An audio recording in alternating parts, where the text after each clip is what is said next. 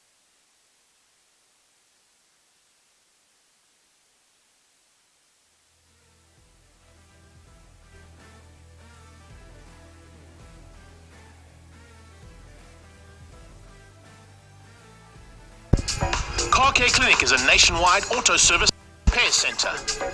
Our fully trained and qualified technicians are standing by to care for your car. For personal attention and integrity, Car Care Clinic is first choice every time. Fast and efficient service is our personal guarantee. Car Care Clinic is not just your #1 service center, we are #1 on the racetrack as well. Car Care Clinic franchises are available nationwide. Car Care Clinic, we love cars. Hi Cape Town, Johnny Wingfield here. Wingfield Motors and Best Price for My Car has brought out a product just for you, our valued customer. Price check. Check your price with us before you trade in or sell your vehicle. It's free. Wingfield and Best Price for My Car price check is the way to make sure you're getting a great price for your vehicle. Call Wingfield Motors and Best Price for My Car today or visit our websites for your free price check. It's the only way to sell your car. Wingfield Motors is an authorized FSP.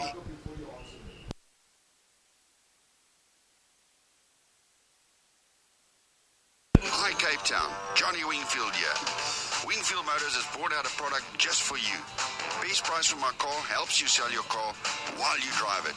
You have full control with 100% transparency. Best Price for My Car costs you nothing. We take a small margin and you get max value.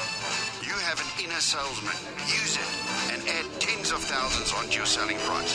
We can help you like we have been doing for the past 31 years. Wingfield Motors is an authorized FSP. Right, Byron, we going superbike racing. We've got a field of 8 bikes out there on pole position. McFlash, Dave McFadden, he's on a 1 minute 12.5. Up behind him, the quickest accountant in Africa, Malcolm Rapson. He's also the first in the Masters. He's on a 1:14 together with Jock Ackerman on the Kawasaki ZX10. Rapson on a Suzuki GSX-R 1000R. And down in P4, we've got JP Frederick. Nice to have JP out there. He's also riding a 1000. And then Mike Hunter out on the ZX6R. After him, Michael De Toy on the Masters. He's on the Yamaha R1. Lubabalo and Tesana. I saw him early on. He's out in the Masters category on the ZX10R and bringing up the rear in 8th position. Johnny Schwerin also on a ZX10R on a 120. So that's 8 seconds slower than David McFadden. But David McFadden's pedigree speaks for itself. A man that's raced international superbikes, has stood on the podium in 3rd, if I'm not mistaken, was in Portimao in Portugal. So great to have the boys out here. Not a great field. I feel almost, Byron, I don't know if you've been following much, but superbikes in South Africa, yes, bar one very real thing, it's become extremely expensive. And not everyone's pockets are that deep to race superbikes. But it's almost like superbikes have been watered down in South Africa. The interest is lost. I mean, I remember back in the day now, I talk, 10, 15 years ago, there were 30, 40 bikes on a grid out of the superbikes. So I think it's maybe the economy of scale that has taken over. I don't think it's that people have lost interest in it. And some of them still managing to be out there. McFadden on pole position. He's on the Kawasaki ZX10R. That should be the stunt SA bike that he'll be out there on. And we'll have a look, see how that goes there. Michael Hunter. There's Jockey Ackerman on the South Suzuki motorcycles on the ZX10R. McFadden rolls up there on the stunt SA bike. Malcolm Rapson on the Suzuki splits the two Kawasaki's. Nice to have McFlash back out there. JP Frederick there on the GR Tax machine. He sits there on the 2nd row. And the boys are all ready to rumble. The number 7 there of Michael De Toy sits there. Right, they're waiting for the lights to go off. Lights go off and away they go down towards turn number 1. Let's see who gets the whole shot. It looks like Jock Ackerman got a blinding start there. Goes down into turn number 1. McFadden looks up on the inside, but Ackerman's got the better of it. And Jock Ackerman is really evolved into a great motorbike racer. Leads out there. McFadden squirms up there behind him and late on the brakes, lies on his outside. He dives around the outside of Ackerman. And that's the experience of World SPK. Well, we only have one 600 in the race. That will be Hunter, Mike Hunter, on the Kawasaki ZX6R. So very lonely. No battles for him today, but he'll be going for overall and pride, you could say. So down the Tygerberg Straight, they'll then run. And as Francois said, I think Jacques Ackermann did get the whole shot into turn one. We'll watch them now to see where they are. And will it be the Step Durbanville bike? Yes, it looks like it. And then what happens is Malcolm Rapson challenging there from third position at this time. Now, remember, Malcolm Rapson will be also going for Masters class honours. Yeah, Rapson actually leading the championship in this superbike category. David McFadden's missed out a couple of races back. McFadden is the master of all year as he gets out of turn 5 up on the back wheel and rolls it out here. He takes the Kawasaki over the line down towards it. Ackermann lies in second, Rapson in third. And Ackermann would like to stay ahead of Rapson in the championship. It'll mean lots of points. So he leads out there. David McFadden, masterclass here as he leads out now, starting to break away from Ackermann, but Ackermann's got Rapson with him. Rapson closes up, going here into Quarry Corner, turn number 2. They get in there nice and hard. Up there behind them, Michael the Toy fighting there with JP Frederick. The Toy goes a little bit wide. And Michael fending off JP Frederick. JP, well, he's been around longer than I care to remember. And he's on the geotax machine as they go into Interceptor Corner right up there behind them. But McFadden starting to light up the circuit.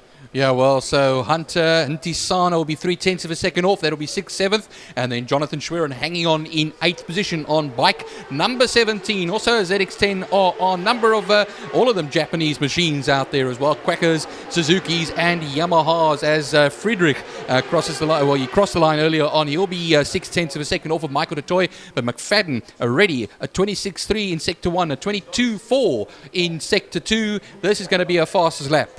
Yeah, he blows over the start finish line at 1 minute 12.8. He has been quicker, but he's I got a feeling he's in the mood today. I watched him come out at turn 4 on the back wheel, showboating at full tilt. He went down into turn number 5, sort of he looked like Noriagi. He was like lying off the bike now. We watch him go into turn number 2 as he gets on the brakes there, nice and tight, gets down onto the tar. And have a look at Ackermann still fending off Rapson. That is a lovely squabble. In 4th place, JP Frederick, now ahead of Michael the Toy. So Frederick steps up the ladder up to P4 as your leader now comes out of Interceptor Corner.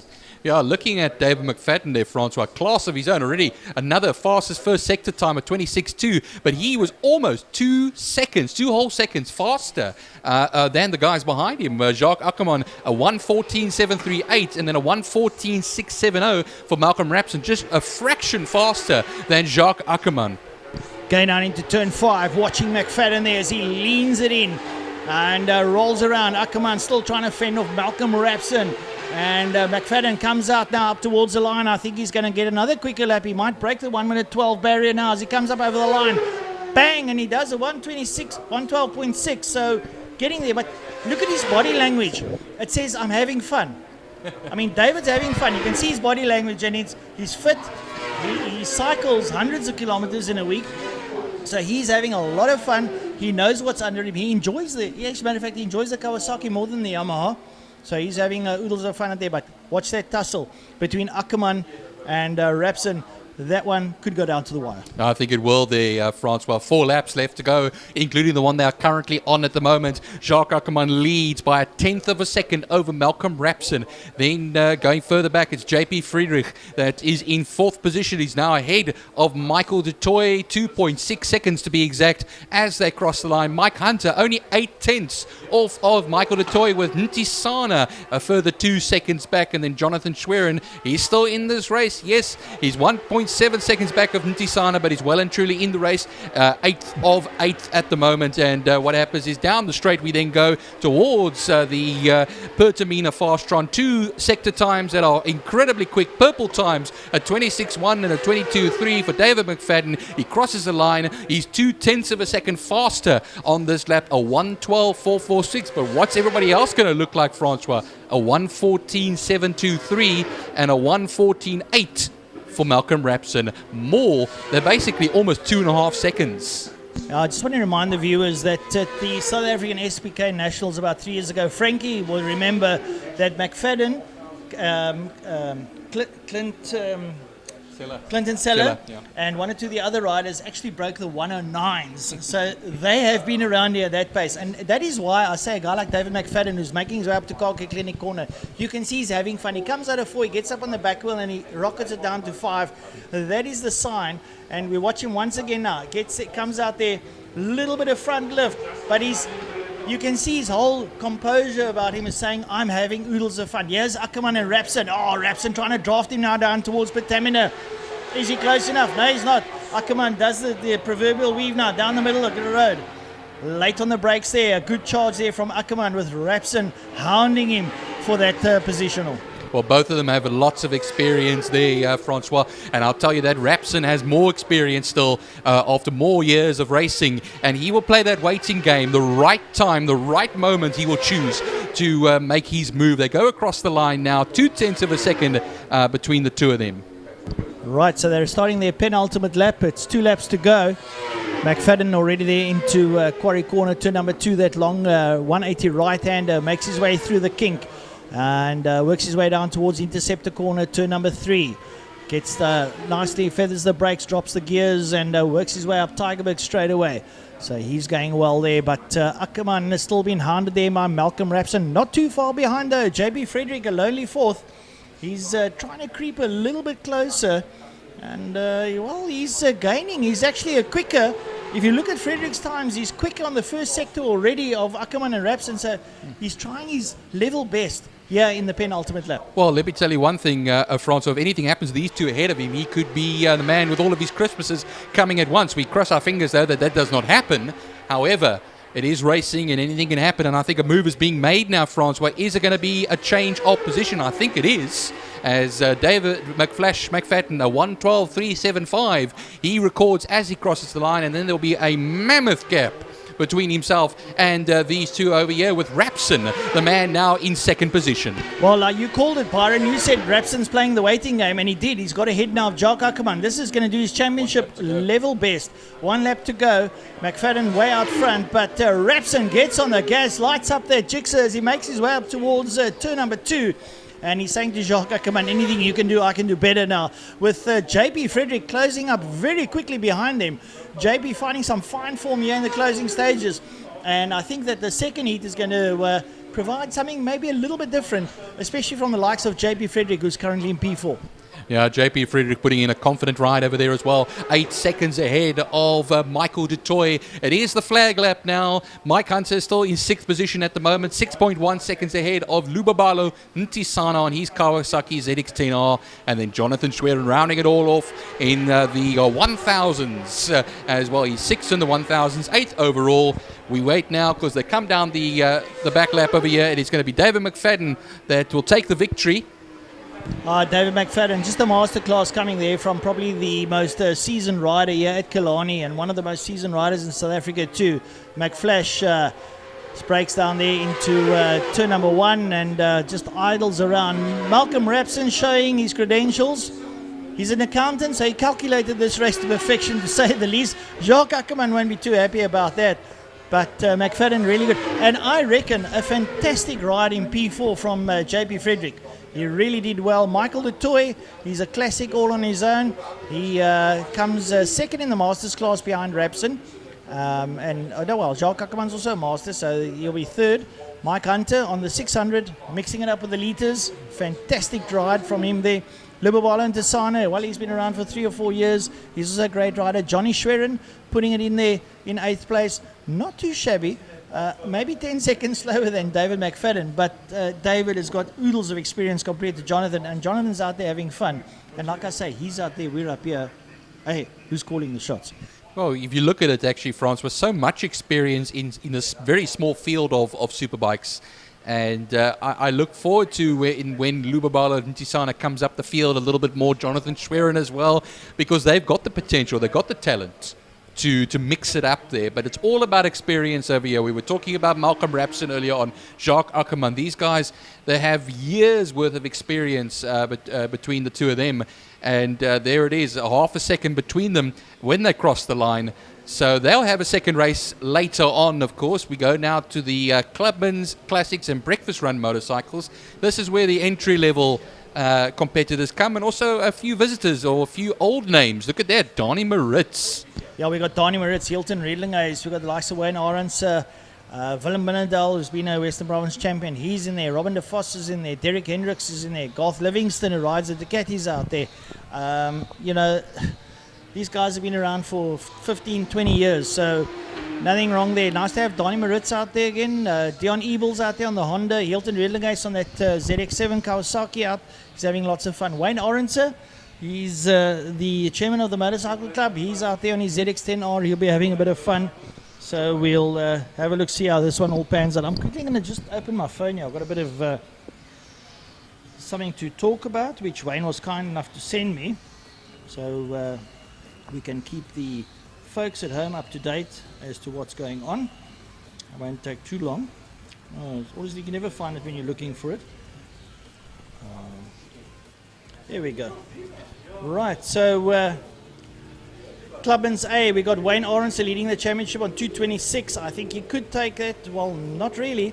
Nassif Smart 139, Zubair Adams on 127 in Class B. Robin de Vos on 238 leads out the championship, but he has broken out into Class A, so he will be in Class A today. Derek Hendricks is on 114 points and Donovan Stevens on 97. So like we said, Robin de Vos leading the overall. I think he's out in the Buell. He'll be having a bit of fun out there. And well, Wayne Orenser says he's got to score 13 points or more to take the championship, and will Robin hold him out there, and Robin can do well. So while the bikes lead out onto the circuit, folks, I think there's going to be a lot of excitement in terms of the point structure here, and we'll keep you abreast of things as they transpire in this race. Well, the two classics we were talking about, Hilton Redlingeis is one of those classics, and Tiny was just showing us his 888 motorcycle shirt as well. And Hilton, always a great racer, and he'll be out on the Kawasaki ZX7, a 1997 machine. Alongside him, of course, in the class will be the Suzuki GSSX 1100 of Donnie van Killarney Moritz. Yeah, that ZX7 of Hilton Redlingeis is absolute collector's item. I mean, they are sought after all over the world. So hats off to Redlingeis, to Hilton, to bring that thing to the circuit. And Hilton, we know, has ridden superbikes. He's been an SA superbike rider. He's absolutely no slouch. He's one of the better riders around here. Hilton had a massive motorcycle accident not too long ago. He managed to recover. He's back on the circuit, and what a character. What a character when it comes to motorcycles. But it's good to have them all out here. They're still warming up, and we'll keep you up to date as to what happens as the day goes on. Well, Dion Earbold, number 27 Honda CBR 1000, will actually be the man on pole in Class A. So that will be second on the grid for him, but he'll be the leader in Class A. Redlingeis and Donnie Moritz will flank him on the front row. And what happens is Wayne Orenser on the Kawasaki ZX10R will then start the second row of the grid. Also a Class A campaigner, chairman of the biking division here at Killarney. And Zubair Adams on his Suzuki. Nassif Smart on the Yamaha YZF 1000. Miglietta also out there. Enzo Miglietta going to be sharing in the top 10 of this particular race. Yep, that is, as he calls it, it's a nice field. We've got all of, I think, what, 23 bikes, 24 bikes out there. It's going to be a good race. And have a look at the likes there. Willem Binnendal on the Triumph Daytona. Nice to see a Triumph out there. I love the sound of the triples. Sound like aeroplanes on a track. That's good old British engineering over there as well. They built the Spitfires, they built the Triumphs. So yep, there we go. Those Triumphs are just something special. Having a look there, Robin de Vos there out on the Buell 1125R from the Hillbilly Racing team, and that is one of the more seasoned teams out here. They emanate from short circuit down the main circuit. Zubair Adams on the EVS Ventilation, GSXR 750. Jamie Hall, nice to have Jamie back on a bike. He's on the R1. Ezio Miglietta on the ZX10R J10 Plastics machine. And Reggie Seal on the Yamaha YZF R1 from CX International and All Moto. So a lot out there. Derek Hendricks from Bikers Delight. He's been out there. He's riding an R6 together with Peter Hill on an R6. Peter is also from the Hillbilly Racing team. So all's going to be out there. Right, so they're lining up on the grid proper, and we'll get them underway pretty shortly.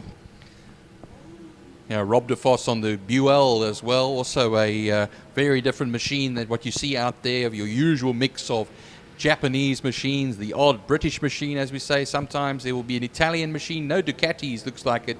I speak under correction over there as well. And, it is Niku Fencer, Wayne Gress out there, Yamaha R1 and Kawasaki ZX10. And then some Kelo Liwani also rounding it off. 23 bikes out there. Francois, we're going to be going. Right, so they're under the starter's orders. The lights are on. They'll go off and get away. And Donnie Moritz gets a bit of a shaky start. Dion Ebel jets away. Ebel gets down towards the line. I cannot see who's going to get the whole shot. Ebel did not go in there quite too strong. And Donnie get a little bit of a jerky start. The clutch had a little bit of a stickiness there. And he didn't get away too well as they make their way up now. And having a look-see. Hilton Reelingace takes the front, and I said to you, Hilton is the man. He can ride a bike. That's ZX7R, a real aged machine in the classic bikes. He rolls it out, takes it down towards Interceptor corner, turn number 3, and leads the pack. Well, the man on a 24-year-old bike leads a whole lot away, and look at the gap that he's created already there, Francois, as he goes onto the Tigerberg straight. Remember, this is a man who started third on the grid on the front row from a standing start, has already got himself quite a bit of daylight, and look at how he has a bit of a wobble as he goes through Car Care Clinic corner down the back straight. They'll then run towards the Pertamina Fastron turn 5 on this first of 7 laps. Yeah, so Donnie Moritz not getting a great start out of it. I saw Dion Ebel going down the back there, and he lit up that CBR 1000, and it looks like he's moved up into second place and chasing down there, and it looks like he's going to take the lead. So Dion Ebel goes to the lead on the the CBR 1000 Honda. And coming straight back at him, Hilton Reelingace into turn 1, slides up on his inside and says, have a nice day. Hello, Hilton's in the house, folks, and he's having an absolute ball. Ebel uses the power to come back at him, but Hilton says to him, buddy, you want to ride a bike? Come mix it up with the best. Well, exactly, and Zubair Adams comes up into 3rd position. That's second in class. Moritz down in 8th position, but Gress, the 95 machine, in 13th, leading the class at the moment. And there's a whole lot of bikes, a whole class between himself and Nico Fencer with Stevens in the number 14. Donovan Stevens is leading Clubman's Class B at this time.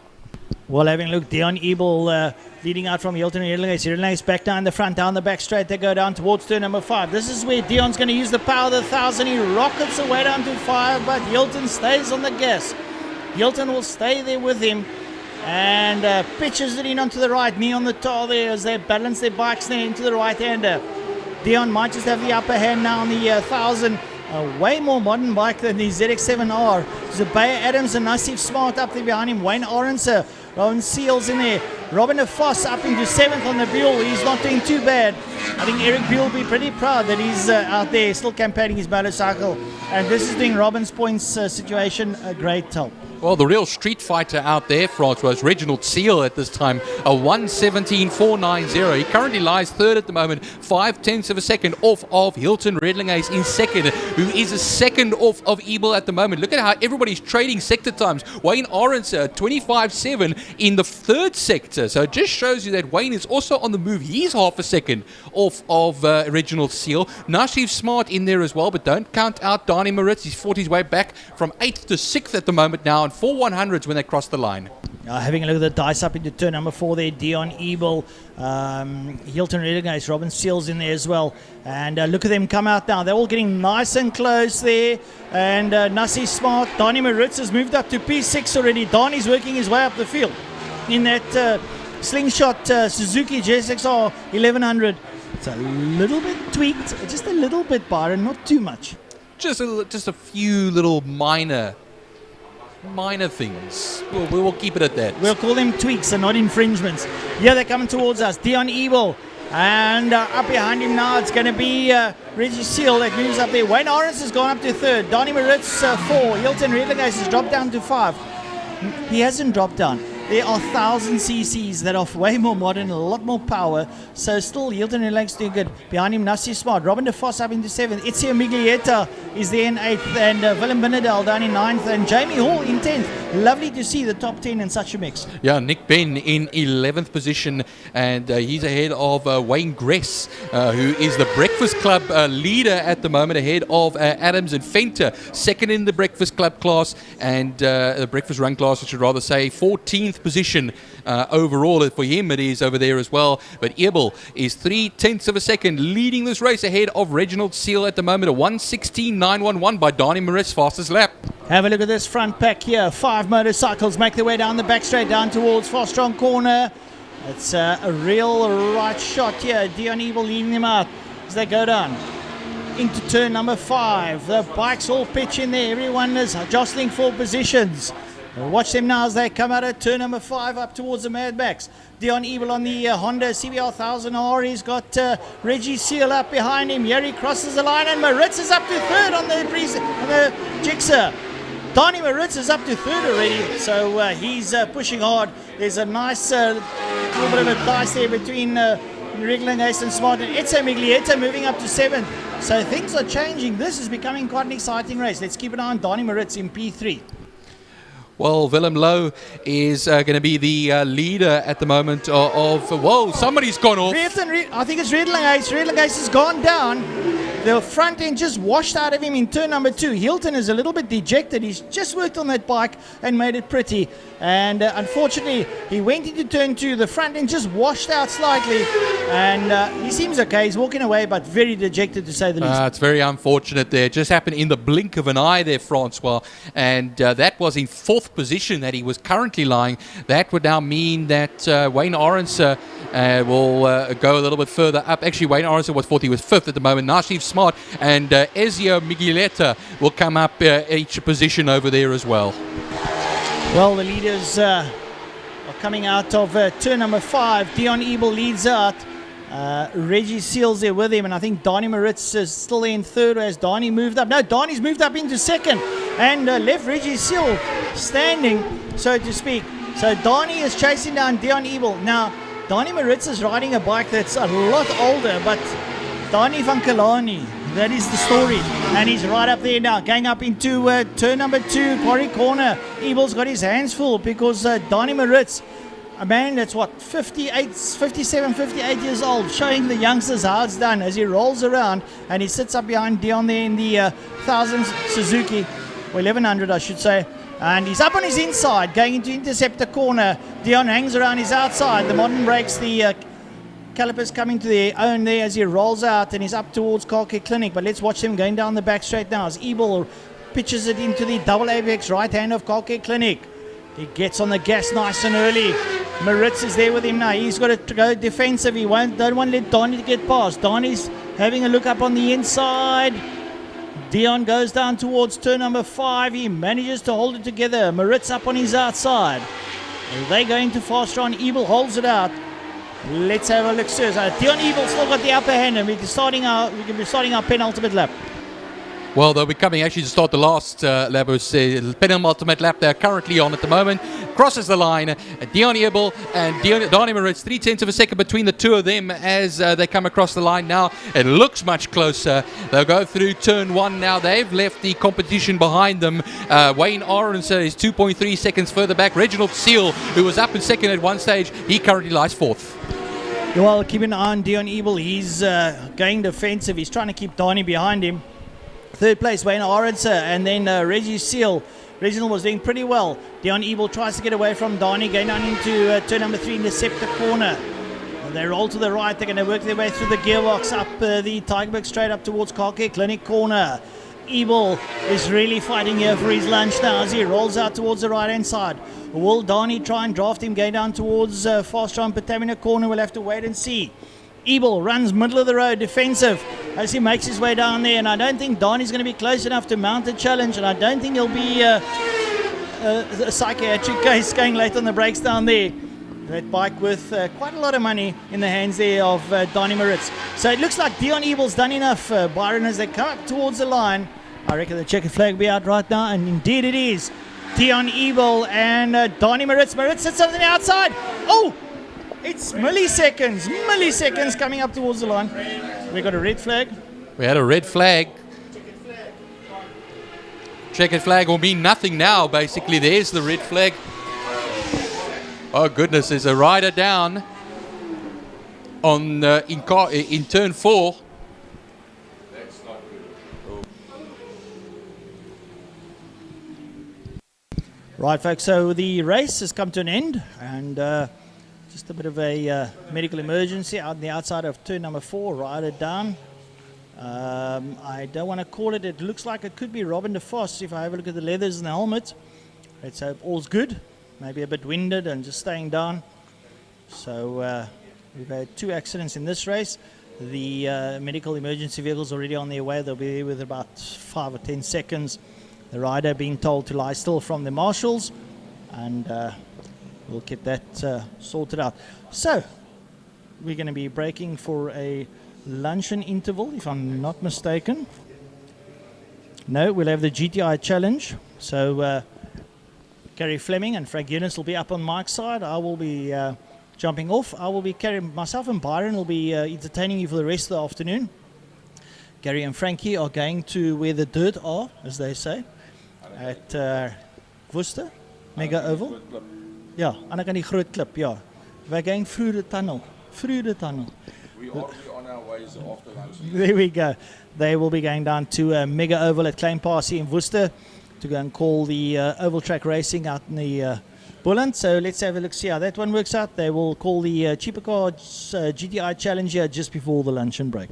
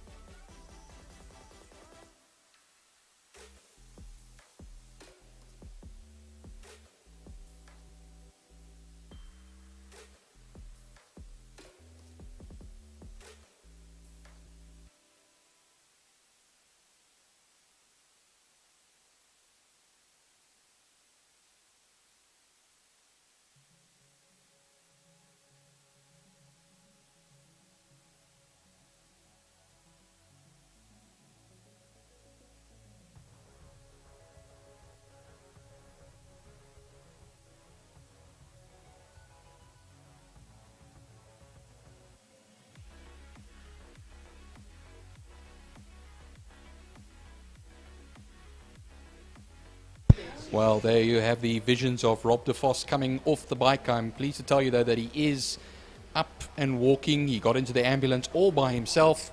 But France was something coming off the Buell there as he comes out of car care clinic, and the back end. That's exhaust. The exhaust breaks off. I think the back end just stepped out on him. The rider behind him managing to avoid all the debris as he comes through. Now, Byron, I don't want to speculate, but coming through there, you're doing about 140 k's an hour, and you come off a bike like that. There you see the bike tumble. The Buell, unfortunately, taking a little bit of knock. Robin being very clever to close up his body and roll. He was lying there still as we watched him. I think he just got a bit winded and a bit bruised. Fortunately, he's good enough. He got up into the ambulance. He will be checked out by the medical staff, and we've got some great medical staff here on site. Dr. Neil Gargan and his team. They from SA Paramed. They're brilliant. But Robin being very clever there as he closes up his body. Now, you see, that's something that you learn when you ride motorcycles in lower categories. When you go down, if you come down in a corner and you manage to get on your back, you lie on your back and you wait till you come to a standstill. You'll see it in MotoGP. I mean, you saw the one of Maverick Vinales when he came off the bike. He sat down next to the bike, let the bike go, because he knew if he holds on, he's going to hurt himself. He was doing, 245 k's an hour when he came off his bike. But and he got up to tell the tale.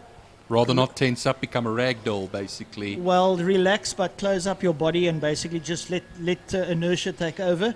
That's what you want. And that is, having a look at Robin, my hat's off to Robin there for going down there the way he did. He managed to save himself. Shame, I see Andy walking here. Show nerves must be absolutely shot. Andy, don't worry, Robin's good. And yeah, she shakes her head. She's pretty happy. And all good there from Robin de Vos. So he'll be, I doubt he'll be back out next race. That bike taking a little bit of a nasty bounce. But at least Robin can take time to heal. And, well, all's well that ends well. There we see the ambulance coming back in. He'll go into the medical center. He'll be checked out. And I'm sure we'll be able to tell the tale. Yeah, but also as well, France was talking with Frankie off air here as well. It's a very good point that a lot of guys, what they do, they lie very still just as a precaution. It doesn't mean anything is particularly wrong. It means what happens is, let's wait for everybody to get there. Let's see I'm stabilized. I haven't hurt anything. And what happens is that's why we got worried for a bit that he was lying there for such a considerably long time. However, it's just precaution. Just make sure that I haven't broken anything and that if anybody moves me, they can cause lasting damage. Luckily, he sat up. That's what I first saw through the binoculars. And then by the time he knew it, he was walking, albeit slowly, to the ambulance. Yeah, I think any sort of potential motorcycle riders, I mean, I've also got a son who races motorbikes. I was managed back in the day, but my son as well, he's had lots of crashes, he had bikes ride over him, all kinds of things. Like you say, just lie still, don't try and get up. You might have a cracked bone, you're not aware of it because you've taken so many knocks there, so much inertia's traveled through your system that you're not sure what's broken or not. So lie there, get checked out. Is it, the doctor will say, is it sore here? Can that move? Can your toes move? Can your hands move? And then eventually you will systematically start building your way back onto your feet. And that's what the main thing is. Well, usually as well, France, when you break bones, I think, when you know as well, you don't realize it immediately. You know, you're lying over there. I remember many years ago, okay, it's not the right comparison to make when Michael Schumacher had his accident at Silverstone in 99. Yeah. He tried getting out of the car. He didn't realize, I actually have a broken leg. There we go. Yeah, because you've got so much adrenaline pumping through your system. You know, not that we want to tell stories, but I remember about 10 years ago jumping off my mom's garden wall and tweaking my ankle. 3 days later, I walked into work and I passed out. I thought I had a heart attack, but I had a broken ankle. So I had 3 days at a broken ankle and I wasn't aware of it. So that's basically what takes place. Fall on your head by chance, because that could explain a lot as well. I know.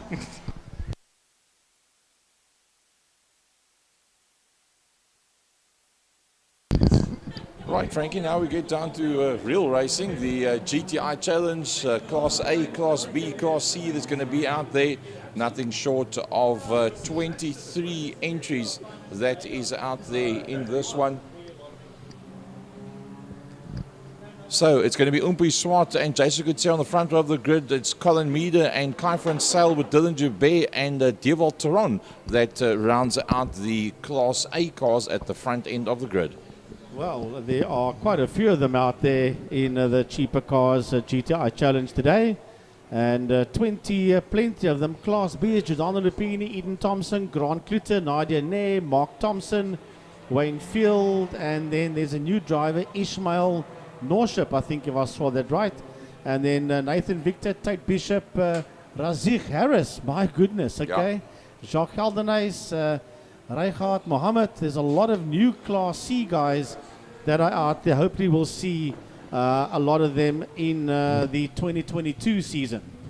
Yeah, no doubt about it. Don't forget about Carl Wiltshire and Chase Herald at the front of that Class C battle.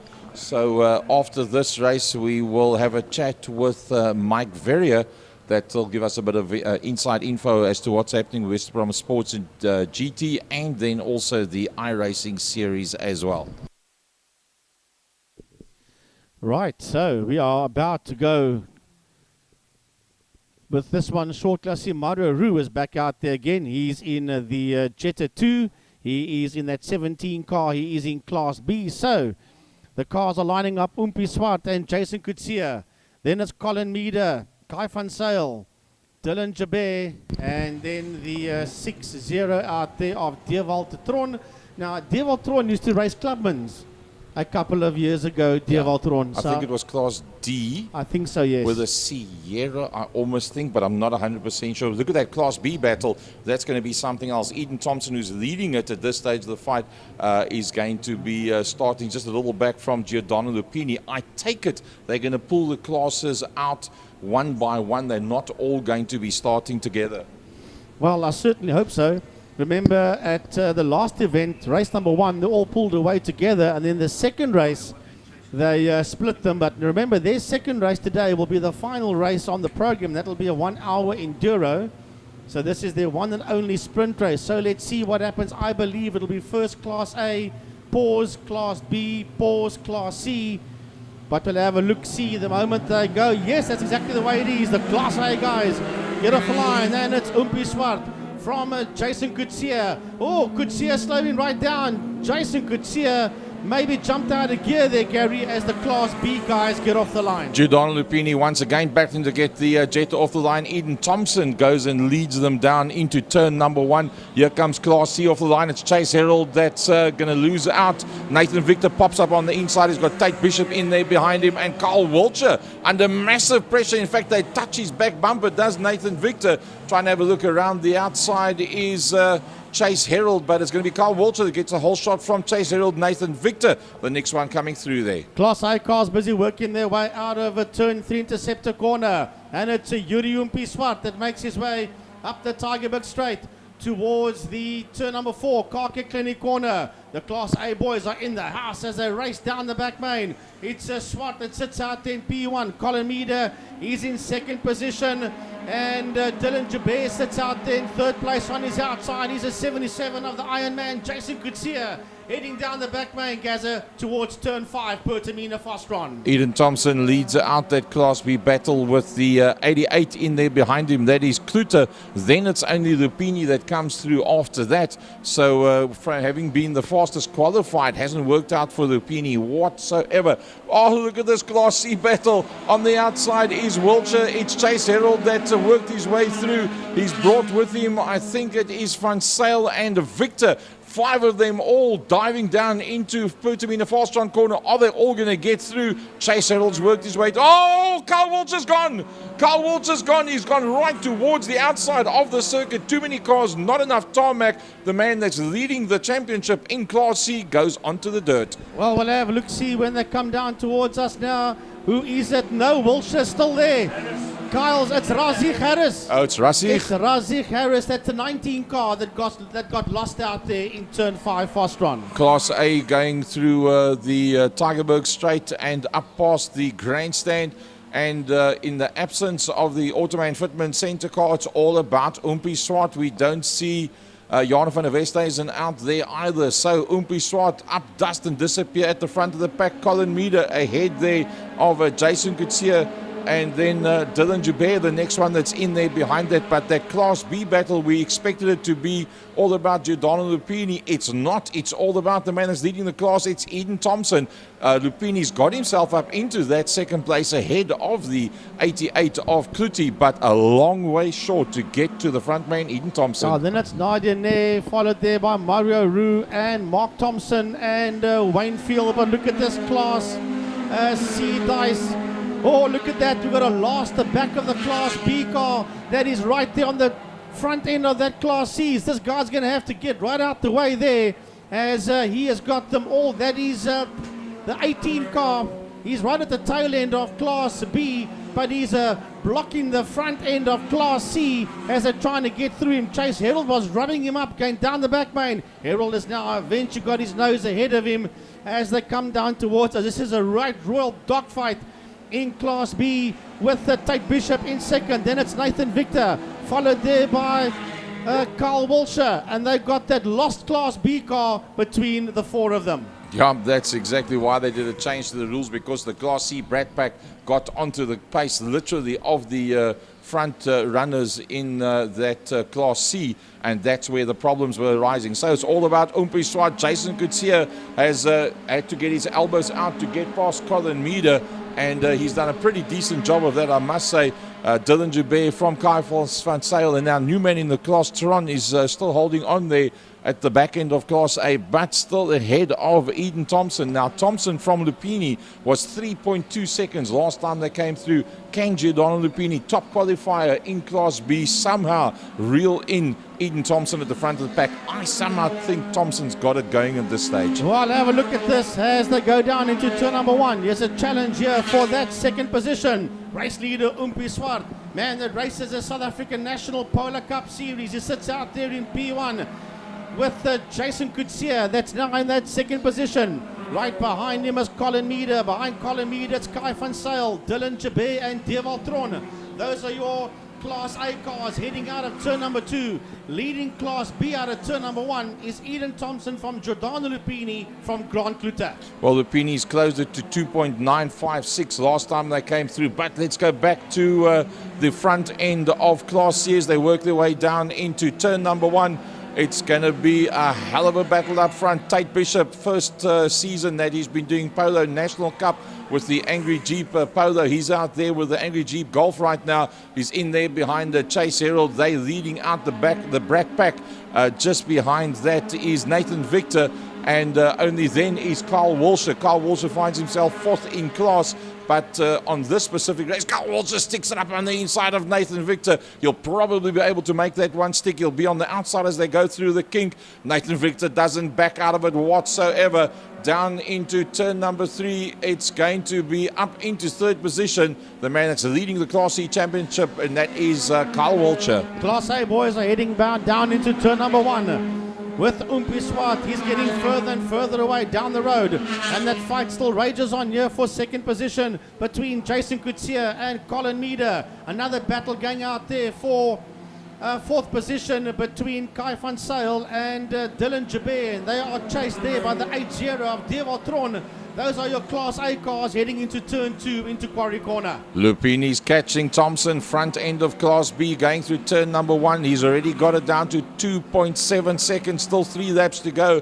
That means you've got to take literally a second a lap. Is that possible? Well, we're about to find out, because the next time the lap times come up, let's have a look and see what type of lap times that Thompson did.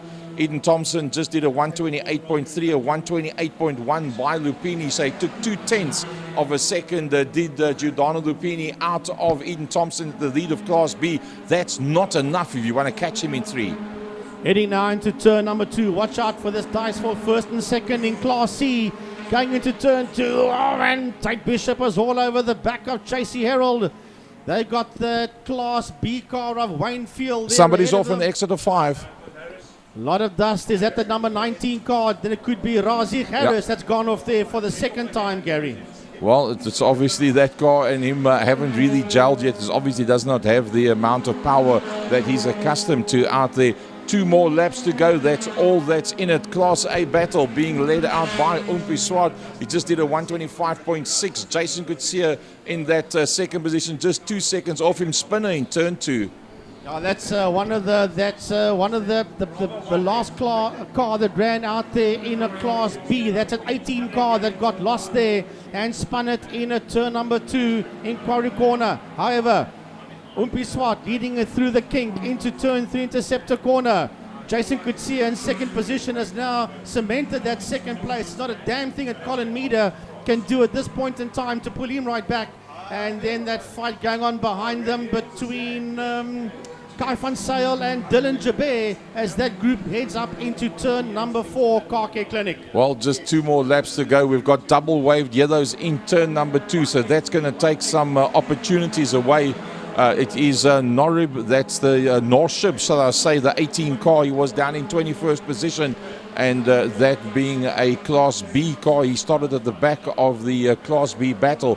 But let's go back to our leaders. Oh, Frankie, before we do that, that battle between Chase Herald and the Angry Jeep car of Tate Bishop now on their way down to turn number 3. That is one hell of a battle. Remember, Carl Wiltshires got himself past Nathan Victor up into 3rd place, and the 2 of them are closing on that battle up front. Yeah, that's battle for 1, 2, 3, and 4 in Class C. It's making its way into turn number 4, Car Care Clinic. But this is the final lap, and the leaders of Class A are working their way out of turn number 1.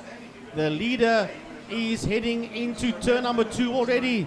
Umpi Swart making his way out of turn number 2 out of Quarry Corner, with Jason Coetzee and Colin Meader in 2nd and 3rd, and still that fight rages on behind them. Oh, there's rubbing there between Kai van Zyl and Dylan Jabeur, and he rubbed him hard enough, he rubbed him long enough, and Dylan Jabeur says, I'm coming through on the inside. Has he got that position? Yep, yeah. Jabeur moves up 1 place. Van Zyl hasn't given up on that. He's got the run as they work their way up into the double right-hander to get into the back main. Kai van Zyl late on the brakes, closes right up on the back bump of Dylan Jabeur. That's for 3rd and 4th position in Class A. Out into the back main they go. Kai van Zyl is going to have to really do something big if he wants to take that position away. They are on the last lap. Where is Umpi Swart? Here he comes through Pertamina Fastron. Turn 5, Cape Town corner, call it what you want. It's the road to victory. It's Umpi Swart that looks like he's going to walk away with this, the first race for Cheaper Cars GTI Challenge for today. 2nd across the line, Jason Coetzee. 3rd is Colin Meader heading towards us. It's nose to tail, but it's Dylan Jabeur that comes home just ahead of Kai van Zyl, followed there by Dewaltron. That was brilliant stuff. Well, we've got 2 cars that have spun on the exit of turn number 2. We'll try and pick that up. Actually, the one car standing across the circuit, so those double waved yellows continue down that side. Class B, Eden Thompson takes it away from the man that qualified in pole for Class B. That's Giordano Lupini. We'll see who's going to come through behind Giordano Lupini. That's Grant Kluter coming towards us now. Kluter will come home in that 3rd position. Behind him will be the lady racer Nadia Ney. Nadia coming home, and then Mark Thompson heading towards us. Oh, look at this, the Class C battle. It's Chase Herald. He's closed off that inside line. Can Chase Herald hold out from Tate Bishop? Yes, he does. Can Wiltshire hold out from Nathan Victor? Yes, he does. That's how they come across the line. The front 4 in Class C. Utterly brilliant stuff. Everything that we hoped for, wished for, and more. As always, Cheaper Cars GTI Challenge, race number 1. Now, remember, race number 2 is a 1-hour race. It counts for double points. You have to have 2 drivers per car. The second driver in the car, be he going out 1st or 2nd, doesn't matter. Must be somebody that has not scored any points yet in 2021 in the GTI Challenge. And that's going to bring the likes of Greg Edwards and Kwesi Swanepoel and Racemace Neandertoy. All of these guys, believe you me, Andrew Goslet, he's going to be out there as well. So that is going to be one to really not miss out on at all. There you can see on the replay in turn 5, that was Carl Wiltshire that was leading out the battle for the Class C that went wide. So Class A, Umpi Swart from Jason Coetzee, Colin Meader from Dylan Jabeur. Class B, Eden Thompson from Giordano Lupini, Grant Kluti. And then Class C, Chase Herald from Tate Bishop, Carl Wiltshire, and then Nathan Victor. So that rounds off that one. Right, before we go to the interval, there's just 2 things that we'd like to do. And as we break for lunch, we take a moment to remember our motorsport friends that we have lost recently. And not often did you see a list like this. Keith Andrews, very well-known racer here from Killarney International, that was racing up until not that long ago. Bob Alsop, Ben Versace, Heidi Marie van der Oor, John Bam that passed away, I think it was yesterday morning, Raymond Seddon, and Rodney Ford, and especially Monica Lecarvo, for many years lady in charge of the kitchen at Killarney's International admin block. And wow, could that lady cook and prepare food, utterly amazing stuff. And we've lost out on all of these people. So a major, major loss for us in motorsport. But a major gain for us in motorsport is a man that not only races here, but is involved with iRacing as well. And, well, I tell you what, he had a very successful race number 1 today. And he was out there in Class B with a massive, sorry, Class A. That's a special class that was up front, the Class A. You don't beat Kerry Kisveta very easily. And, well, he got away from Mike Verrier. Mike eventually went and fetched him with 2.5 laps to go. There was nothing in it as they came up towards the line. In fact, Mike, it looked from here like you were setting up to see if you come out of 5, can you beat him to the line? You did it the last 2 laps, and then on the last lap it looked like you had now gauged it. This is now the move to make. Just didn't make that last little piece coming across the line. Yeah, hi Gary. That's exactly right. So one of the nice things about sports and GT racing is that the cars are so radically different. So my car, although it's doing the same sort of lap times as Gary's doing, it does it in a very different way. So I need aerodynamics. So I don't have the absolute horsepower that he's got, and he knows that. So he was just driving really smart and playing to the strengths of his car and playing to the weaknesses of mine. So, you know, Gary's very, very experienced. He's won championships here before in the same way. So I know it's going to, if he gets ahead of me again in the next race, it's going to be tough to pass him. I got a little bit unlucky. Twice I had a run out of him out of turn 5. And there were back markers on the right-hand lane going into turn 1, so I couldn't even try anything. But no, listen, he's a tough guy to pass. It was really enjoyable racing, and I'll try again in the next race. So Sports and GT, as Mike J, the chairman of the Western Sports and GT Association, said during the second year talk show interview recently, not that many cars for this season, but a nice variety. And what's been out there has been giving us an amazing show. And then also we started talking about what's happening for the 9-hour. The inside line from your side, from Sports and GT, who can we expect to see out there the beginning of December from a Sports and GT side of the world in the 9-hour? Okay, so, I mean, yeah, Sports and GT is still considered one of the premier categories in the Western Cape and in the country. And it always has some of the most spectacular cars. Unfortunately, for this year, there's been a number of issues. Francis Carruthers bought the pull beam with the V6 engine. He was doing really well in that, but then unfortunately had to back out the rest of the year for medical reasons. Nick Adcock was stuck overseas for quite a long time during COVID. He's now back, and he was very competitive in the first race, but unfortunately he's had to back out of the second race. He can't complete it. There's a bunch of other drivers and car combinations that are just unable to make the grid at the moment. But as you say, there's a lot waiting in the wings. There's a lot of newcomers. The 350Z category looks like it's going to be a growth area in Sports and GT. So I think everything's looking good for Sports and GT. There's some amazing cars around. And the nice thing is that it's an unlimited class. So it's not like a GTR Challenge and so on, which is limited by your mechanicals. You can do whatever you want to your car.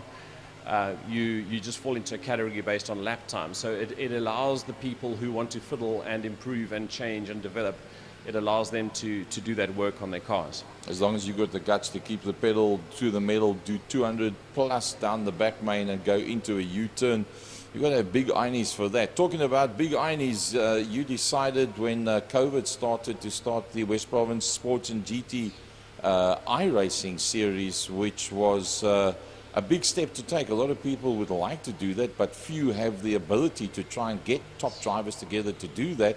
For those of you that haven't watched, sis on you, you should have been watching. The youngsters were blindingly quick, and the Otopis were sort of like being dusted a little bit. That then changed for season number 3, when we went to the iRacing, West Province Sports and GT iRacing Masters Series, which is 40 years and over. And what's nice is that as we're going into the evolution now, which is going to be completely different than what we're going to do in 2022, the Masters Series, the quality of the driving has become utterly amazing. So where the Chase Heralds and the Troy Dolanchiks and the Umpi Swartz would have updusted and disappeared, definitely not anymore. The quality of the driving with the 40 years and over is utterly amazing. We've just had the last race of the season, Mike, the top 5. Yeah, so I'll get back to the iRacing in a second. I just never answered your previous question about the 9-hour. All the entries aren't yet in yet, but probably the 2 big entries from Western Province will be Craig Jarvis's Janetta, which based on pure lap time alone should, as long as it finishes, it should win. Yeah. And then Nick Adcock and Michael Jensen in the Ligier, that car's always in contention for the overall win. I haven't seen too many others confirmed. Me personally, I'm doing the 1 hour in my Shelby Can-Am, and I'm doing the 9 hour again in the Backdraft Cobra. It's an amazing competitive class. They're capping it at 15 Cobras maximum. Last year we were fortunate enough to win the Cobra category, so we need to have another go at that. So I'm going to be doing it with one of the drivers from last year, Stefan Snyders from Joburg, and then our American import, Cole Powelson, who's going to be coming and doing it with me. Then, and also in terms, you were mentioning about the back straight, I was chatting to Nick Adcock earlier. He was saying that in that Ligier, at the end of the back straight, he's braking at 35 meters. Sure. So, that takes amazing commitment and trust in your machinery to do that. On a superbike, they do anything between 270 and around about 280. What speed do you think the Ligier would be at that point? It's less than that. I'm guessing 240, 245. But still, braking 35 meters from a corner at 245 takes some commitment. If you're not going to make it, you're not going to have much time to think about it, that's for sure, because you're closing down very quickly. So, and then to get back to the iRacing, yeah, I mean, a lot of people feel it's not the real thing, but it mustn't be seen as an alternative to real racing. It must be seen as an adjunct. I mean, there's a reason why pretty much every professional driver in the world spends a lot of time in a simulator, because you learn stuff. You learn racecraft, you learn to handle pressure, you learn how to handle a car. The way that the simulators work now is amazingly realistic. Still not as realistic as a real car, but as long as you're not seeing it as an alternative to racing, I don't know anybody who's given up real racing and gone purely to iRacing. So it's rather an add-on rather than an alternative. Apart from Peter van der Spey, who happened to have sold his car and then realized what iRacing is all about. No, listen, Peter van der Spey is going to be back. He was meant to be racing today. Yep. And the only reason he didn't was that he had a mechanical issue. The car was basically ready, and then there was a mechanical problem with one of the radiators that wasn't assembled correctly, but he'll be back. So I would fully anticipate Peter van der Spey's cars being going to be up and running in track tests in the next couple of weeks, and he'll be in the 1 hour part of the 9 hour event in December. So he's going to come back. And then, it started out as purely a sports and GT, and we still call it that, but we welcome any drivers to join our league, and it's a Wednesday night league for, as you said, for drivers 40 years and older, specifically Western Province or specifically Western Province Motor Club. But we have guys in our league that are sitting in Ireland, sitting in Johannesburg. We have some of the guys from Gazoo Racing in Joburg, some of the guys from Bigfoot Express, from Durban, from PE. We have drivers from all over the country that join us. So anybody who's interested in joining that league on a Wednesday night, it's an amazing amount of fun. As long as you're 40 years of age or over, let me know and we can get you going. Well, if you take just some of the top names that's in there, Johan Fourie, multiple South African V8 champion, stays up in Plattekloof, and he had lots of connectivity issues during the course of the season, just the way that it went. But he managed to win out there from Luc Lucchesi, a brilliant karter back in the day. The likes of Francois Hubert from the very well-known Hubert family coming through just outside of that. And then the man we just spoke about now, Captain Peter van der Spey, a man that flies Golf jets worldwide. And he managed to hold on to that top 5 position as well. The likes of Johan Engelbrecht, Mike Verrier, Sandro Bakari, all of these guys, the McCarthy brothers, we can have both of them back in next year. Graham Stephen was also in the top 5. Graham Stephen, brilliant stuff from Graham Stephen as well. And, both of the Stevens brothers are very, very quick. So top class drivers there, but the main thing now is, Mike, you've managed to get the clearance through MSA. Tell us what to expect for the iRacing South Africa Championship under the auspices of MSA for 2022. Okay, so it's taken a lot of work and many months of correspondence and trying to convince MSA that online racing is in fact motorsport, but they had their final board meeting with our final proposal a couple of weeks ago and have given unanimous approval to the series. So it will be called the MSA iRacing Series. It will carry a national title with it. It's not restricted to drivers 40 years of age. We want all the best youngsters out there. So we're looking for Umpi Swart and Jason Kutsia and Byron Mitchell and all Troy Dolan. Don't mention Troy. He's just too quick. All of them. We want all that. Plus, we're having the likes of Stewie White that are going to join us. It's restricted purely to South Africans, either living in South Africa or abroad. We're having guys like Michael Stephen involved in advising on regulations and so on. And that series is going to be starting up in January of next year. It's going to be an 8 series, and a series consisting of 8 races, all of them in GTE cars, all of them in the world's top Formula One tracks. And at the end of that, there's going to be a national champion. In the first year, it's not a full national MSA championship. It's one level below that. But the following year, it should be a full national championship with a green blazer to be won at the end of that, potentially. Wow. We've got some sponsors lined up who are looking to take on the series. And it'll be live streamed on a Sunday afternoon by your crowd, by Second Gear Productions. And anybody who hasn't watched the evolution of Gary and Frankie and FC in terms of their commentating and their ability and their insights really should take the time out to watch one of the iRacing events. The next one will be on the 21st, Sunday the 21st of November. There's a 6-hour race at Barcelona. One really should take the time out just to see how much effort and how much enthusiasm our commentators put into it, and they've now reached a level where they're absolutely world class. Well, I tell you what, it's been a learning curve of note, having the knowledge to switch on a computer, select game, enter and play, to where we are now. It's been a hell of a ride, but it's been an amazing ride. A big push from the guys that have done the iRacing Sports and GT West Province Masters Series for that series to continue as well. Is that going to be the case for 2022? 100%. So the Wednesday night series is the Masters Series. That's for 40 years of age plus. Some of our top guys will definitely be in the National Championship, but that's a completely separate. That's going to be a completely separate series. So our Wednesday night league continues. For any guys over the age of 40, they're more than welcome to join us. And we will be publishing much more information about the full MSA series in the coming weeks and exactly what one has to do to enter that. Well, there we go. That's the inside information on what's happening in Western Province Sports and GT iRacing. And as we say that, coming up to the top of the steps, one of the top 5 races for Season 3 for the West Province Sports and GT iRacing Series. The man we call Captain Peter van der Spey. Are you out of breath? Are you on it, coming up all these stairs, 6 flights? I'm getting a bit out of shape here now, running up and down these stairs, but I had to come and say hello, you know. Fantastic to have you up here as well. Fellow man here, giving a good chat. Well, I tell you what, Peter, it was a brilliant series, and you've proven you don't have to win them all to be able to be out there. The likes of Francois Hubert, Luc Lucchese and Johan Ferry being blindingly quick, and you just shadowed them and made sure you start and finish all the races. Lots of planning and insight and what have you that goes into stopping at the right time, starting at the right time, coming out of the pits at the right time, not getting into the traffic.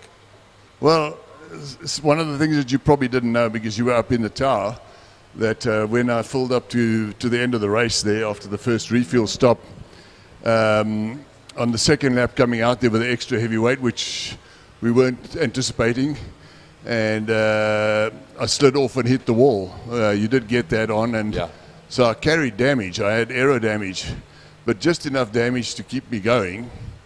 And so my pace dropped off, and I think at the time I was running 4th or 5th, and all I was worried about was Graham Stephen up front there. He was getting. If he wins, I had to be in the top 10. Yeah. To maintain the 4th, and we actually worked the mathematics a couple of times, saying, "Are you going to hold on to that 4th? Are you going to hold on to that 4th?" Eventually, we don't know because Graham Stephen was doing a brilliant job. He was lagging a bit points-wise during the midsection of the season, but towards the end came on blindingly quick, as did Luc Lucchese as well. Yeah, but you know, Graham is always a dark horse. I mean, he's one of the top drivers in the series, and you know, he's the type of guy that can sit out a race or two, come back and just win, and he's just so quick. and he's a very, very natural driver, very quick. And I mean, if he did all the races, I would never have made the position that I did. And I mean, it was as a result of the fierce competitiveness up front that I managed to claw my way up to 4th position. If you remember, at one stage I was running 2nd. Yeah. And it was all due to their mistakes. You know, it was so. They were pushing one another so hard that they were creating those mistakes. Where the series started and the kind of lap times you guys were doing and what you've got now towards the end, so much quicker. So much quicker. We've improved a lot. You know, it's a question of you've really got to put in the laps, and then also the setup of the cars. You know, that's where I was really stupid in the beginning. I mean, it's the first time I had to deal with such a big piece of computer and software and stuff. And I was getting my brakes wrong setting, my steering wrong setting. I remember when you were there, you found the brakes to be incredibly hard. Jeez, I didn't know whether that's right or wrong. You get up off the seat and stand up and then stand on top of the pedal, and then it sort of starts braking. It's a workout session. You can save on gym fees and spend the money on your iRacing because the brake pedal is just so hard. But then again, that's how you get the feel. Talking about the feel, you were just about on the point of being out on the racetrack today. Yes, yeah, you know, I'm actually quite disappointed. We've been putting this car together now for a long time. It's completely rebuilt. And the car was running in testing just a little bit warm. And on looking at the radiators, we saw the radiators were about 90% blind, you know, from all the banging and chipping and stones. And said, well, that's the obvious place to look. This was 2 weeks ago. Okay, just redo the radiators. They would be ready in time. They arrived on Thursday in Rico Bala's workshop, only to find that the fittings were in the wrong places. So it's just one of those, like, how did they get this wrong, you know? And there's just not enough time to get the car ready. So I was really disappointed because I wanted to put the car through its paces for the up and coming 9 hour and which, you know, I'm seriously considering doing the 9 hour in that car. You have teammates lined up? Yes, we're mixing them up at the moment. There's Johan de Bruin, who's very keen to run the race with me. Maybe Cole Pelson. I know we've got Cole Pelson with Mike Verrier. I'm supposed to be on that team as well. But they're 3 drivers, and you know, I've done the gentlemanly thing and sort of stood back and not to steal too much of the driving away because I can still be in the team. I'm technically in the team still with a Cobra, but you know, there's 4 of us driving. Each guy's going to get a little bit of driving, so we'll still knock that one out. So hopefully I can do at least the 1 hour in the Juno, and depending on how things are going, what the car looks like, and what drivers would be keen to drive with me, I may just do the 9 hours in the Juno. Wow, that's going to be brilliant. And that's going to be week number 1 of December. Week 2. Correct, 11th of December, yeah. So that's a biggie to look forward to. Well, and then I'll take it for 2022. We're going to see you regular with the iRacing, doing the National Series and also doing the Sports and GT Masters, and then down here at Killarney as well. So you think you're going to get a chance to fly in 2022 as well? Probably not. I think any flying I think I'll be doing is the helicopters in the bush, you know, with my wildlife support and the anti-rhino poaching foundations that I support. So, and that's just all fun flying. So, you know, definitely in the racing season, I think is going to play quite a big role for me next year. The iRacing for sure. You know, I'm in it now. You know, and definitely not the quickest, but there's nothing stopping me from getting up there in the top 10. You know, top 5 amongst what you've been up against. But then, as we said, we're going to add in the Chase Heralds, the Umpi Swarts, the Johanna van der Westhuizens, the Troy Dolenchicks, and as Mike Verrier said, don't mention the name Troy. He's just unnecessarily quick. Yeah, so, it's weird. It's actually not good, eh? It's actually those guys are they just incredibly quick, and you know, I think with all the talent in the world, and I don't know how much practice I can possibly put in more. They'll always just be lightning quick, but. SA title on the line, definitely worth it. Well, folks, there you have it, the inside line from Mike Verrier and Captain Pete on SA iRacing 2022 Nationals, which is going to fall under the MSA banner. And it'll be nice to have Captain Pete back out on circuit with the Juno for 2022 at West Province Motor Club Killarney International Raceway. We're going to be going off air for a little bit.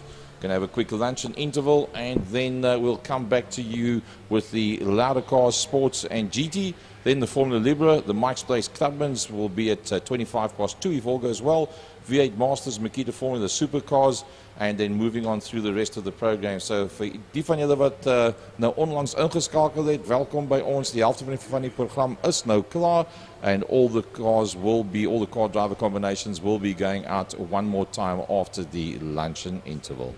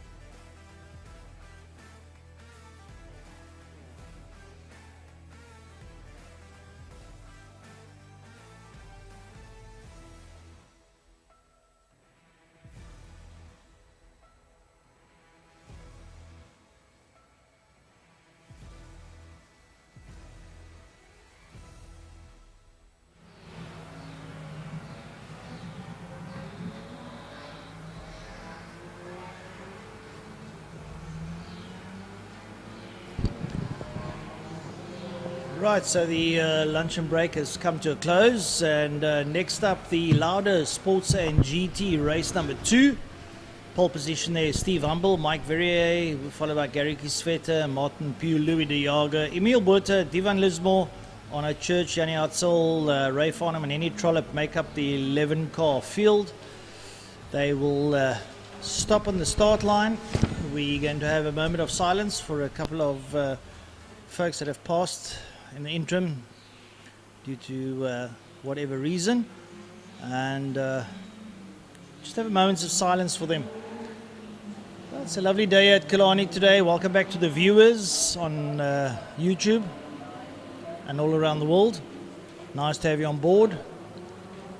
So the Sports and GT are out. They go down the back straight. They'll stop on the start-finish line. My colleague Byron Knight will read out all the necessary obituaries before we get race number 2 underway. So Byron and I are going to be on the mics now for the rest of the afternoon. Gary and Frankie have departed to Worcester for the oval track scene. So we'll keep you entertained to the best of our ability. And hopefully have a good afternoon of that. Just to let you know that Robin de Vos that went down in the motorcycle section, he is okay. His pride is hurt the most, to say the least. And he's up and running. He won't be partaking again. And unfortunately the bike's a little bit damaged beyond quick repair. But I'm sure he'll be back again. He'll be on the 8-hour, the short circuit 8-hour on the 18th of December. So we look forward to seeing him out there. Glad to see he's okay. And yeah, so all's good that ends well. And a good afternoon of racing still available. Byron, how was lunch, bud? You eat lekker? No, I did. You know, a nice relaxing lunch, chilling a bit in the heart of a great motorsport day. Gets us ready and energetic for the second half of the program. Yeah, like I said, I'm looking forward to a fantastic afternoon's racing. Everyone's out there. Byron's going to be doing the necessary obituaries for us. Got the thumbs up from Brian Hoskins, and we take a moment now to remember our motorsport friends that we have lost recently. It's a minute's silence we'll be doing. And firstly, Keith Andrews, who passed away, a multiple classics champion, classic cars champion, had a little motorsport museum for scale models as well. Bob Alsop, racer in the 70s with Formula Ford. He's also unfortunately left us. Ben Versace, one of our marshals. We always held our marshals very dear to us. And Ben Versace passing away recently. Heidi Marie van der O, Motorhead's Diary. That's what she was famous for. And our thoughts are with everybody here as well that we have lost in their families. John Bam, the 70s racer. I know that Dennis Joubert was talking very nicely of him earlier on as well. Raymond Seddon from the motorcycle section also had a bike shop in Cape Town. As well, and very important to the bikers here. We have a great biker fraternity here in Cape Town. And then also as well, Rodney Ford. He was very famous for the toy run. Rodney Ford, also an ex-traffic officer in Cape Town, worked with my late father, Richard Butler, in the traffic department in Cape Town. So Rodney dearly missed. And then last but also, two more folks over here as well. Dave Copeland, who was very involved in rallying. And earlier on, Des mentioned that he raced a GSM Dart many years ago. But we also had Monica Dlakavu, I should say, and for many years she was the lady in charge of the kitchen here at Killarney's admin block. And let me tell you one thing, did a sterling job every single time as well, and we'll miss her dearly. We'll miss all of our friends dearly, but we'll have now a moment's silence for those who have left us.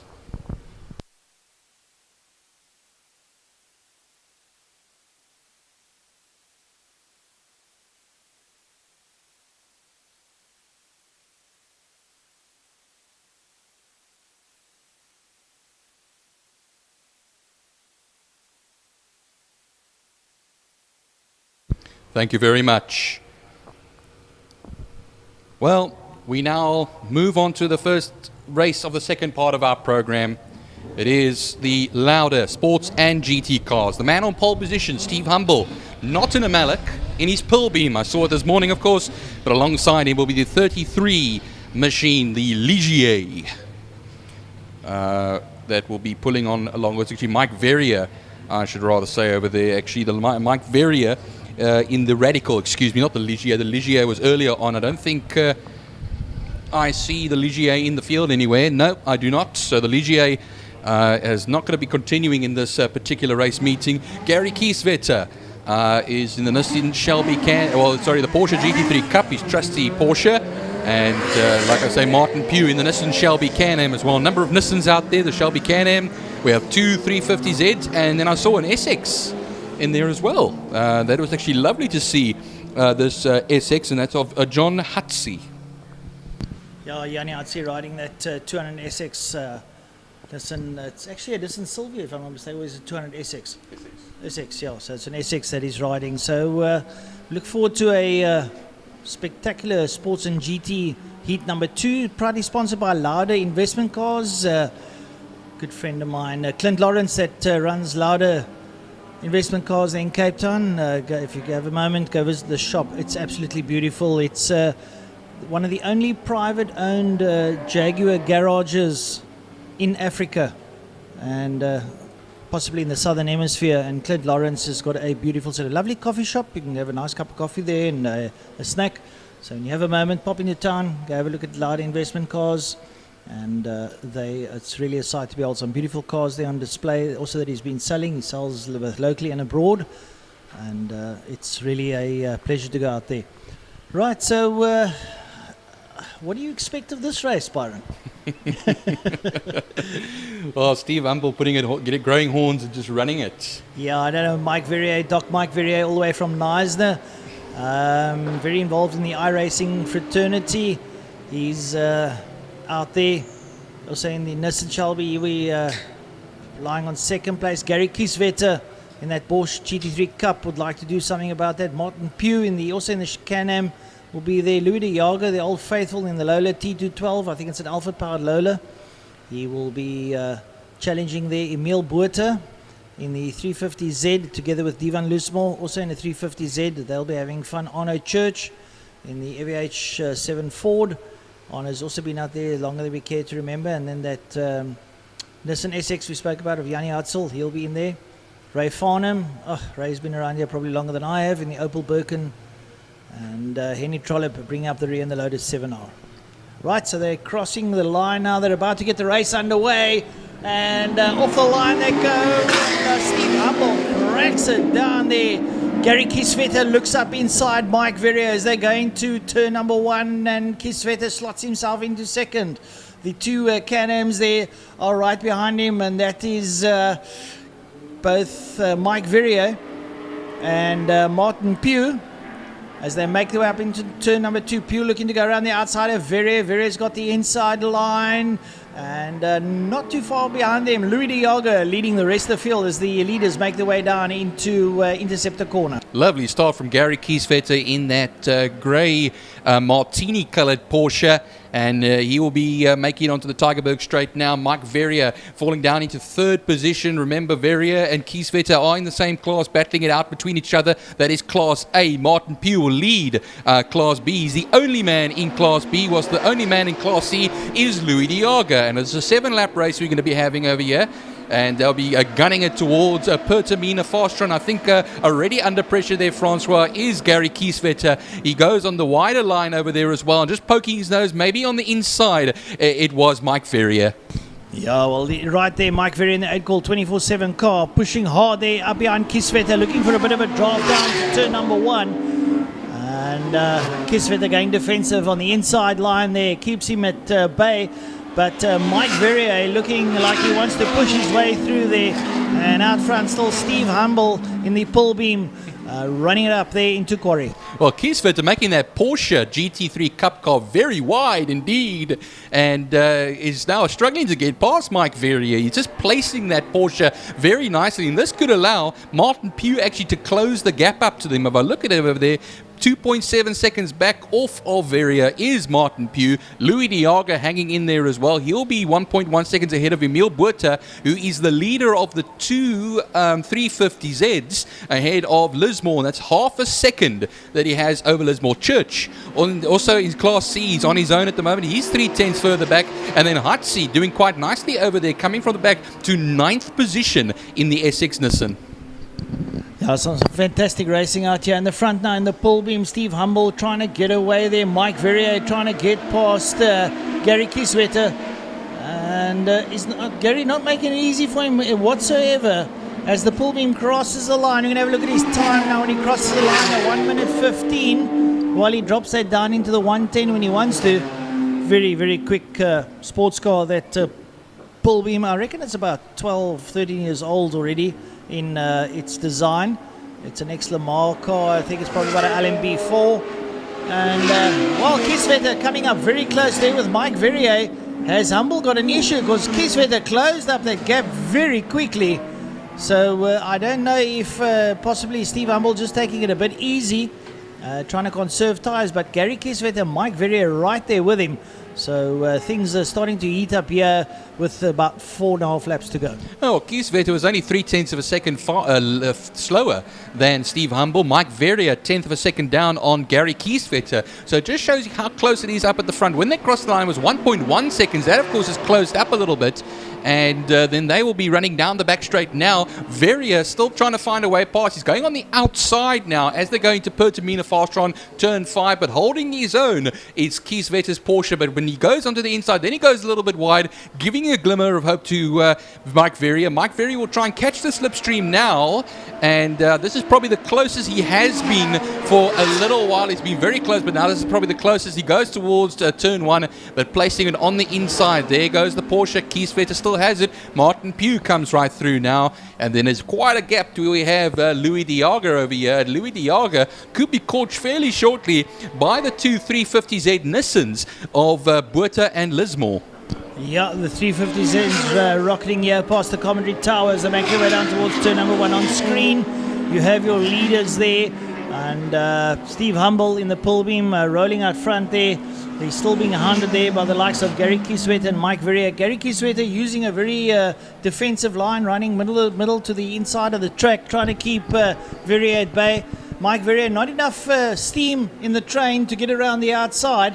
He's going to draft him down now to Pertamina, but you see now, Gary Kieswetter goes towards the inside of the track, a defensive line, not affording Mike Verrier space. Mike's going to go to the outside, but in that case, you will have that Gary will shut him out of the corner and hold the inside line and have the upper hand on the exit. He leaves the door a little open as they exit Pertamina Fastron there, Francois. So he has to come in at it. Yeah, now in the slipstream once again, Verrier in the radical will go now on the outside. But what happens is a little bit later on the brakes there for the Porsche. Gary Kieswetter, they'll now go nose to tail around out of turn 1 onto the Joubert Straight as Martin Pugh comes into turn 1 now. On the Porsche straight going to be now is the Lola T212 and the two 350Zs, but the second of the 350Zs is Arno Church all over the back of them. Lismore battling for 7th and 8th between himself and Arno Church. Yeah, Arno Church, a seasoned veteran, he'll work his way through as they go down to turn number 1. Your leaders now already making their way up towards Car Care Clinic Corner, and Steve Humble in the pull beam still leading out. I don't think he will be reeled in much by Gary Kieswetter. That gap now just extending ever so slightly, but the real dice is between Kieswetter and Dr. Mike Verrier, and the doc sitting right there. He's looking around the outside. He's actually trying a little bit of a switchback maneuver, but Gary is wise to the wind. Verrier looks to try and squeeze up on the inside, but there's not enough space there now as they exit turn number 5 and make their way under the Mad Max Bridge down the Porsche straight. And you see Kieswetter go defensive on the inside line on his way down to turn number 1. That puts a lot of strain on your car. You actually should have brake a little bit earlier, so you can imagine those brakes lighting up properly there as Kieswetter climbs on the brakes, works his way down to the gearbox. And when he comes out, he'll go to the far side of the track once again to go defensive, not affording Verrier any space whatsoever. Well, Verrier was hoping to have a bit of a play around there with the man leading at the moment, Steve Humble, who just put in a fastest lap. Unfortunately, the man between him and that gamesmanship over there is, of course, the Porsche, and he'll be ruining the bad start that he had. He's running out of time, Francois. It is the penultimate lap of the race, so he's only got limited time now, and he might just get a glimmer of hope through Car Care Clinic Corner. Watch them as they come off the Tygerberg straight now. He looks on the inside, he goes to the outside, but he's just planted that Porsche, Gary Kieswetter, so perfectly. Well, you saw as he exited Car Care Clinic Corner, he went straight to the inside of the circuit. Doesn't afford Mike any space whatsoever. He will try and go into the brakes latest what he can, and in so doing shut out Mike Verrier to the outside of the circuit, not affording him anything. Mike will hope for a switchback, that there'll be a bit of space on the inside. There is a bit, but at that stage, Gary's already exiting the corner and doesn't afford him. So they're going to cross the line, start their final lap now. Final lap it is then across the line, 1:14.518. Steve Humble's fastest lap. He's a second ahead of Kieswetter, who in turn is 0.2 of a second ahead of Dr. Mike Verrier. We wait for Martin Pugh now on his own, leader of Class B, 10.2 seconds back of Mike Verrier. And then we have the Class C leader coming as well, and that'll be Louis de Jager. Just going as well, Emil Buerta will be the Class D leader, ahead of now Arno Church, 1.4 seconds back, who's currently second in class, and way off of de Jager, of course. That will be about over 5 seconds that he is off of de Jager. Well, for the viewers on screen there, you see there's Gary Kieswetter and Dr. Mike Verrier behind him, sitting up there, the Sports and GTs. Once again, Kieswetter on the inside of the corner. He'll go wide, but you'll see him dive back towards the inside. He'll cross the circuit, goes up to the inside line, goes totally defensive and doesn't afford Mike Verrier any space. If Mike wanted to take a gamble, he could have tried to slide out the inside, but I'm sure that Gary would have just eased over, not affording him the space. So that's basically what it boils down to. Checkered flag out, and they're going to be coming, and well, Steve Humble does it. Yeah, they're coming up towards the line now. Mike Verrier doing a draft. He's going to come up alongside the Porsche, but Kieswetter has the grunt in that Porsche, makes his way over in second, and right there with him, Mike Verrier in P3. Well, look at the time now that Steve Humble has recorded this, Francois, to 1:09.089. And they weren't that quick, I can tell you one thing, and now just he took it out of the bag at the last. Well, that's the nature of the beast. That pull beam is capable of 107, late 107s, 108s, so it's definitely no slouch. It's really difficult to keep up with that car. You know, we've had some of those kind of cars here, but I don't know, that is a proper, purely bred racing car. Well, Gary Kieswetter will win Class A as well, ahead of Mike Verrier. Humble, of course, overall, and Class S. The only Class S runner. Martin Pugh came through, Class B winner, 37.8 seconds ahead of Louis de Jager. And Louis de Jager, 3.9 seconds ahead of Emil Buerta, who's a winner in Class D. Class C's Louis de Jager. Arno Church comes through 6/10 off in 7th position of Emil Buerta. Devian Luzmore in 8th position. And second in Class D, Yanni Hutzi. Third in Class D in the Nissan Essex. And then we wait now for Ray Farnham. Ray Farnham comes in the Opel Birkin 7. Cross the line ahead of Henny Trollope. And only by 7/10 of a second between the two of them. So 11 started, 11 finishing. I won't say it was a pedestrian race. I think we enjoyed the second, third race there between Gary Kieswetter and Mike Verrier. But in the classes, there were a couple of scuffles there, and unfortunately only a 7-lap race. The powers that be are trying to make up some time so that we can get all the races fitting in. And at the end of the day, we will be having a GTI Challenge 1 hour where they have 2 drivers per car, so they will be pitting. That should be quite exciting, and we know that the GTI Challenge Club are, well, it's everyone's game. Well, it's going to be interesting, I think, there, Francois, because GTI Challenge is the sprint of sprints, and now it's going to be a different mindset now, sharing cars, pit stops, all kinds of things over there. It's going to be something to get used to. I think most of the drivers are going to be doing their first ever endurance race, actually. Yeah, look, and a couple of big names that have sort of pulled in there to assist some of the other drivers. I just saw Kwesi Swanepoel down in the pits during the lunch hour. Kwesi's going to be there with Jan Kai van Zyl in the Angry Jeep outfit, so it'll be nice to watch. Nice to see the seasoned veterans coming back. Because Swanepoel, we know, has been long time around here, and his late father, Umkosi, was one of the, should I say, stalwarts of Killarney back in the day. But it'll be nice to see these guys back out there and joining up with some of the younger drivers. So we look forward to the 1 hour. That'll be at the end of the day. And my personal opinion, they will handle it like a sprint race, although it's an hour. Yeah, it's going to be something to see, and that will be after the Thunder Saloons. They're still doing only one race per race meeting, not 2 runs yet, but plenty of racing to come before then. We move on now to the Formula Libras, and like we say as well, Mike's Place Clubman Saloons coming a bit later on as well. V8 Masters, Makita Formula Supercars, the Classics and Bijou Trusty Fine Cars, STC Classic Cars, motorcycle races. So motorcycle fans, well, sit tight. They're going to be coming in the next few hours or so, and then, like I say, Thunder Saloons and then GTI Challenge 1 hour as the single seaters come out now. We'll just get back to that GTI 1 hour challenge. We want to be a big shout out here on the mics to Leslie Aubert, who's having I think a 51st birthday today. Stay as sweet as yours, they say, and enjoy the rest of your day. Hey, forget 21, 51 is it. Yeah, well, it's the 21 of yesteryear, so, you know, we're back. I mean, I'm 27, you know, so plus 30.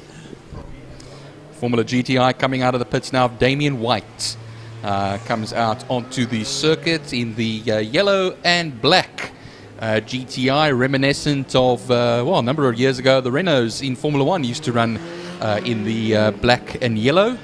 A few tribute liveries out there as well. Byron, if I can interrupt you, I had a chat early on with Gordon Mitchell down the bottom end of the circuit. He's telling me about the Reynolds that his son Byron is racing. Apparently they might have 8 on circuit next year. So a lot of guys have bought cars, are busy building them. So we could have up to 20 competitors in Formula Libre next year. Folks, open wheelers, it's exciting. Those Reynolds are stupendously quick around here. They're capable of 1 minute 9 seconds. So let's look forward to some fantastic racing in 2022. I have read the terms and conditions, and I've signed them for 2022.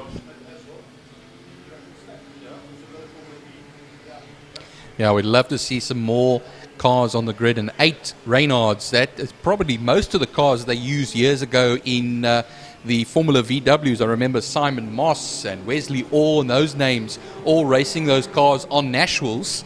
And a number of those drivers went to some big things as well. You name it, GTCs, anything like that. But I'd love to see single-seater racing strengthen again here in South Africa. I know here in Cape Town we've been more of a, as far as car racing is concerned, a saloon car racing fraternity or a saloon car loving crowd, and I'd love to see some more single-seater racing going on. We still have the Formula M's, of course, that go around on the short circuit race days. You know, you talk about the open wheeler racing, folks tend to forget very quickly.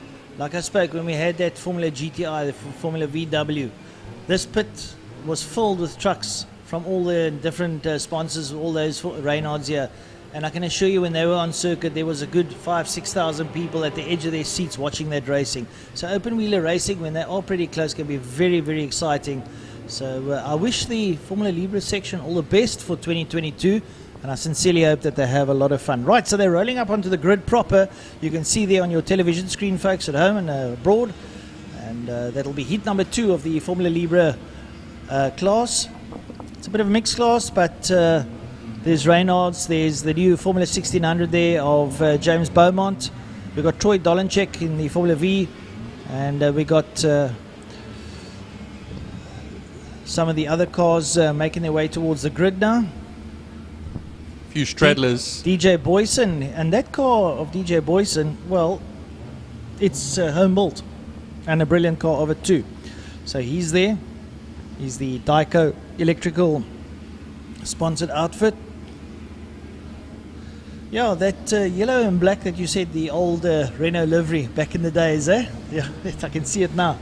And then the Vodafone livery there, the mobile Vobel. That was actually the ex-Lambert racing car that they sold off. So, yeah, nice to see. Yeah, reminiscent of the late 2000s when Lewis Hamilton was at at McLaren, and Kimi Räikkönen at one stage over there as well. You name the name, Jenson Button in the early 2010s. Well, that's of course going to be the Richard Carr machine. Well, Byron, while we're on these single-seaters, you do know that in February next year, Cape Town, we have Formula E. Not happening anymore. Done. I heard that it's not going to be happening anymore. It's been taken off the calendar. Oh, okay. So possibly maybe for 2023? Yeah, probably, yeah. And there's a couple of things in the bag for 2022, but I'm not going to let them out yet. Those cats have to lay and rest until 2022. Well, we are ready and waiting and going now. It is going to be lights on and lights off, and away we go. And a bit of wheel spin off the line there, and it could be James Beaumont that actually takes now the lead of this race, or was it DJ Boyson rather, I should say, who takes a look into turn one. But in that second wind, that second wave, if we can call it, it is going to be Byron Mitchell that takes it into. Oh, there's been a big coming together as well there in the first turn, I think. I saw a tyre flying onto one side, so we might have a situation over here, watching to see what flags will come out. It's just the nose cone. I see the marshals picking up the nose cone and chucking the pieces away. So that'll be out of the way now. And Byron Mitchell lighting up that Reynard down the front end of the pack there as he pulls away from DJ Boyson. He had a bit of a slow start with the wheel spin, but now he gets onto the loud pedal and makes his way down towards turn number 5, Patamina. And Beaumont comes through there with young Troy Dolenchek ensuing him. Up behind him there, it's get the rest of the field pulling in.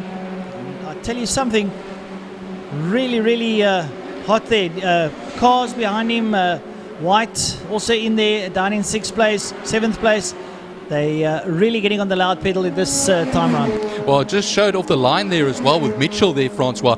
Quite a bit of wheel spin off the line. He loses out to DJ Boyson. But in that second phase in turn one, he just comes right back at it. It's like a wind has come behind him, and in the lead now by 2.2 seconds. Beaumont, the man I originally set up in second, was actually down in third, and he's ahead of Troy Dolenchek, 0.6 of a second as they cross the line. Richard Carr ahead of Damian White. They'll have a bit of a ding-dong battle between the two of them, and Cyril Somerville is currently leading his class ahead of Ramsey, 2/100ths of a second. Donovan Ramsey. Graham Knight will be Class B leader ahead of Reno Pence, who's Class C third place. Yeah, they're moving around, and oh, it's like pieces of a car flying off in turn 2. Someone lost their nose cone as well. I'm not quite sure. I can see the car going down into Interceptor corner. I'm not quite sure who that is. I don't know. It could be Pence or Edmondson or one of those two as they work their way up now towards Car Care Clinic corner. But here comes your leader, Byron Mitchell, up over the line. Let's see what kind of times he's posting. He's looking to do something in this race. And he crosses the line now, makes his way down towards turn number 1. And a 1:11. That is pretty nimble. First out.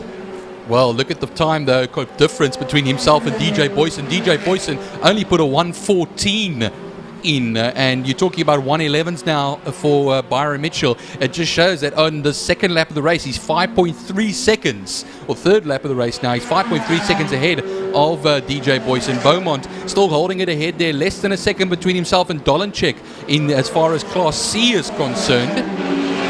Yeah, no, there Beaumont exiting turn number 2, Quarry Corner there, and young Troy Dolenchek sitting right there with him.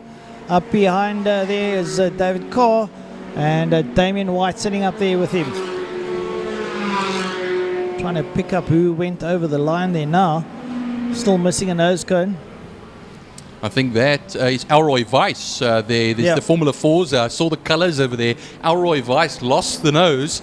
So what happens is his front sections over there will be getting some good cooling, I'll tell you that much. Oh yeah, that's for sure. His feet will be nice and windy. You know, he's got nothing there, so you get all the wind up through, he'll be nice and cool. And but unfortunately he'll lose a little bit of the steering. It does affect the steering ever so slightly, but he'll just circulate to pick up the points. Byron Mitchell once again finishing another lap, and he's carving his way through the slower markers, and a 1:11.1. So he's aiming, I think he wants to go down to the 1:10s to break the 1:11s. He's on 1:11.1, so if he just ups it ever so slightly, he's going to go into the 1:10s, and that, folks, is pretty quick for an open seater. Here comes a whole gaggle of cars now, Francois. We got everything in there as well. And, well, watching them now, here comes Cyril Somerville. He will come across the line first. Cyril Somerville in the VW Sting 1.4. Then Graham Knight. Then we'll have, it's going to be the likes of Pence and Ramsey. Engelbrecht comes through as well. I think the man in that 7-Up Jordan 191 livery over there, that Formula Ford, is Ricky Anderson. And he is also a newcomer as well, as far as that is concerned, that car and that livery as well. He's hanging in there. And then Zane Amundsen will be also in that section as well. Oh, Zane Amundsen dives up on the inside there of Ricky Anderson.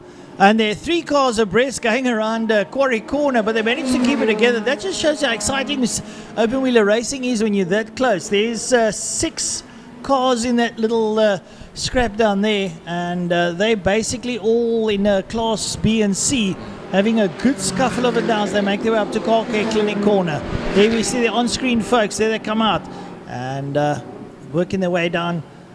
Whoa, Graham Knight leads that whole pack out now as they work their way down, and right up at the back then there was Kelly Fletcher, the lady racer, the only lady in this field. Lovely young lass, and well, she's plying a trade in cars. What does she do for a hobby? She rides horses. How do you weigh the two up, Byron? Yeah, it's just differing amounts of horsepower. I take, you go 1 horsepower, you go, there we go. So she knows how to calculate it at least. Yeah, but the only thing is she won't be jumping with this car. She'll be keeping it on the straight and narrow. But the young lady's got some skills, and she's doing exceptionally well. She's the lady friend of Byron Mitchell, and of course Byron obviously trading some track knowledge with Kelly as she works her way out of turn number 1 up to turn number 2. Look at that big scrap there now. It's almost an 8-car scrap going into corner. Oh man, how they find their way through turn number 2. It's unbelievable. Byron Mitchell also carving his way through the field as well. My oh my, it's got to be a nerve-wrecker. Yeah, the interrupter. It is Byron Mitchell. He's got his race to run. They've all got their races to run. So what happens is there'll be a few red faces in there. He has cleared them, though, because this is the penultimate lap of the race. Now, when he crosses the line, Byron Mitchell, that would be 1 more lap left to go. 12.5 seconds ahead of DJ Boyson. DJ Boyson in turn, James Beaumont, 18.5 seconds further back. Troy Dolenchek is now broken outside of the 1 second gap between himself and James Beaumont. Yeah, watching Troy Dolenchek now go down towards turn number 2. As you see on screen, that big 7-8 car tussle going down into Patamina Fostron corner. Lovely stuff there. And Ricky Anderson bringing up the rear of that field as they work their way around and come up towards us. Yeah, the field comes up towards us now, and I think it's still Cyril Somerville leading out as they cross the line. Cyril Somerville, Reno Pence, Bertus Engelbrecht, Graham Knight, Zane Amundsen and Hayden Elwood. Then it's Donovan Ramsey and then Kelly Fletcher as they make their way now through turn number 1. There's that whole gaggle of cars there. That's what you want, that close racing where you reckon you can just take the guy on in front of you. Coming up towards turn number 2, Quarry Corner, they fan out. Everyone looks for a different line of attack as they go in there. And see Graham Knight putting his nose in there, trying to work his way through there on the inside of Engelbrecht. They come down towards Interceptor Corner. There once again, he's looking up the inside. Oh, and brilliant there. Graham Knight sticking his nose in and managing to make up another place as he chases down the back of Cyril Somerville and Reno Pence. Up into turn number 4, Car Care Clinic Corner. They work their way around and they're out to back their way down the back straight. Yeah, it just shows you they're coming right through now, but we wait now for the man who's going to take the victory here. It's going to be Byron Mitchell. Wins and finishing a lap down there will be, or Damien White and Richard Carr will come through. Here comes Damien White now. That'll be 5th and 6th position for Damien White. Now running it to the line. It is going to be Cyril Somerville. Cyril Somerville will come across the line. DJ Boyson will take 2nd position. Bertus Engelbrecht will come through in 8th position. Reno Pence in 9th. Elwood, Hayden Elwood in 10th position. They, of course, will finish a lap down. We wait now for James Beaumont as well as Troy Dolenchek. Well, looks like Beaumont's done enough to stay ahead of Dolenchek. It's a power to weight ratio. Yeah, Beaumont gets through. Dolenchek gets through the MP4 for Class B honours. Beaumont taking Class B, followed there by Dolenchek and Carr and White. And the Class S there, Mitchell, they're actually A, sorry. A is Beaumont, Dolenchek, Carr and White. Class S is Mitchell and Boyson coming out. Class B, Somerville, Pence, Amundsen. And in Class D, it was Engelbrecht, Elwood and Knight. Well, Alroy Weiss will come through now. Kelly Fletcher finishes 14th. Donovan Ramsey 13th. Graham Knight will be third in Class B. So taking a look, its Class B winner will be Engelbrecht. And Class A winner will be Beaumont. Cyril Somerville taking this Class C honours over there, as well as Byron Mitchell will be Class S ahead of DJ Boyson. So 18 of them started, not all 18, and they're going to finish. I saw Ricky Anderson, I think he didn't make the line as well. Nick van der Westhuizen comes through in 16th position, and Andre Luriche will actually take the 18th position. So Ricky Anderson will be classified, but he is a lap down, or actually 2 laps down, or 1 lap down rather, I should say, because it was a 7-lap race.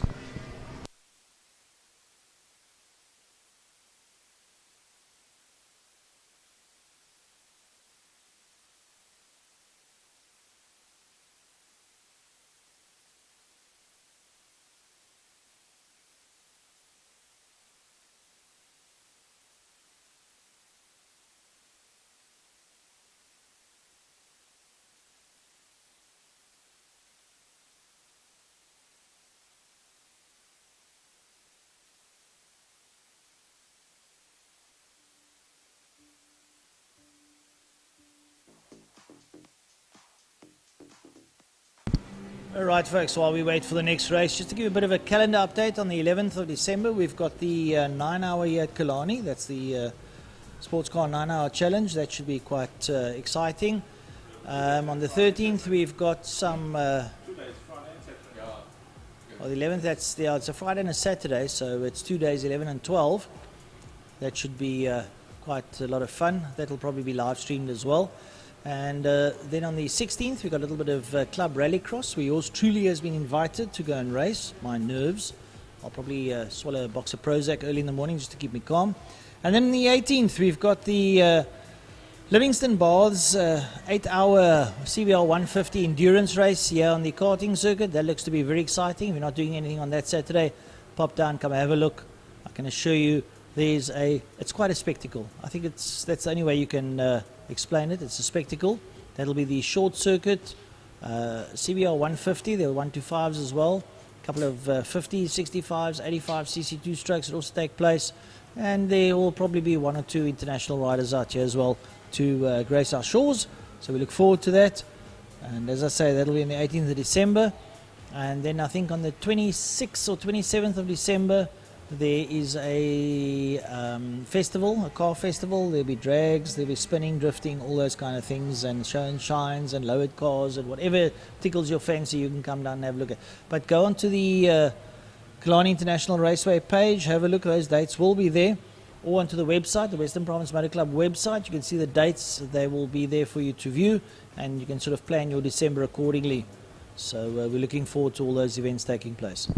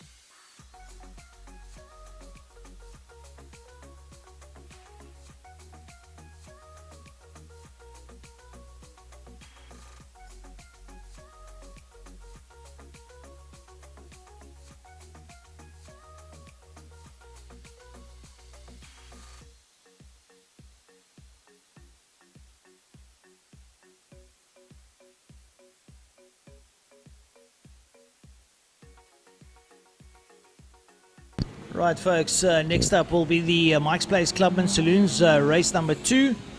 Well, we had Barcy Berger who rammed the front end of his Golf. That was unfortunately, a little bit damaged, so worse for wear, not been able to take place.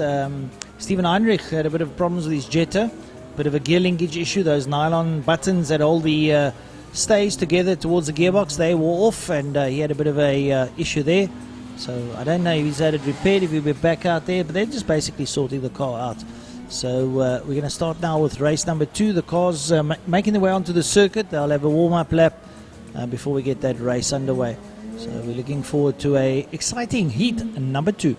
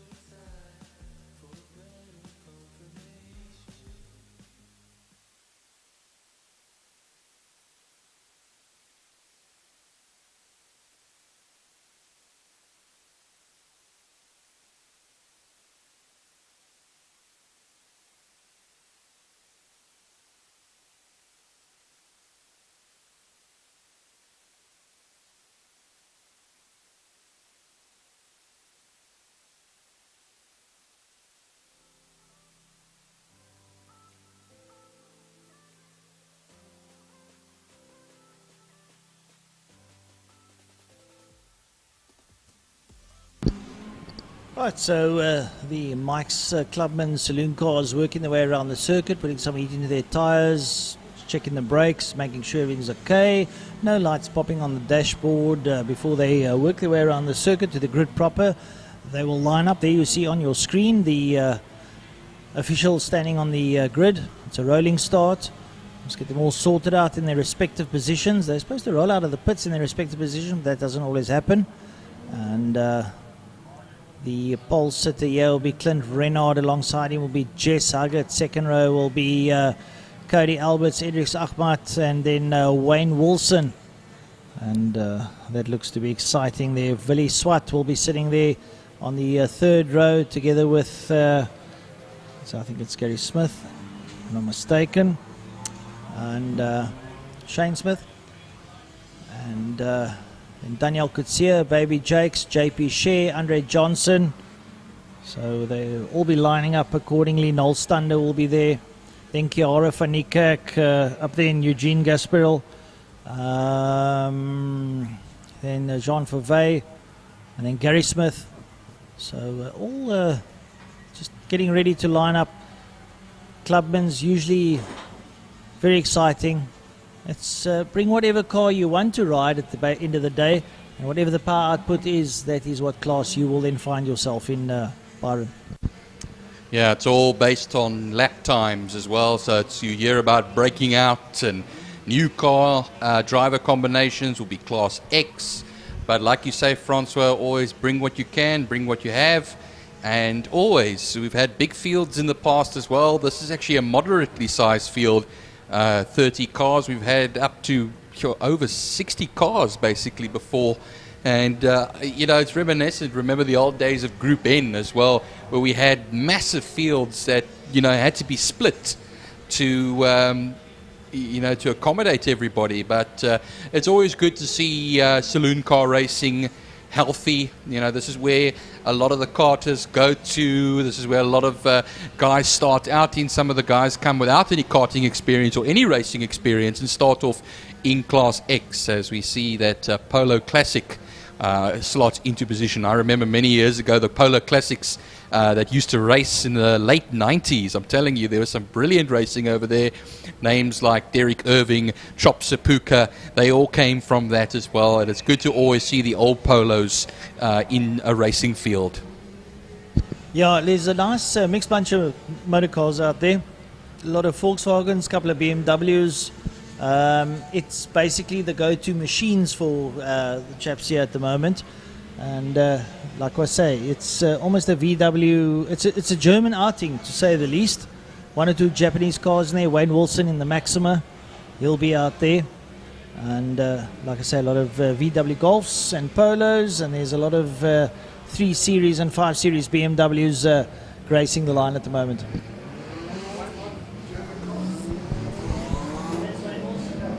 Well, I remember as well, there'll be sometimes an odd one in there as well, like Ewald Weiland always came with a GTV6. So there was a little bit of a little Italian injection in there as well.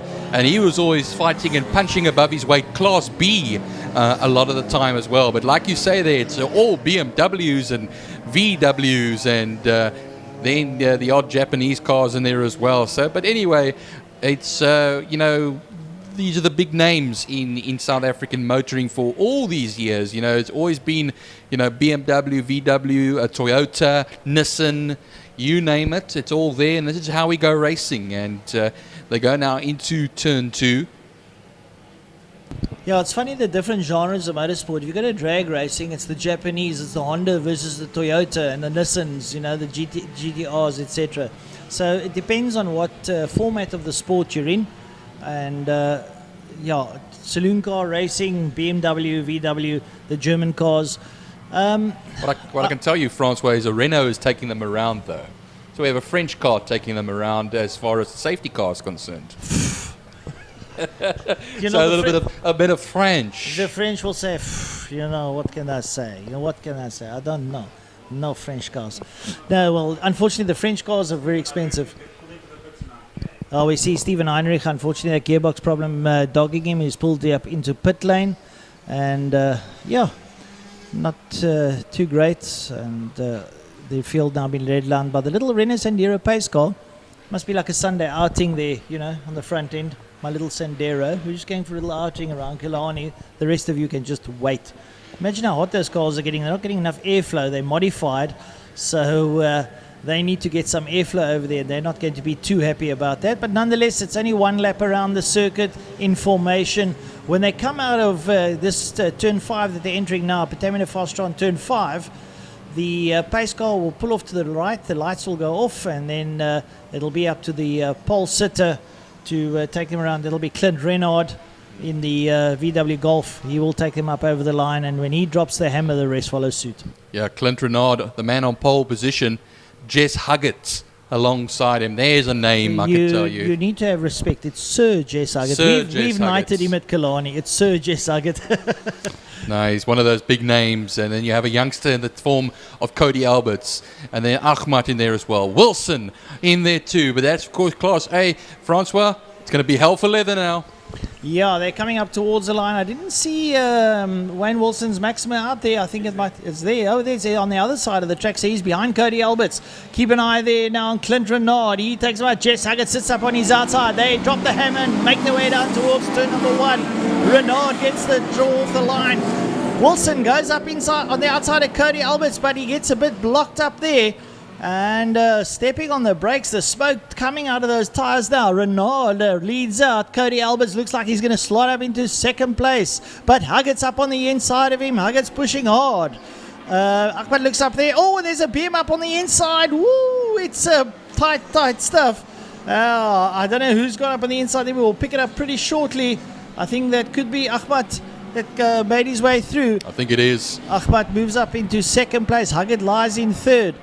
And Idris Ahmad is sitting now in P4. Ahmad I think is in second now, but out front it's still the Golf there of Clint Bumpers come off there from somebody at the sharp end of the field, Francois. We'll see them as they come around now through Car Care Clinic corner. Yeah, you keep an eye there now. The cars coming out. You can see how they drift up there onto the coping on the outside of the circuit and work their way down. So they make their way to Idris Ahmad losing his bumper. I hope that won't affect his stability. Wayne Wilson up on the inside there. He sits down in about P5 as they work their way out. Petamina Foster on corner. They're going to make their way up towards us under the Mad Max Motorcycle Bridge. Clint Renard hard on the gas now as they come up over the line. And he's going to be followed there by the rest of the field as they make their way down into turn number 1. So, no, it's Daniel Coetzee who's in second. Daniel Coetzee in the BMW 325i sits there in P2. Idris Ahmad's now in third. Going up to fourth place now is Wayne Wilson. Ahead there of Jess Huggett. And then it's Cody Alberts with Baby Jakes. Cody Alberts, obviously being shut out somewhere, finds himself down in 6th place. He would like to be a lot higher up, but we'll have to see how that one pans out, Byron.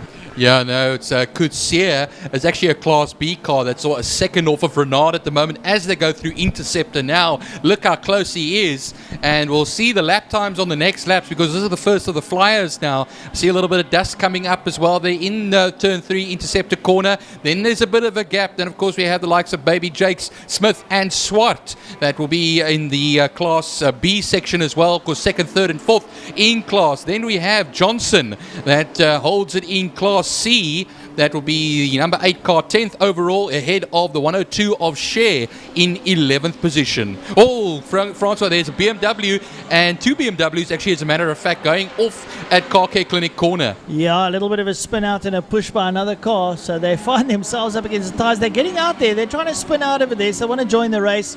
I think it's just a normal spin out. It wasn't any collisions whatsoever. And they make their way back out. There was a BMW being pushed by a Golf in, so they work their way out.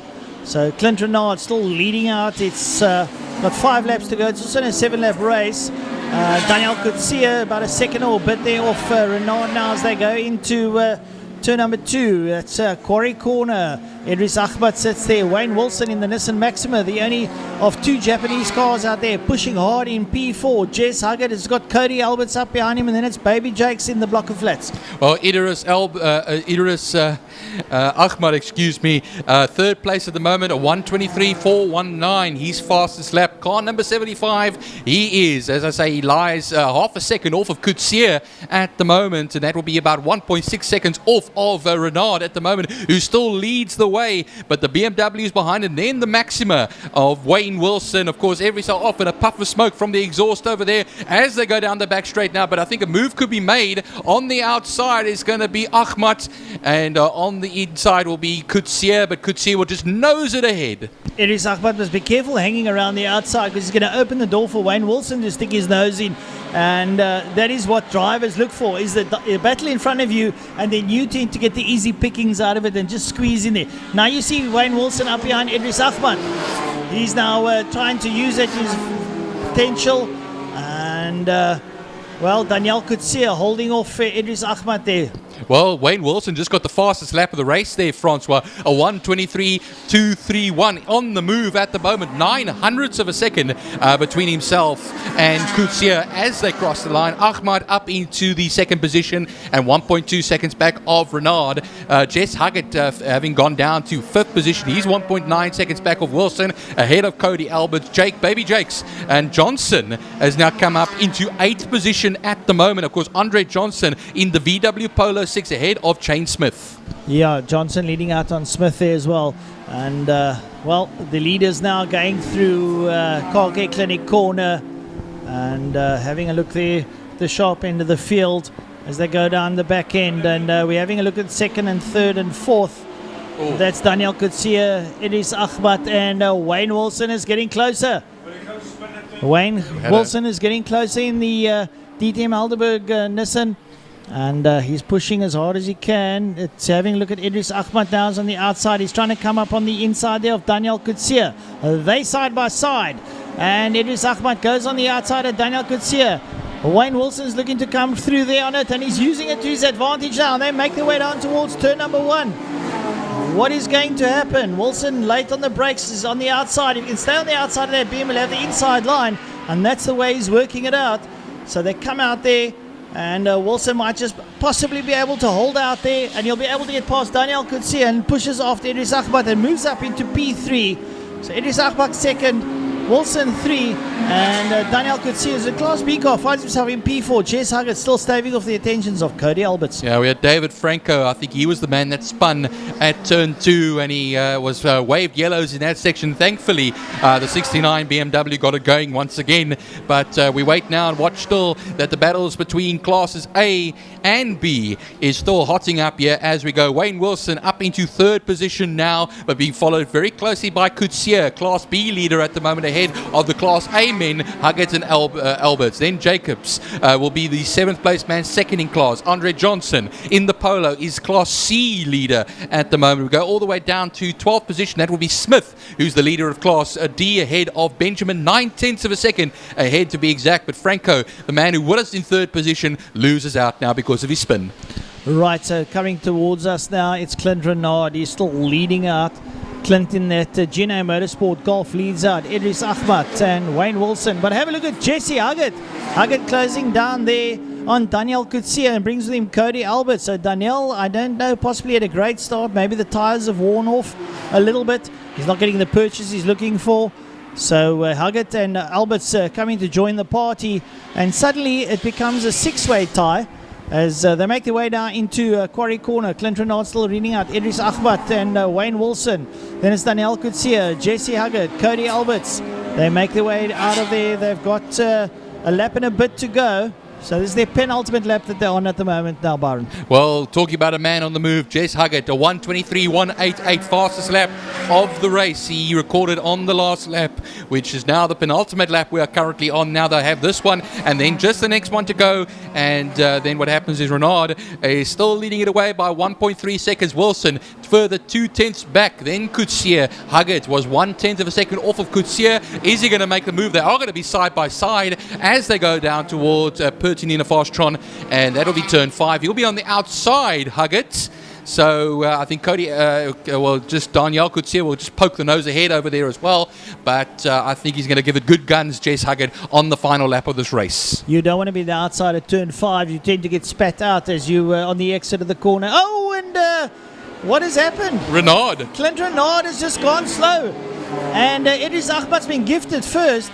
I think Renard was punishing that car too much now. Idris Ahmad. Now, the thing is Wayne Wilson going to chase down on Idris Ahmad? He might be able to get a win in the Nissan Maxima. He's going to chase very hard now. I'm sure he's sniffed that one out.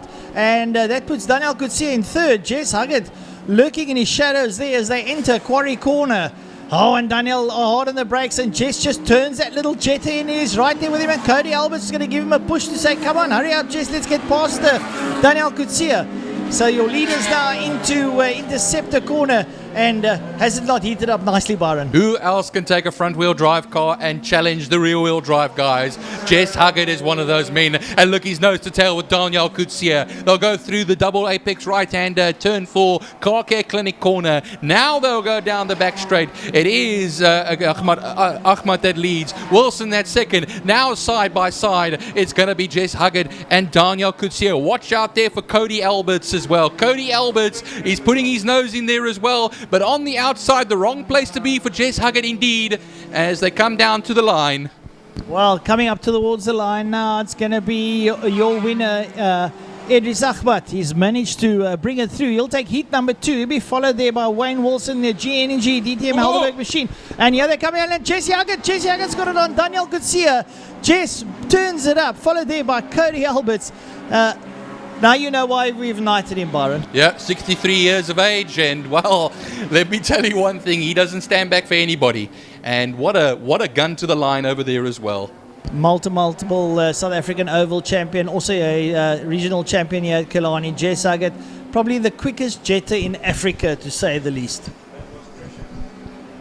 Well, come to the line there as well. So Idris Ahmad will win the Class A section ahead of Wilson and Huggett. Daniel Coetzee, yes, he's lost out to Jess Huggett, but he will still take class honours in the number 2 BMW. That's Class B ahead of Cody Alberts. And then Baby Jacobs, Class B, 2nd place. Andre Johnson will be the third of the classes, I should rather say. Class C victor ahead of Smith and Swart. And Cher Verwey will take the Class D section ahead of Smith, Benjamin and Franco. I know Gary Manwaring is in there as well. And then 16th position will be class E, I would think, actually, as well. So the number 91 of Van Niekerk in 16th position over there as well. I'll take a look on our list over here as well. Daryl Van Niekerk, Class F, I should rather say, ahead of Ciara Van Niekerk, Class D. Class X, Ziad Ali in 19th position. Well, I think we had enough entertainment in that heat, and we want to thank the Clubman's category for really entertaining us today in their class, and we'll be moving on to the next of the classes. But I think a very exciting race and great entertainment, good value for money. Yeah, so we move now on to the V8 Masters Makita Formula Supercars for their second race of the day. STC Classic cars and Bijou Trusty Fine cars shall follow that. And then the motorcycles, 3 in a row as Power Sports, South Superbikes and Clubman's Classic and Breakfast Run motorcycles. Thunder Saloons will be the penultimate race of the day, and then the hour-long challenge for Cheaper Cars GTI Challenge, which will be their second race of the day, but not a sprint. A 1 hour challenge. Sit tight, lots of racing still to come.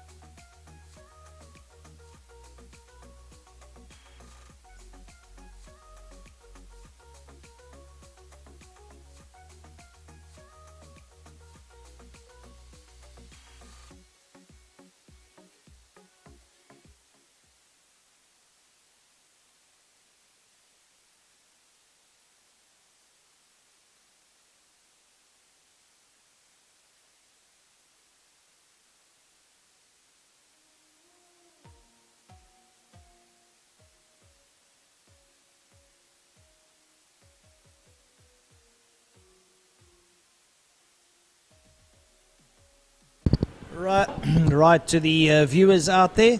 Next up we have the V8 Masters and the Makita Formula Supercars. I think just for the ease of commentating, Byron, you take the Supercars and I'll take the V8s. Make it easy for us. So the APV 347s come out. That's the Mustangs. It's the sedan Mustang, not the coupe version. And these are basically guys over the age of 45 that are out there. We'll pick up who's out on the circuit pretty shortly and we'll let you know.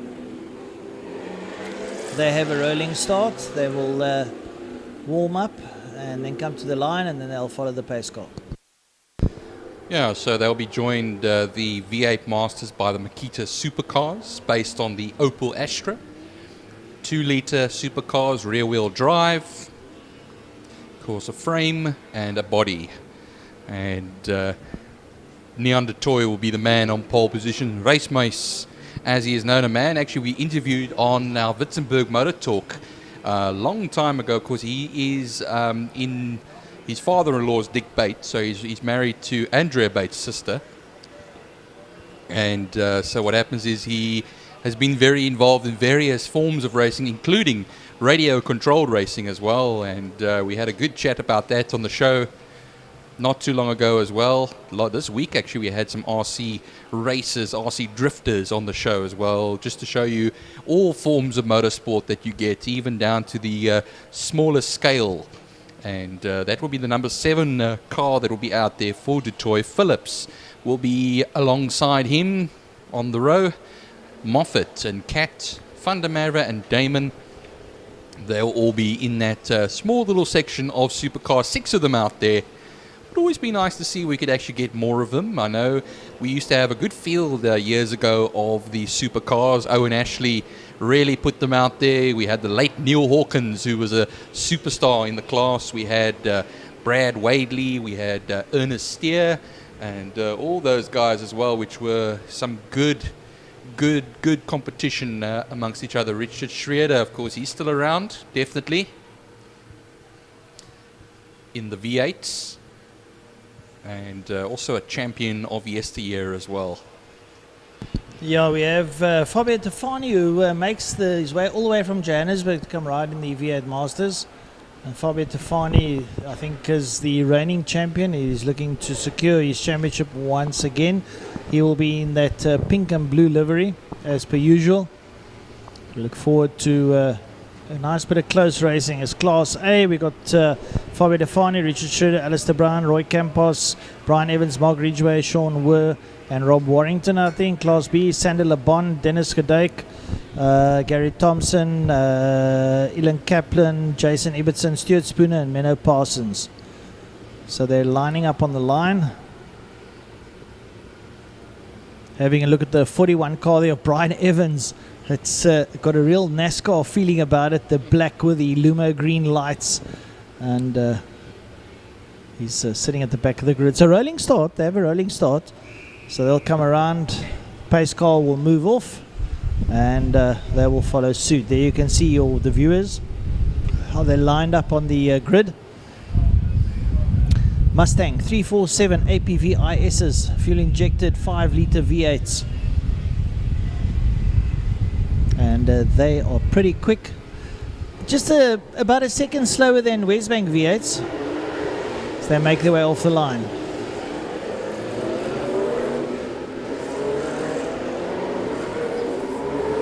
Dennis Gedijk, Alistair Brown lead out from Roy Campos and Sean Moore.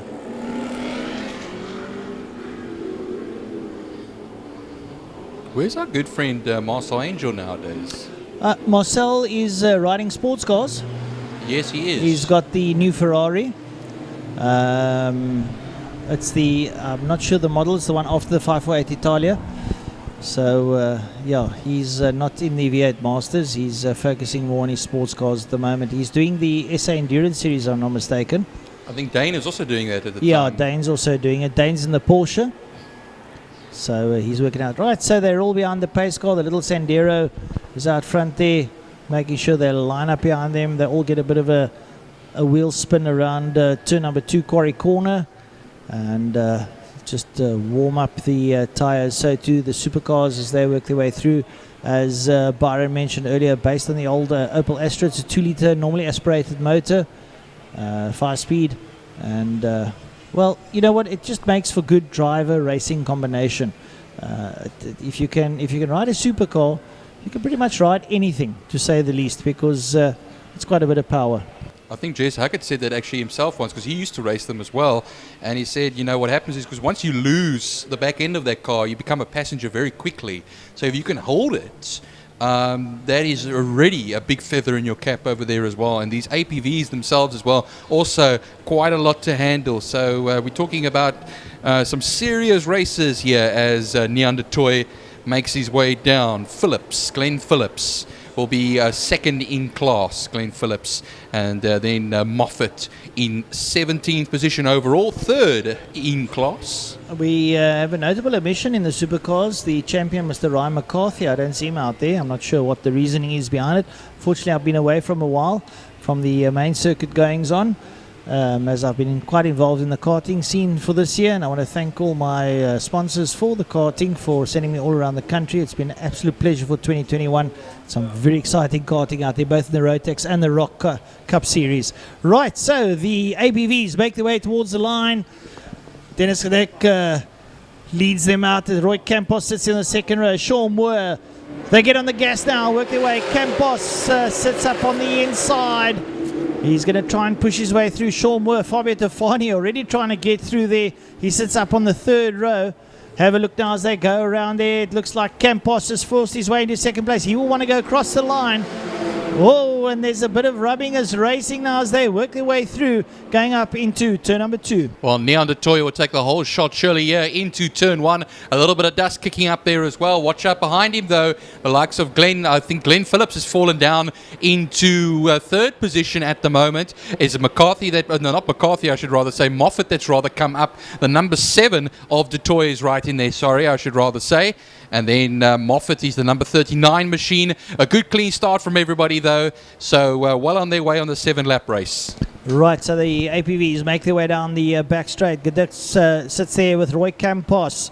And up behind Campos, Alistair Brown, Sean Moore, Fabio Tofani. They all make their way down towards Patamina Fostron corner.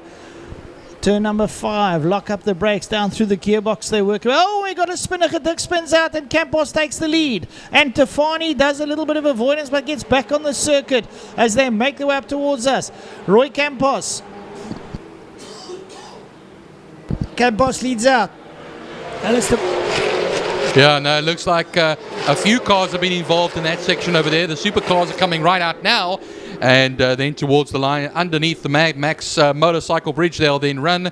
So there is the straddler, that is Dennis Gaduk, because he had that spin. And then we have the supercars following suit. So what happens is it's going to be Dutoy. Moffat will be up in second position. Glenn Phillips in third position at this time. And then it will be Cat. Sorry, Byron, to interject. Sean Moore up on the inside there of Alistair Brown into interceptor corner. So Sean Moore moves up into second place. He'll go and hunt down Roy Campos. Sean Moore, an ex-South African supercar champion. Supercar with a T at the end. Let's not go supercar. He's out there now in second place and getting on the gas now as he makes his way down to Batamina corner.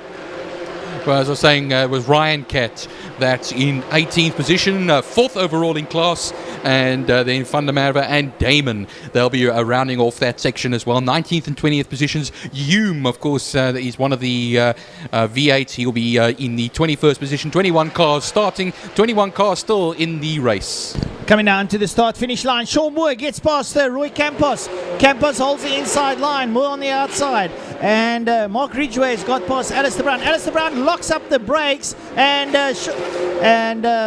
gets a little bit of a switchback done on him there by Mark Ridgway. So they work their way through. But going up into turn number 2, Sean Moore all over the back end there of Roy Campos like a cheap suit. Gets in there. And Alistair Brown, Fabio Tofani's managed to move up to P4. He sits up behind Ridgway. They make their way down through the kink, down towards Interceptor corner. And the race is now starting to heat up. Well, Phillips back up into second in the supercars class. As they cross the line now, there was going to be Cat versus Van der Merwe. Rather, I should actually say, Damon versus Van der Merwe, I should rather say. 600ths of a second between the two of them, and that could have been easily a change around as well. But still, Neon de Toy leads the way, 9/10 of a second ahead of Phillips, and then Moffat 4/10 of a second further back. Going down into Petamina Fastron. Sean Moore looks up on the inside of Roy Campos. Moore late on the brakes. Can he hold out? Yes, he relegates Campos to second place. So Moore goes to the front. Sean Moore works his way now out of turn number 5 and leads out. Roy Campos will not be happy with that. No, Mark Ridgway sits in third. Here comes Fabio Defani. Defani wants to get to the front. Defani on the inside of Ridgway. Defani goes in and he makes it stick late on the brakes. Fabio Defani, a seasoned veteran of the V8 Masters, comes out in P3 and he'll now be sitting up behind Roy Campos and Sean Moore already wanting to get away. Well, Van der Merwe, as I said, he was ahead of Damon, and that is 5th and 6th in the supercars class. V8 supercars, Formula supercars class. Excuse me, there, tripping over my words. And Detroit still leads the way, 1.2 seconds ahead of Phillips. Moffat now 9/10 back. Ryan Cat still to complete the lap. He is on his own basically in that number 11 car in 18th position at the moment. But Detroit still about 7 seconds off of Geduk, who's got himself right back up and running again. Right, so Sean Moore makes his way down to Petamina Fastron. He's got away there from Roy Campos. Fabio Defani having a look on the inside of Campos. It's a late break maneuver. Is it going to stick? Defani's on the inside of Campos. Campos holds the upper hand there, but Defani coming through. Defani and Campos side by side coming out of turn number 5. Campos has the upper hand as he pulls to the front and takes back second place. But in the meantime, Sean Moore down into holes turn number 1. And still there with him is Mark Ridgway, who's sticking it up. Francois, excuse me, there's a big moment over there in turn 5 by somebody over there, one of the V8 Masters. Sorry, I just interjected over there. No, it's fine. Byron, you picked it up on screen there. I didn't. I was looking at the shop, and Tafani has moved up into second place. Yeah, 41. So there was the 41 of Brian Evans. So Brian Evans had gone off circuit. But all seems okay, and Fabio Defani's moved up into second. He's going to go in search now of Sean Moore. Moore's got his head down. Well, more spinning going on there as well. I think the car that actually, there was one missing, a front section, Francois, and that number 33 car over there of Kaplan is now, he's not beached it or anything like that. Thankfully, he can get going again. But just going to go back to the supercars. Ibbotson, I think, is the car that actually spun at turn 5, Pertinina Fastron. But Dutoy, I was actually taking a look at his time as well. He was putting 1:24.8 in, and I think he's the fastest lap of the supercar section. Well, coming up over the line, Sean Moore from Ziegler Logistics crossed the line. Fabio Defani sporting a little bit of damage on the front end of his car. Races out there. And Ridgway up on the inside of Roy Campos. Ridgway gets through, back to third now. Campos relegated to fourth after leading the race for some time. And Roy Campos will not be too happy about that. He'll want to come back at Ridgway. Defani's in second. He's trying to close down on Sean Moore. Sporting damages, but still fighting out, and we've only got a lap and a bit to go. Yeah, now when they cross the line, there will be one more lap left to go. Still yellow flags, double wave yellows waving in turn 5 at this time now. So what happens is some misadventures going on in that particular section of the circuit. We'll keep an eye out on the screens over here. I think it is Thor Ibbotson that is stuck there in the number 41 machine. And well, that would have been, of course, 20 of them now remaining in there. Craig Hume is the man in the final position, but he just tails now the supercars, who's led by Detoy, 2.2 seconds. The flag is coming out. Or not. Or not. So I thought you said, I was reading hand signals. Yeah, no, you're right. You've got another lap to go. Sean Moore still leading out. Fabio Defani trying to reel him in. Moore exits turn number 5, makes his way up towards the start-finish line. He will now start his final lap. He's got a healthy lead over Fabio Defani. I don't think Fabio's going to reel him in, so Sean will be pretty ecstatic with that one as he goes down into turn number 1. Defani's got away there from Ridgway. Campos still finds himself in 5th with Rob Warrington, Richard Schroeder, Alistair Brown, Sandy LeBon, Stuart Spooner of the rest of the class coming through there. So it's definitely going to be a welcome win for Sean Moore. Sean Moore in the past, when I remember the last time I was here in the V8 Masters, always leads out and has some bad luck. So let's hope this one pans out for him. Sean will be pretty ecstatic with that. The man from Ziegler Logistics, as he passes some of the slow markers, making his way up to Car Care Clinic corner. Yeah, there's a few of them down there as well. Craig Hume and Co. And then just tailing those supercars over there as well. See there, that looks like Van der Merwe, that in the 74 car, of course, in 18th position. He's currently being lapped. There's Fabio Tofani coming right through now. But it looks like the flag is out. And, well, the victory now it's out. So we've seen and ready and waiting for Moore. Thank you, Byron. It's very kind of you to bring that upon me. But Sean Moore coming out there now up towards the checker flag. You're pretty ecstatic about that one as he takes the win. He punches this air. Here comes Fabio Tofani in a scarred vehicle in second place, followed there by Mark Ridgway and then Roy Campos. So wait for the rest of the field to come through as they work their way across the line. Rob Warrington, Richard Schroeder down in 6th. Richard would like to be higher up. So, yeah, and next off that will be Dennis Kadik and then Ian Kaplan. Waiting though still now for the supercars to come through as well. Ian Kaplan, as it's been pointed out by Francois. We wait now for Du Toit coming down the back straight now. Neon Du Toit. And he'll go into Purton in the Fastron. There's still the double wave yellows waving over there as well. And they will not be able to pass under those conditions anywhere, but a lot of them are quite spaced out there. So Du Toit will come along. He started on pole in class. He will now take the victory across the line on the Mad Max motorcycle bridge, and that will be followed by Glenn Phillips.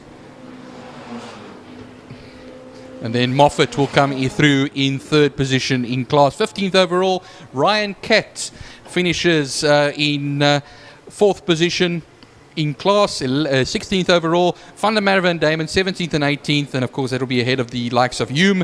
Brown going to be plus 1 lap, and Ibbotson not finishing this race.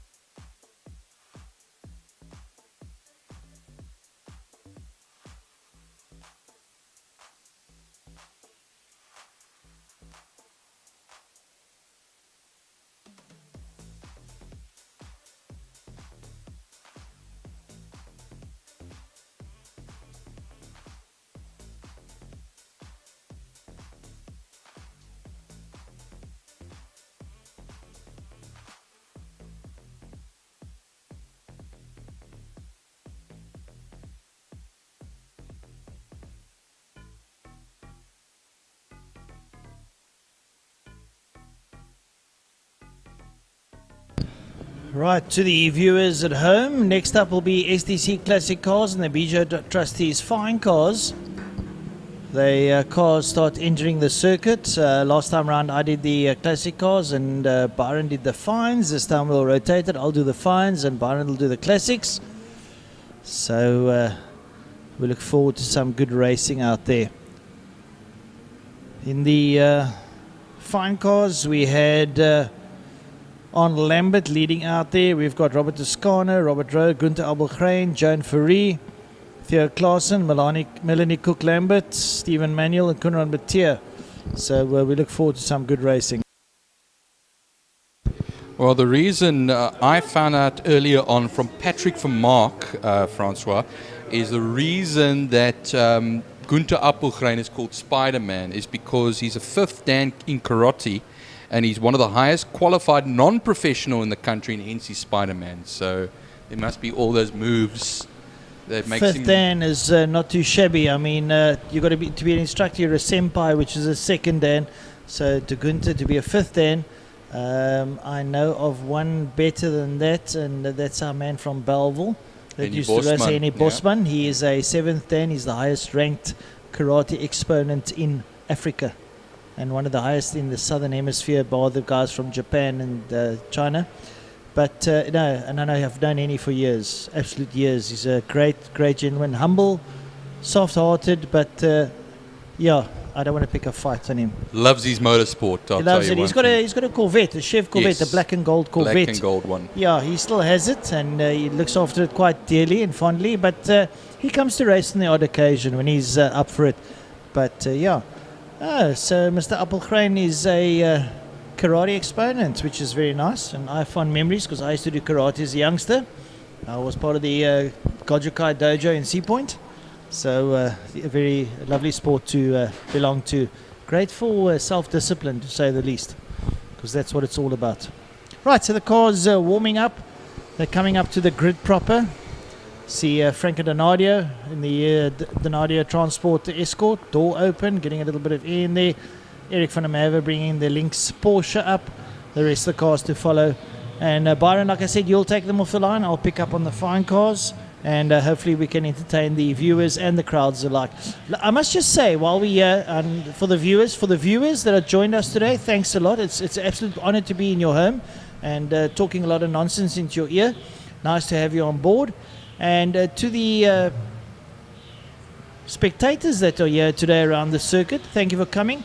At least they're the wise people. They've been inoculated, so good to hear. And I believe that the Western Cape's having an inoculation drive at the moment. We always urge everyone to go and get inoculated.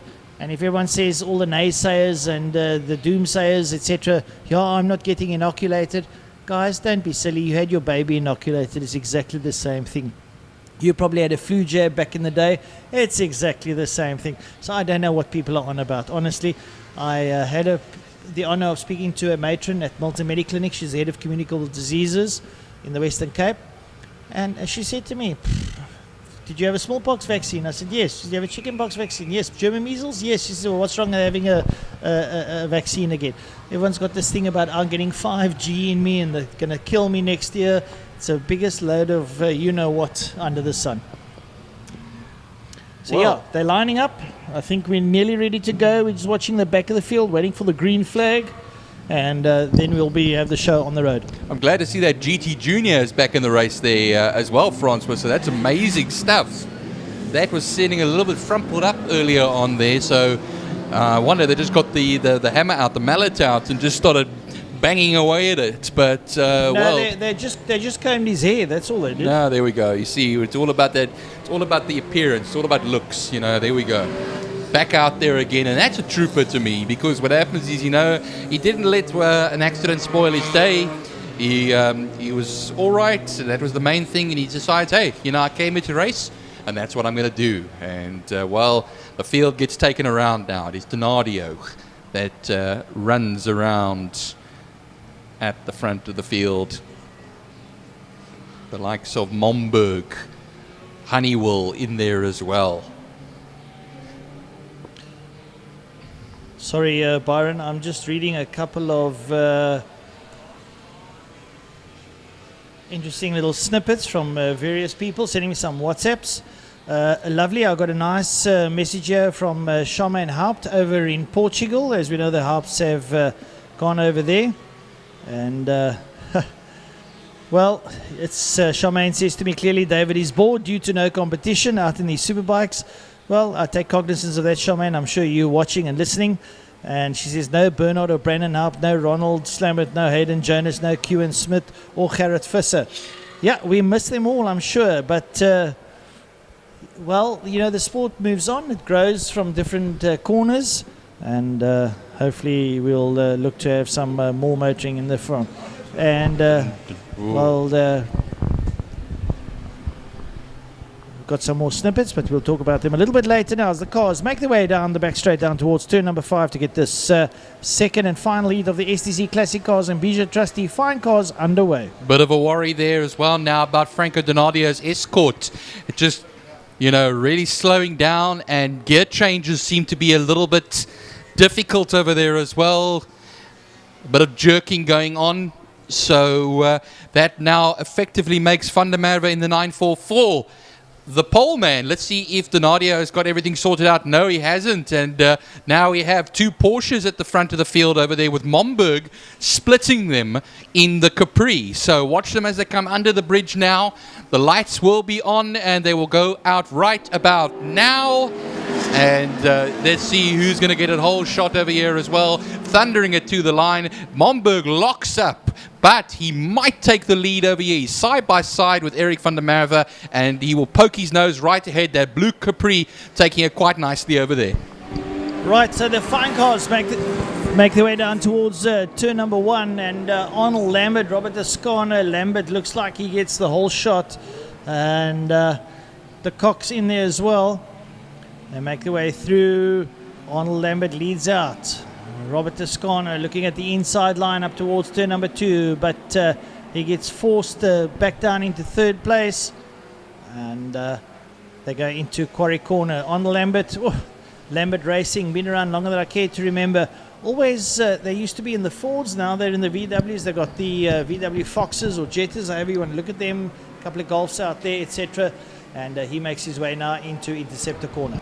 Well, Momberg leads the number 73 Capri. Then it's Van der Merwe. Here comes Donadio back now. Looks like his problems have been sorted out. He's going to be side to side with the Golf Porsche of Andrew Honeywell. And he's on the outside for Pertinina Fastron and will be back up into third place in a matter of no time at all. And then we have Ferdy Mouton is behind them as well. He's now leader in Class A at this time as well.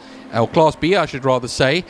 He is, of course, in the Ford Mustang, but it's going to be now a challenge that it's going to be Donadio on the outside into turn 1 on the Porsche 944 of Van der Merwe. There comes Ferdy Mouton now. He's going to try and poke a nose on the inside of the Golf Porsche, but no, you'll have to slot up into 5th position at the moment as Bruce Avan Taplin holds off Dion Valentine in the Mini.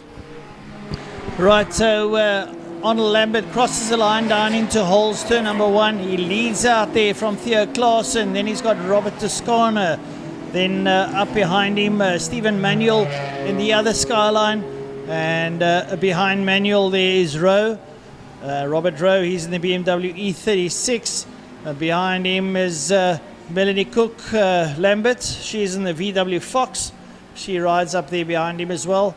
So the field's rather spread out, but there's a good little dice. Melanie sitting there in the Fox up behind the distant skyline there of Steve Emmanuel. So things are looking up now as they work their way through and make their way down into Deceptor Corner. Well, going down the back straight now, Jeff Bill is just challenging the likes of Valentine and Avan Taplin. Martin Bench, he currently is second in class. We were talking earlier on about that Capri having a 1600 Kent motor. Remember, those used to power the Formula Fords many years ago. And, well, we come across the line now. Momberg still leads the way. Donadio in his slipstream as it goes now, but he'll plant it right plaque center. But it's going to be Donadio going onto the inside. And, well, Trevor Momberg, who came back last race. He keeps it just ahead, and this may allow Van der Merwe and Honeywell and also Ferdy Mouton to close up the gap. Then it's Evan Taplin in the Toyota Corolla. Then Dion Valentine has fallen a little bit back over there, but Jeff Bill in the 944 Porsche is holding off Martin Bench in that Ket 1.6 litre Capri. Will look on the outside of that as well. That might allow the conquest of Dion Conradi to close up the gap as well, ahead of Lane Hutchings. Right, so currently in the fine cars, Arnold Lambert leads out from Theo Klaassen. Robert Escana sits there in third place. After that, it's Robert Rowe. And behind Robert Rowe, it's going to be Stephen Manuel. Then it's Melanie Cook Lambert. After that, it's Gunther Appelgrein. And then behind them, it's going to be some of the slow markers, Batia and Fourie Conrad Batia. And well, Ernest lead at the back of the field. That little Fiat 128, he should be in the classics. But clearly, it's not running the way he wants it to run. So that's basically how they sort at the moment. They're somewhat pedestrian, not too much happening there in the fine cars as the leader makes his way now through Car Care Clinic corner that is on Lambert. Well, we're actually just looking at Lane Hutchings there in that VW Golf. There's no Trevor Hutchings in this race. If I've actually looking correctly over here, he was usually in the Sirocco, the orange Sirocco. As I take a look now down below us, Martin Bench is going to be side by side into turn one. Alongside him will be Dr. Jeff Bill, and he will take that position right away from Jeff Bill, the number 54 machine, and Martin Bench will be up into 8th position, Bill down into 9th. Looking a little bit further back as well, I was looking at the escort of Nolter, that is currently in 12th position, and then we have Shawnee Bester, the 116 Mini, the little orange Mini, is only 1 second off of Nolter at the moment, ahead of all the fine cars. Well, I think I spoke a bit too soon. I'm keeping an eye there on Melanie Cook-Lambert. She's tracing down the back end of Steve Emanuel in the Nissan Skyline. And Melanie looks to be closing as they exit turn number 2, make their way up towards turn number 2. It's difficult. We have viewers and we have spectators on the track. So what's not on your screen is sometimes there you saw Cook and the likes of Stephen Manuel as they work their way through down towards turn number 3. And Melanie Cook trying to close down that skyline with the VW Fox. So she's got much the same car there as the leader in the fine cars, Arnold Lambert. And Melanie is not going to hang back. She's going to really give it all. And we've still got 3 laps to go. Well, we have now Eric van der Merwe that's getting his way past the Capri of Trevor Momberg. So the 944 up into 2nd position now, and Momberg will have to hold 3rd at this time. It looks like, though, the other Porsche 944 there of Andrew Honeywell has broken away from Ferdy Mouton in the Mustang, and then quite a gap between himself and Bruce Evan Taplin's Toyota at the moment. Then Dion Valentine in the Mini. And that will, of course, be the 7th position. Then Martin Bench. And then Lane Hutchings is under pressure. Oh, it's not Lane Hutchings, excuse me, over there. It's one of the other Golfs a little bit further down the field. Lane Hutchings has been overtaken, though. And he's got Bill, Conradi, and Hutchings. Hutchings, of course, is the man himself. And then, of course, Nolte will be behind him, albeit 9 seconds back. Sorry, Melanie Cook up on the inside of Theo Klaassen going into one. She saw the gap with Gunther Appelgrein chasing her. Melanie Cook, a lady driver, showing the boys the way around, and she takes the Fox in front of Theo Klaassen and works her way up now. She's going to be chasing Robert Rowe in the E36 now. Robert Rowe is having a look at his front bonnet. It looks like the front clippers come loose and the right hand side is flaring in the wind, so he can't go. He's got a problem. How fast does he go before the bonnet unhinges? And that might just bring Melanie into it in the closing stages. Well, 2 laps left to go, including the one they are currently on at the moment. Donadio still leads the way now, 3.6 seconds ahead of Van der Merwe, and he in turn will be a whole second ahead of Trevor Momberg at this time. They will be running down the soon in the normal straight over here as well, actually onto the Joubert straight already, excuse me. And then looks like Andrew Honeywell has closed up the gap to Trevor Momberg. 2.3 seconds it is between himself and the Capri. Then Mouton. And well, as things, no close battles at the moment really as far as the classic cars are concerned. Hutchings, as I said as well, 5 tenths of a second off of Conradi's Toyota. Nolte and Bester find Lieden in the GT Junior still in the race. Unfortunately, Ernest leads 128 Rally, like the Sirocco of Trevor Hutchings, not taking part in this race. Well, Robert Rowe crosses the line. Here comes Melanie Cook, followed here by Theo Klaassen and Gunther Appelgren down to turn number 1. They're going to start their final lap. Or is it no, 2 laps still to go, penultimate lap. So Melanie under a little bit of threat there from Theo and Gunther Appelgren, but doing a great job of it. Trying to close down there on Robert Rowe in the BMW E36. He lies in P4 behind Robert Toscana.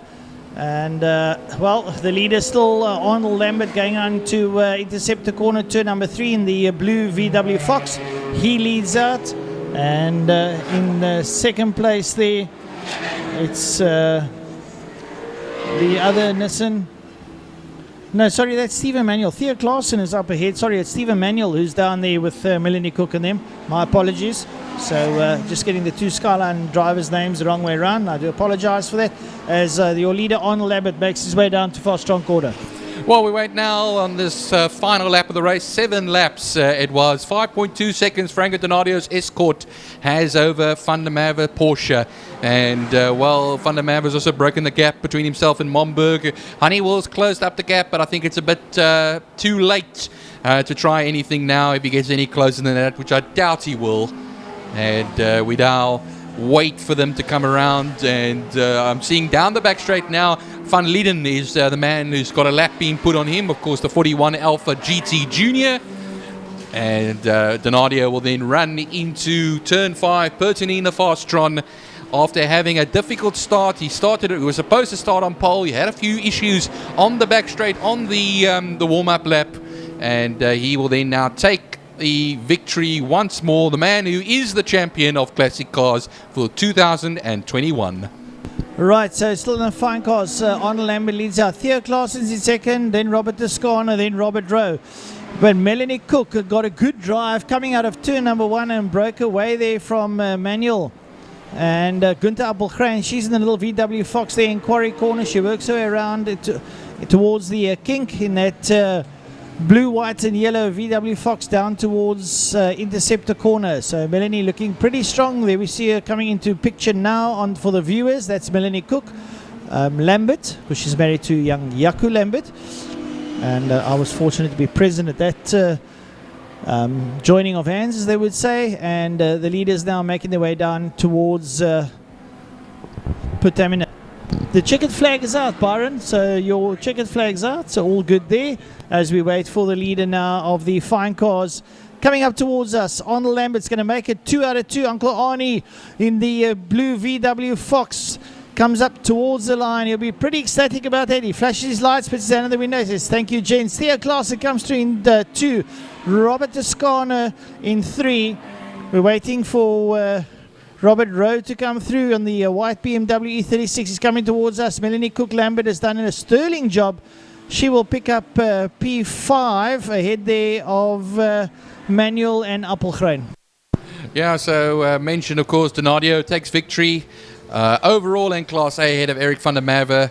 The man 5.6 seconds back in second position. Trevor Momberg in third position and Andrew Honeywell. That's the top 4 over here as well. Ferdy Mouton will win Class B ahead of Bruce Evan Taplin. And Dion Valentine in the Little Mini will win a Class C ahead of Martin Bench. Look at that. I can tell you something. That's some magnificent stuff over there from the Mini. It will be Hutchings, of course, in 10th position. But Bill will come up ahead in 9th position. Third in Class B. And Hutchings will be third in Class C ahead of Dion Conradi. Then Nolte in 12th position, the man only one in Class. Let me just see over there, Dirk Nolte in the Class D, the only Class D entrant. And then we start with the fine cars. But Shawnee Bester, also in a class of his own as well, will be the 14th place finisher.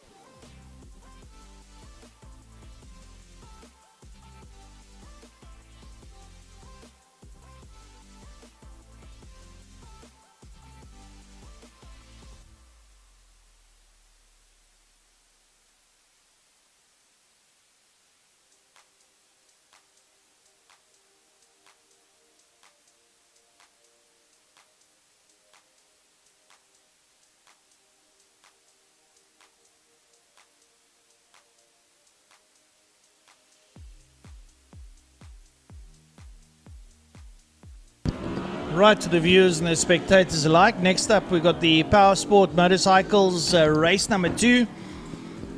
Race number 1 was a good affair between the Class A and the Class B alike. Class A, we had Slade van Niekerk and David Lindeman and Jason Lineker having a right royal battle at the sharp end of the field. And in the 300s, we had Tristan Pinar and Nicholas Hutchins giving each other a right royal rumble. So let's have a look, see what we have now in heat number 2. I reckon much of the same. And we'll have a little bit of entertainment for a Saturday afternoon. Just want to thank all our spectators here at the grounds for maintaining all their COVID duties, their masks, their social distancing, sanitizing. There's no alcohol on sale, so everyone's pretty sober, to say the least. Not that that should be a problem. And to our viewers at home, I sincerely hope you're enjoying the footage of the racing here this afternoon. We've still got a few races. We've got 2 more bike races. We've got a Thunder Saloon race. And then we've got a GTI Challenge 1 hour endurance.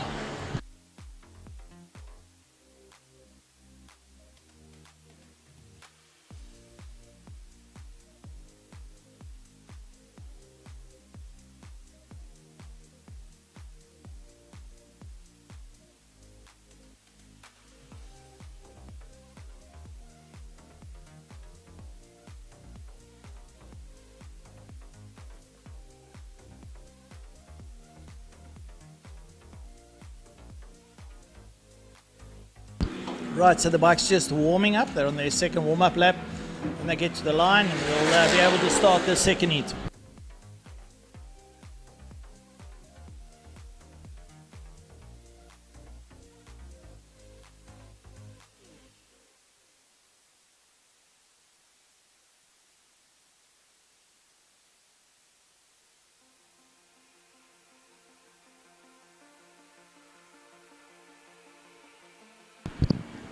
How are we on the subject of motorcycles? Tomorrow we've got MotoGP.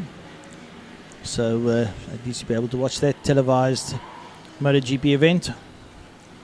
And yeah, a couple of new things happening for 2022. We see Darren Binder moving up to the Petronas SRT team together with Andrea Dovizioso. That looks to be a lot of fun. We've got the experience with the Exuberance. I look forward to that one. That should be quite entertaining. And Mr. the King Valentino Rossi, who's retiring from MotoGP. He's been absolutely adorned everywhere he's gone around the world this year as he greets everyone farewell. And I believe he'll be going to sports cars, if I'm not mistaken. Valentino Rossi. He's going to go back onto 4 wheels. Byron, I don't know. I haven't picked up quite on that story, so I'm not sure. But I think he might be moving into sports cars. I always thought he would actually move full-time into rallying, actually, because he's a big fan of rallying. Rally, or maybe rallycross. Rallycross. That actually suit Rossi, I think. But I haven't seen anything in the media as such that I can pick up on, so yeah. Yeah, no, of course, he became a father for the first time not too long ago as well. That changes a man quite a bit. And, well, at what, 42, almost 43 years of age now, obviously for him, he feels his motorsport career is not over, which is great for him because I think what happens is, but yeah, sports car racing, I have heard it's been mentioned for Rossi. Like I said, I don't know if it suits his style, but hey, we'll have to find out. Right, here we go. We got 5-second boards up. We're going to wait for the lights to go on and off, and bang, they go off and away they go. Zante Otto gets a good start there from the second row.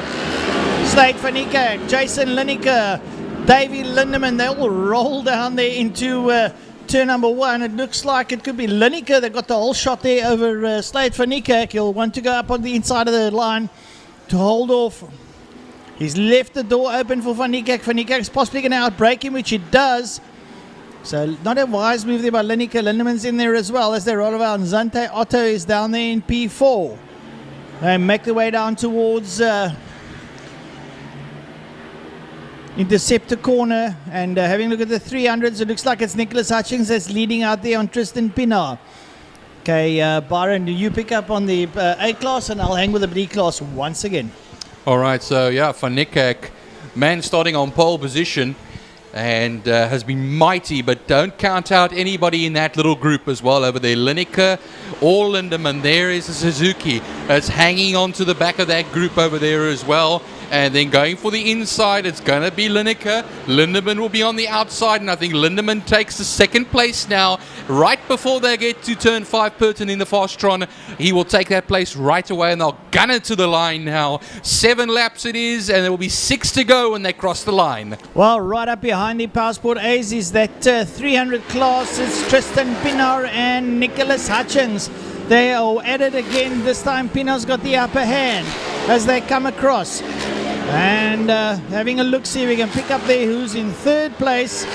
It's going to be Stavro Michael ahead of Mitch Robinson, then Braden Hutchings, Raymond Alexander and Adrian Solomon, and then Brad Fenner and Kyle Halleck and Peter Hill bringing up the rear there. So the 300 class heating up as we expected. Well, Zante Otto holding it in 4th at the moment, 1.4 seconds ahead of Lance Jonas.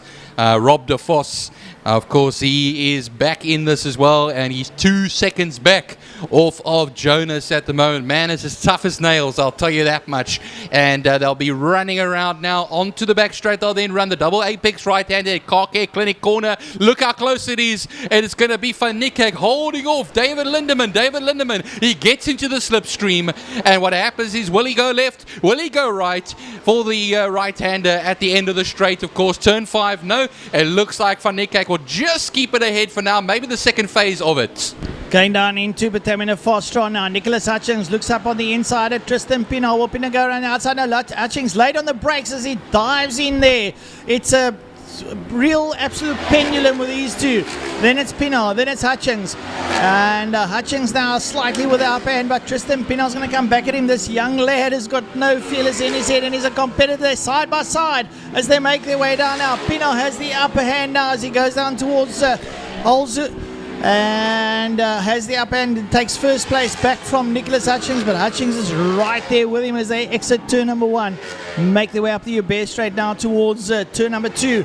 Hutchings now looks up, it goes up on his inside, he reckons he can have it, but Pinar absolutely demonic on the brakes there, late as ever, maintains that lead, but Hutchings right there with him. Raymond Alexander just a little way back. Well, 1:21.024 by the number 96 machine, the Kawasaki of Slade van Niekerk. He currently leads 0.2 of a second ahead of David Lindemann. When they cross the line, Lineker was a further 0.7 back, but it is still nose to tail between them. We'll watch them as they come now as well. And see Jonas is coming down the back straight here as well to try and close up that gap to Zante Otto. It's not going to work though. 2 seconds back it will be for Jonas, and of course it's going to be nose to tail coming through here to the Pertinina Fastron. They're going to come towards the bridge now. It is Slade van Niekerk. Now he's going to have Lindemann right alongside him, and Lindemann was on the outside rather over there. He had the lead for a short little while, and what happens is now they cross the line. Van Niekerk was only 1/10 of a second when they crossed the line. It looks like Lineker must be falling back a little bit, but the more they keep each other occupied ahead of him, he might be able to eat away at the gap ahead of him again. Yeah, I'm watching their Slade van Niekerk do well, but Tristan Pinar and Nicholas Hutchings up over the line. Hutchings dives up towards the inside. Pinar holds the line, crosses the bow there of Hutchings. Raymond Alexander is getting a little bit closer. Raymond, a seasoned veteran of short circuit and knows how to ride one of these small bikes. He's not doing too bad in P3. Hutchings and Pinar tripping each other up, and it's giving Alexander free circuit into Quarry Corner, turn number 2. Pinar leads out from Hutchings. Hutchings looks up on the inside. Alexander looks, he says, I can reach out and touch you boys, I'm coming for you. As they make their way through the kink down towards Interceptor Corner. Tristan Pinar leading out. There comes Pinar, there comes Hutchings up behind. There's Raymond Alexander, and they're not too far back. There comes Pinar and Hutchings. Hutchings will try and close up on him now as they go into Car Care Clinic Corner. And close up, and when he goes down the back straight, try and draft him down towards Patamina Fastron as the camera stays on that one. There's a lovely little dice going on there now, making their way down towards Patamina. Here comes Hutchings now. He's got a free run. He runs up on Pinar. He goes up on his inside. Look at the drive he gets as he comes down. He's got the upper hand there. He dives into Petamina and takes the lead back from Pienaar. And this is the seesaw project that these two have got going on as they exit there, and you get the full view of that. And watch now, Pienaar will come back at him. He'll go up on the inside. He'll get the better drive coming out and chase him down towards the line.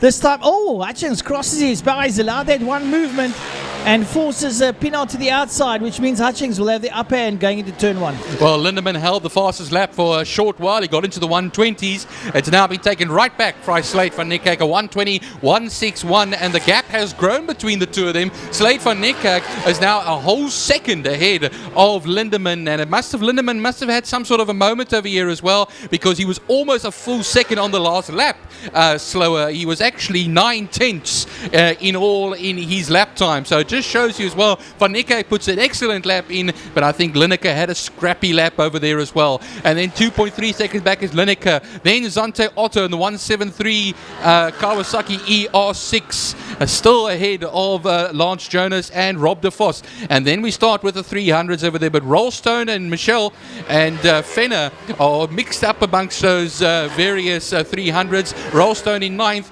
Michelle in 10th, and what happens is 16th will be Fenner.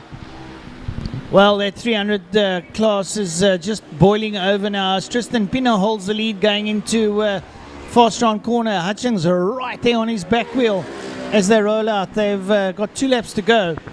So they come out of fast round corner. Pienaar leading out, and Hutchins will pull up behind him. Pienaar gets good drive coming out of turn number 5 here under the bridge. And Hutchins is going to try and draft him going on towards turn number 1. Comes in, Hutchins goes up on the inside. Is he going to be late on the brakes? And he shuts out Pienaar. A good maneuver there from Nicholas Hutchins as he dives into one, shuts out Tristan Pienaar and takes the lead back from him. Well, they've got to measure this one.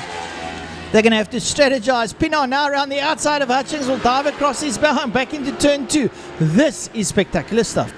Well, it's only a lap and a bit to left, Francois, of this race. So they're all going to be gunning it now in this last little bit of this Power Sport Motorcycles race. One of the promising classes here in Cape Town Motorsport. Some hot shots in there, definitely. Newcomers, old hands, you name it, they're all in there. And what happens is as well, it's always a fun class to watch. A 120, 161 is still that fastest lap time from Slade van Niekerk. He will go no better than that, surely, as now they cross the line. Slade van Niekerk is 2.4 seconds ahead of David Lindemann. Zante Otto's put her hand up at the back straight. She's got a problem. It looks like she could have a puncture or something. I'm not sure. She's rolling down the back straight. She's got her hand up. She's staying out of harm's way. Yeah, no, there she goes down towards Pertamina Fastron. Turn 5. It's very unfortunate. Jonas will come up into 4th position then. Rob de Vos will come up into 5th position. And then we have the likes of Pienaar and Hutchins following suit as well now. But this is now the final lap of the race. Well, I tell you what, the Hutchins Pienaar saga continues. They go down into Petamina Fastron. It looks like Hutchins could be on the inside there of Pienaar. There goes around his outside. He's on the outside of Pienaar. This is brilliant stuff. These two are not letting each other go whatsoever. And they're coming up towards the line. Nicholas Hutchins now has the advantage over Tristan Pienaar. So it's all happening out there at the moment. And Hutchins leading Pienaar now. He's going to try and keep it going. He's got to make it to the checkered flag. He's down through Interceptor corner. And doing exceptionally well. Flag for you, Byron. Well, here comes Van Niekerk. Will take the victory. And, really gunned it, as I say, as well over there. He'll come ahead of Jason Lineker, 6.3 seconds back. Lindemann should follow shortly with Jonas and de Vos in 4th and 5th. Well, David Lindemann, I see him going down the list together with Zante Otto, so they must have had a problem. And my 2 300s down into Petamina Fastron. And Nicholas Hutchins is leading out this one. Now, remember last time it was to the line, Byron. And Tristan Pienaar's on the outside there of Nicholas Hutchins. He comes around him. Can Nicholas come back at him now? They're coming towards the line. I think Tristan's going to make it 2 out of 2. He does indeed. Tristan Pienaar strategizing it down to the wire, as they say. Brilliant ride there from the two youngsters. Well, it's been absolutely brilliant entertainment out of the power sport class. I don't know, Byron, I think you've definitely enjoyed the racing. No, it's been some great racing today, and well, what happens is it's always a great way to end off the regional season with some good races. Remember, some championships always being wrapped up, and you know the thoughts start going to the end of the year, next year again as well. It's amazing that we're almost at the end of 2021. You know, we're talking about 8-hour motorcycle races happening already and everything like that. So it just shows you that's now Christmas time, basically now soon. Yeah, the year's flown. It hasn't been the greatest year. It's been a good year for motorsport, but unfortunately with our spectators, hopefully 2022 will afford us the full spectator value. And we've had a bit of live streaming. That has been a consolation for the protractors of motorsport here in the Western Cape and abroad that are favours of the Western Cape. And, well, we've had a couple of spectators here today. Not the kind of spectatorship we would like to have here. But I'm sure things will better as we go along, and we'll see what the powers that be decide going forward over the Christmas season, going into the new year, and I sincerely hope it's going to be favourable for spectator value.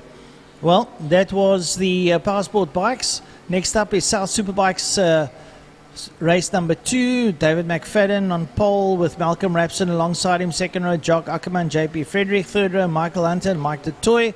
And in the fourth row, Lubabala and Tesana together with Jonathan Schwerin. So that'll be the next one. And then I think we will have the Clubman's and Classic bikes after that. And, well, we'll give you a little bit of update there when we get to the Classic and Clubman's of what's going on with the championship.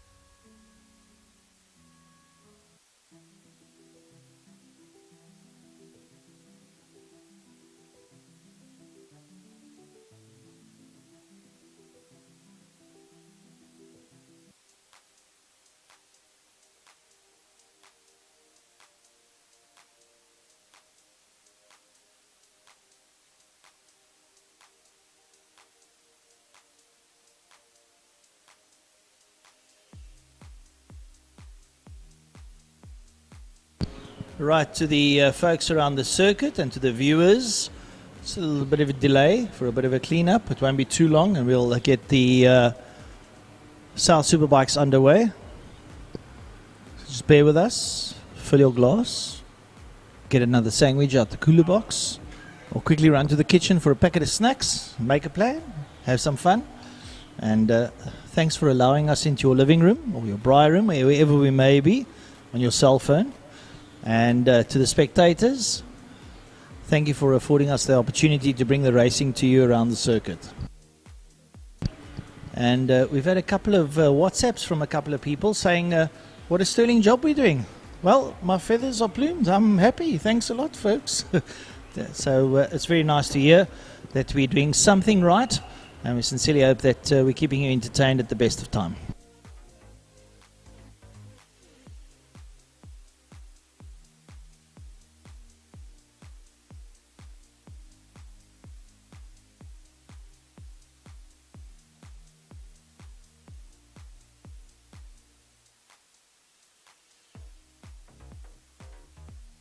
Right, so the Superbikes coming out of their garages. They're about to go onto the circuit. They'll get 2 warm-up laps, and then we get their race underway. Well, South Motorcycles down in, I think they're in Southfield, on the southern suburb sides of it, the area where I grew up, in the southern suburbs. and drove through there the other day. It almost feels like nothing's changed. Just a nice part of the valley, just very cold and wet in the winter, and somewhat moderate in the summer. It can be hot, but fortunately they get a breeze off the mountains and the sea there, so it does stay quite nice. I'm now out here, just about 5 minutes away from the race circuit, and well, it's the table view side of things, probably one of the biggest expanding areas in the Western Cape at the moment. I'm looking here to my right hand side. What used to be bare land is now blocks of flats and houses, etc. And this is the Westgrow Economic Development Zone, as they call it. It's going to go all the way down to Atlantis between the N7 and the West Coast Road. It's going to develop up towards Bloberg Hill. It's sort of mixed development usage, so that looks like Cape Town's going to be expanding, and hopefully a couple of more fans at Killarney, so that'll be great to see.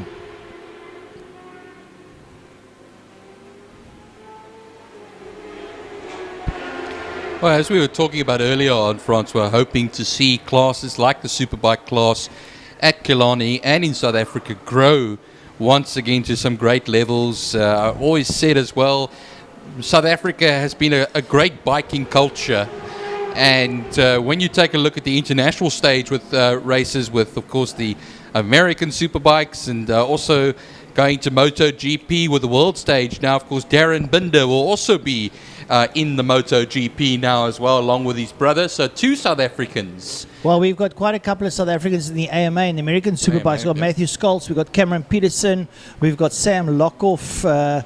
Yeah, it's nice to have the South Africans representing us abroad. Right, so they're rolling up to the line. Here comes David McFadden on the 69 Kawasaki Stun ZX10. Stops on the line with a stoppie. Malcolm Rapson alongside him. Jacques van der Merwe on the South Superbikes ZX10R. Then it's JP Frederick on the GR-Tax machine. And the rest of the field hanging in there. Right, the lights are about to come on. They're on, and away they go. McFadden gets a rocket start down towards turn number 1. Malcolm Rapson's in there. Oh, and 2 bikes nearly touch. Oh, that was a bit too close to call, but make it all down into turn number 1 as they roll around. And they work their way out. McFadden once again pulls away. And while it looks like it's Ackerman that moves up into second place, I don't see Rapson. Rapson, is he mid-pack?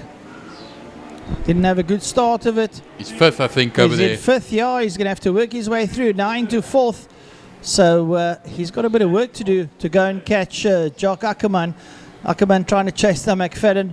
I don't want to be rude to Jacques. Love him to bits, but a bit of a tall order when David McFadden's on fire. Well, when it looks like your bike's about 2 seconds a lap faster than everybody else, catching him is not going to be easy, or impossible, in case something, just in case something happens, of course. But let's see them as they come down towards the Pertamina Fastron turn 5.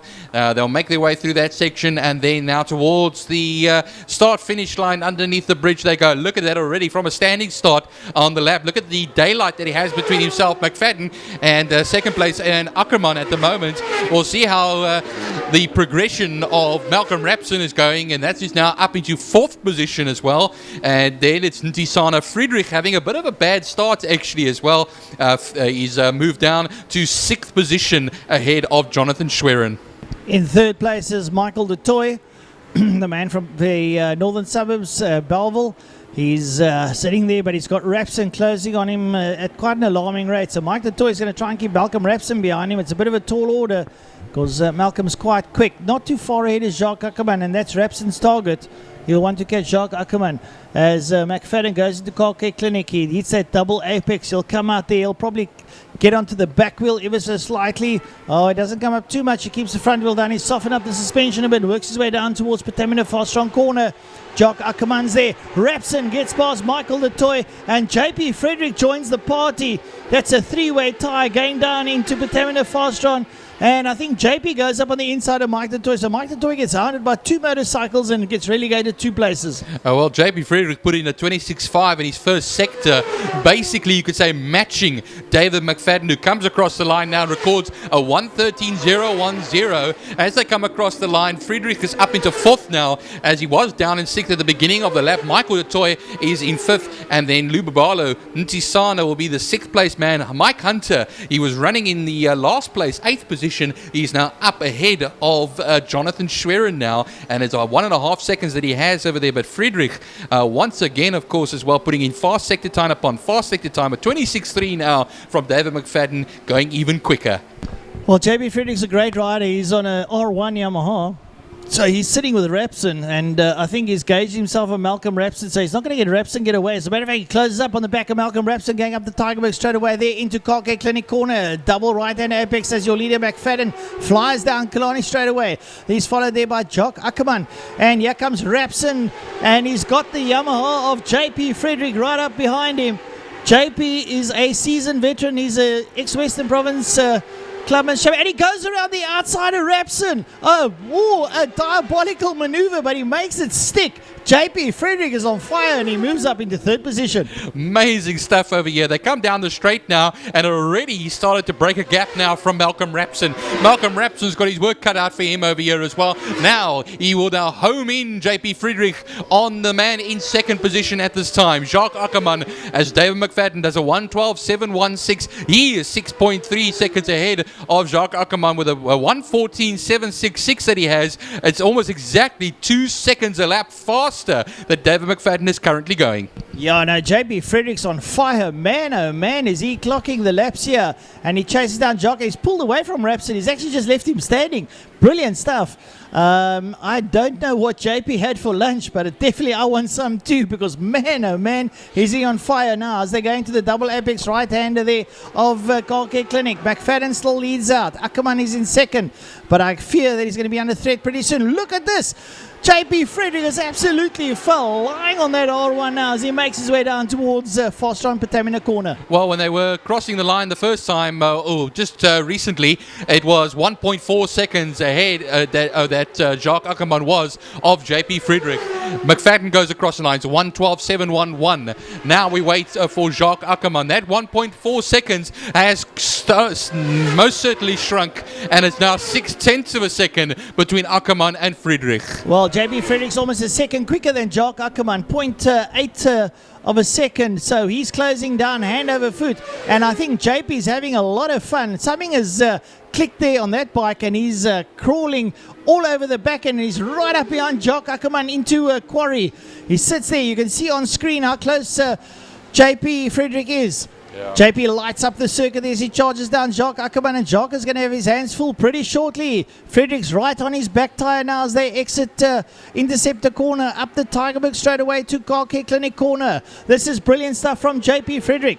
He's chasing hard. The man from Budazig, not too far away from the circuit, is really wringing the neck of that R1, and look at there, he's starting to draft Ackerman down towards Patamina corner. I tell you what, Byron, this is excitement out of the top draw. Oh, he took 0.8 out of the last lap. Let's see how much he takes out of this lap now. Friedrich, the man who started in 4th position, he fell down to the 6th position, and now he's up in 3rd, but it could be 2nd fairly shortly as David McFadden comes across the line. He had a fastest first sector time of a 26.3. Here they come now across the line. It is still 0.6 of a second between Jacques Ackerman and JP Friedrich, with 2 laps left to go over here as well.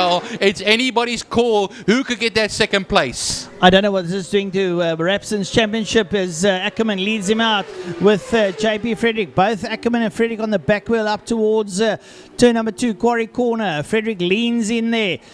Gets a little bit of a clip on the curb there, manages to keep it together now as he chases down Ackerman through the kink down towards Interceptor corner. Friedrich closes up ever so slightly. Ackerman will probably get a quicker drive getting out of Tigerberg straight away, but Friedrich is sitting with him. He gets good drive. He stays with him. That gap doesn't diminish whatsoever. Up into Car Care Clinic. Double right-hander now. Let's see what happens when they go down the back straight away. Will there be a drafting opportunity for JP Friedrich? Is he close enough? Not so, but he's pretty close. He might be a bit late on the brakes. JP is very good on the brakes down into turn 5. He goes down. Oh, he's right there. He's on the outside of Ackerman. Friedrich's the outside him. Ackerman must have seen him there in the corner of his eye, and I think the fight is on. Well, I was 5 years at school with JP Friedrich, Fairburn College, 2001 to 2005. He is a character, I'll tell you that much. And he might have character now because he is going to jump onto the inside of Jacques Ackerman, but just gets it taken the nose off over there as well now. He's running out of time, is JP Friedrich, but if somebody's going to make it happen, it's JP Friedrich himself. Yeah, I think Jacques Ackerman got a wake-up call there. Here comes JP once again, loud and proud on the brakes there, right up behind Jacques Ackerman now. And unfortunately, this is where it is. David McFadden is down the road. He's checked out. He's way down the road. And, well, he's definitely doing pretty well. There goes McFadden down towards the corner. And the checkered flag waits for McFadden. But we keep an eye there on the second place dice between Ackerman and Frederick. Here they come. Down the straight they then run towards Pertamina Fastron. That means, of course, David McFlash will take the victory. Easy victory for him over here as well. A 1:12.556, his fastest lap. Well, yeah, the dice is on. Ackerman gets on the gas early from JP Frederick. Will Frederick try and tame to the line? They come towards the line. Looks like Ackerman's done enough. Ackerman takes second. JP Frederick third. And Malcolm Rapson a distant fourth. I would have expected him a bit closer. I don't know. He's an accountant. He's probably done the sums in the championship. He might take the Superbike championship. He was leading it, so I think he thinks that the points might be enough and rested on that. Down in 5, Michael de Toy doing a sterling job. Over the line, Lubabalo and Tisana. He's followed there by Michael Hunter. And Jonathan Schwerin coming there out of Pertamina Fastron corner, bringing his bike to the line. Well, that's Superbikes for 2021. At least we had a bit of excitement here in the final heat. And to the viewers and spectators alike, it's been great having you here for the Superbikes. It is my poison. Don't tell anybody. I do enjoy motorcycles. And we'll still have the Clubman's race. Moving on to the Clubman's, well, Robin de Vos was leading that championship. Unfortunately, he crashed out in the first heat. He won't be participating in the second heat. So Wayne Orenser basically needs to just finish the race and he will take the championship once again. It's, well, I say it's a pity for Robin that he couldn't be out there. So, yeah. We look forward to that. So we'll have a look, see what the second heat of the Clubmans and Classic Bikes has installed for us.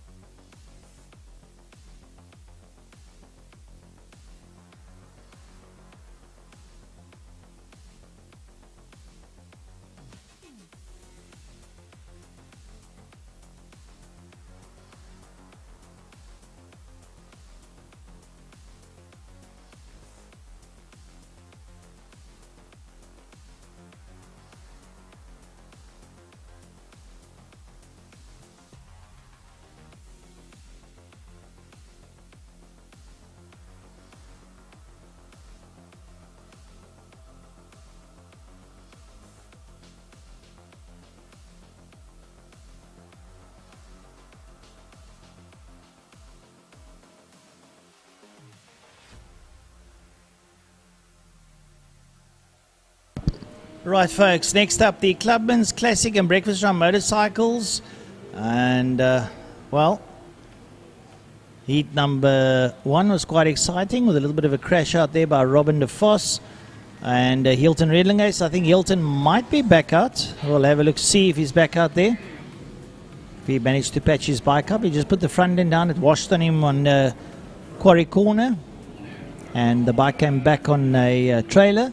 I don't know if they managed to fix it up. And Hilton's out there. Hilton Riedlinger is back on the circuit. Well, there we go. A stalwart of Killarney motorcycle racing, Hilton Riedlinger. This man has crashed bikes both privately and on the circuit. And he just comes back for more. So, yeah.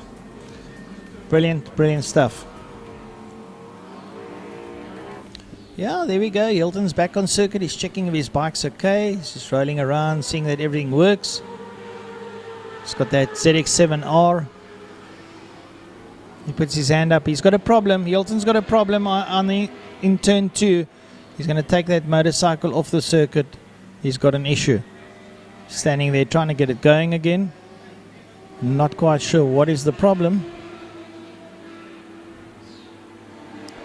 Could possibly be electrical after the fall. Something took a knock and has got damaged, unforeseen to the eye.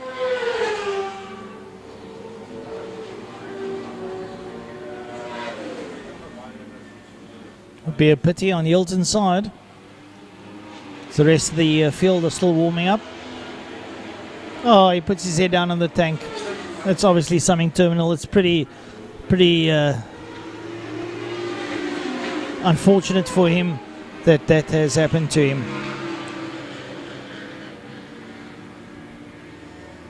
Gets off the bike. He's going to push it out the way. Go lean it up against the tires. Poor Hilton, not too happy about that one. But he'll be back for more in 2022.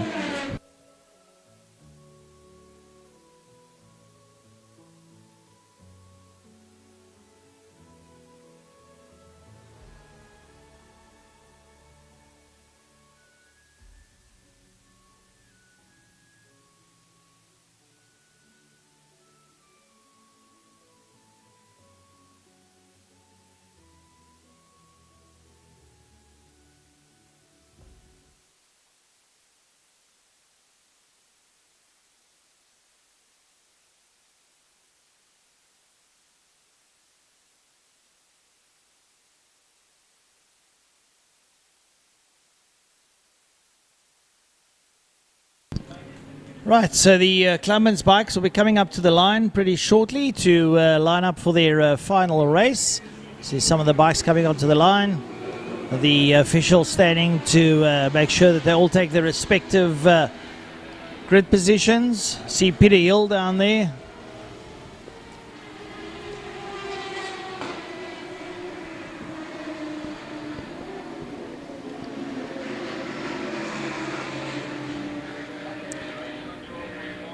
The number 18 of Brandon Bramdor. He's come through the Clubman's. He was a Breakfast Club rider. The number 56 of Nick Ben is out there. 65 of Jamie Hall comes up onto the line.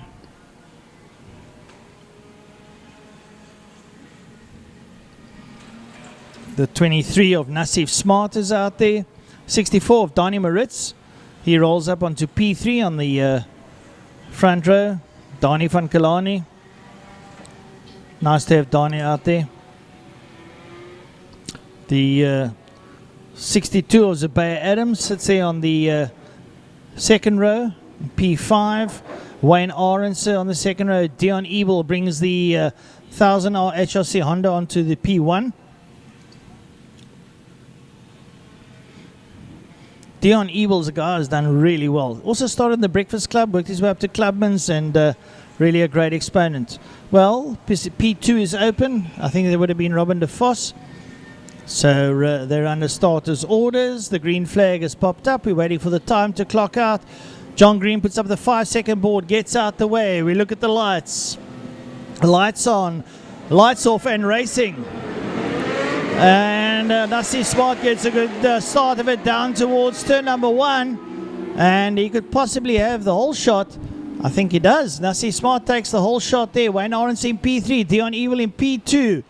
And they make their way around up towards Quarry Corner. Here comes Dion Evil up on the behind Nassif Smart. He rolls up late on the brakes and slides up on his inside into Quarry Corner. Wayne Aronson, well, he won't be too racy. He might want to win it and close the season off on a high, but he sits there in P3. And they work their way now down towards Interceptor Corner. Yeah, they'll run through turn 3, Interceptor Corner, then onto the Tygerberg straight. 7-lap race it is going to be then. Most of the races today have been shortened by a lap. and then run it onto the straight. As we said, Ebel started on pole position. Redlingays, Arendse, Maritz all in the mix over there as well. Wayne Arendse always looking for a good result as well as they thunder down the back straight now. I think Arendse is going to make a move though on the back straight though, onto the inside for Pertamina Fastron, and should take second place right away over there as well as they come to the end of lap 1. Dion Ebel, Wayne Arendse, Nassif Smart, and coming around Nassif there is Donnie Maritz. Donnie Maritz on that Suzuki GSXR 1100 comes up the inside of Nassif and works his way through. So, oh sorry, it's Zubay Adams, not Nassif, it's Zubay Adams, Jamie Hall, then Nassif Smart, Willem Benadel, Reginald Seal, Nick Ben, Wayne Gress, Dal Kutsi, Nico Fenter. They all make their way through. So, working their way back up there, and Wayne Arendse getting under attack there from Donnie Maritz. And Donnie riding a bike that's a good 20 years old. But yeah, he's a wizard of machinery, so he manages to get it going and up to standard. Oh, he's putting in a fast first sector time at 28.1 over there as well. He currently lies in third place as they cross the line, 4/10 of a second off of Arendse. Arendse looking very racy at the moment now, but he's 1.4 seconds off of the Honda ahead of him, the CBR 1000 RR. And we'll see them as they come through into the second of the sector. Zubay Adams will be in the 4th position, and then down the back straight as we run. Well, Donnie Maritz sitting alongside Wayne Arendse. Wayne Arendse using modern technology to pull away there from Donnie Maritz. But Donnie showing the power of that big GSXR 1100 as he pulls in there. Dion Ebel still leading over Wayne Arendse. Donnie Maritz is in 3rd. They're going to cross the line pretty shortly. And up over the line they go. So make their way down to turn number 1. So Dion Ebel, then it's Zubay Adams, Reggie Seal, the quickest out on the circuit on 170. So Reginald Seal, if he's that quick, is going to be moving up pretty shortly. He'll get past Zubay Adams. Oh, and he does. He pops a power wheelie and pulls up inside Zubay Adams. So Reginald Seal moves up to P4. Yeah, he has been putting in fast lap times in the previous race as well. That Yamaha R1 over there. And 4th place, as you say, the Francois Zubay Adams going down into the 5th position. Jamie Hall still holding it on ahead there as well of Smart and Benadel and Ben. Of course, Nick Ben, that is 8th and 9th all together there as well.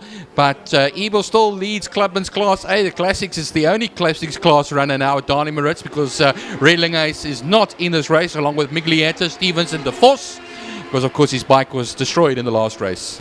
Right, going down into turn number 1, it's Donnie Maritz, it's Wayne Arendse and Dion Ebel leading out. They're all pretty much side by side as they come out. Dion Ebel, Wayne Arendse and Donnie Maritz.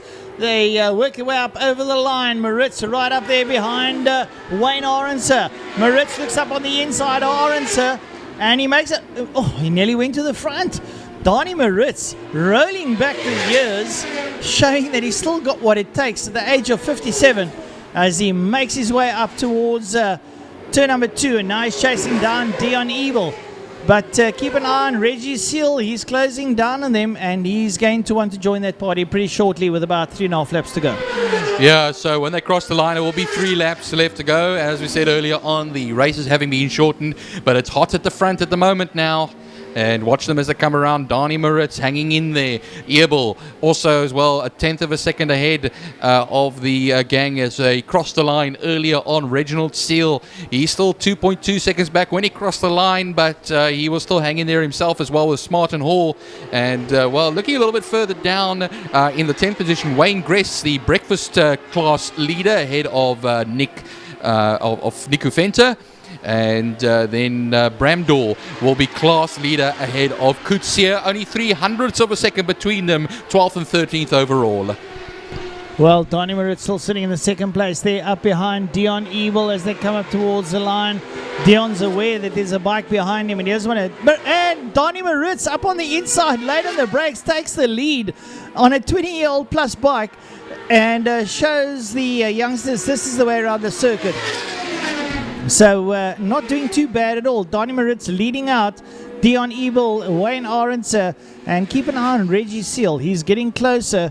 Got 2.5 laps to do something about it, and he's putting in some good times. Well, he has to put quite a bit of good lap times in there, because if you have 2.5 laps left to go, he's 2.1 seconds off of the man in front of him, Wayne Aronser, at this particular time. So, yeah, it's going to be a tough ask, but don't count Reginald Seal out. I'll tell you that much over there as well. Going back down as well, Bramdor is still leading the Clubman's Class B ahead of Doe Coetzee, and Hendricks, Lowe, and Peter Hill will be the man on the number 60 bike in 17th position, as Gress is the Breakfast Club leader. Fenter and Liwani will be joining him over there. 1.8 seconds back, Fenter, with 3.8 seconds back from Liwani. Well, Donny Moritz coming out of fast round Patamina turn 5, and he leads out. He's got a bit of about a second lead there over Dion Ebel. Then it's going to be Wayne Aronser up behind him. Reginald Seal, Zubaya Adams, they cross the line. We wait for the likes of Jamie Hall, Nassie Smart, and Willem Binnedel. They come towards the line. They cross the line as they make their way down towards turn number 1. Well, Dion Ebel's not giving up. He's sitting there with Donny Moritz. But Donny, that's a classic bike, so he's not part of the Class A contingent. That bike has been worked. Donny knows how to work a machine on a motorbike. But let's have a look, see if Dion Ebel can close down and maybe make a better race of it. I would think he's probably, Donny Moritz is one of the bikers out there with the most laps under his belt of Killarney as well.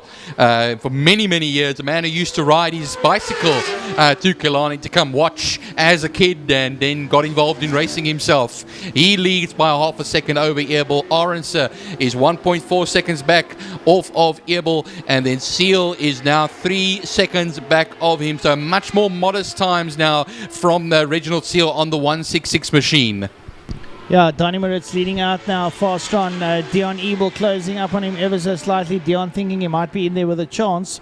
They're going to start their last lap now.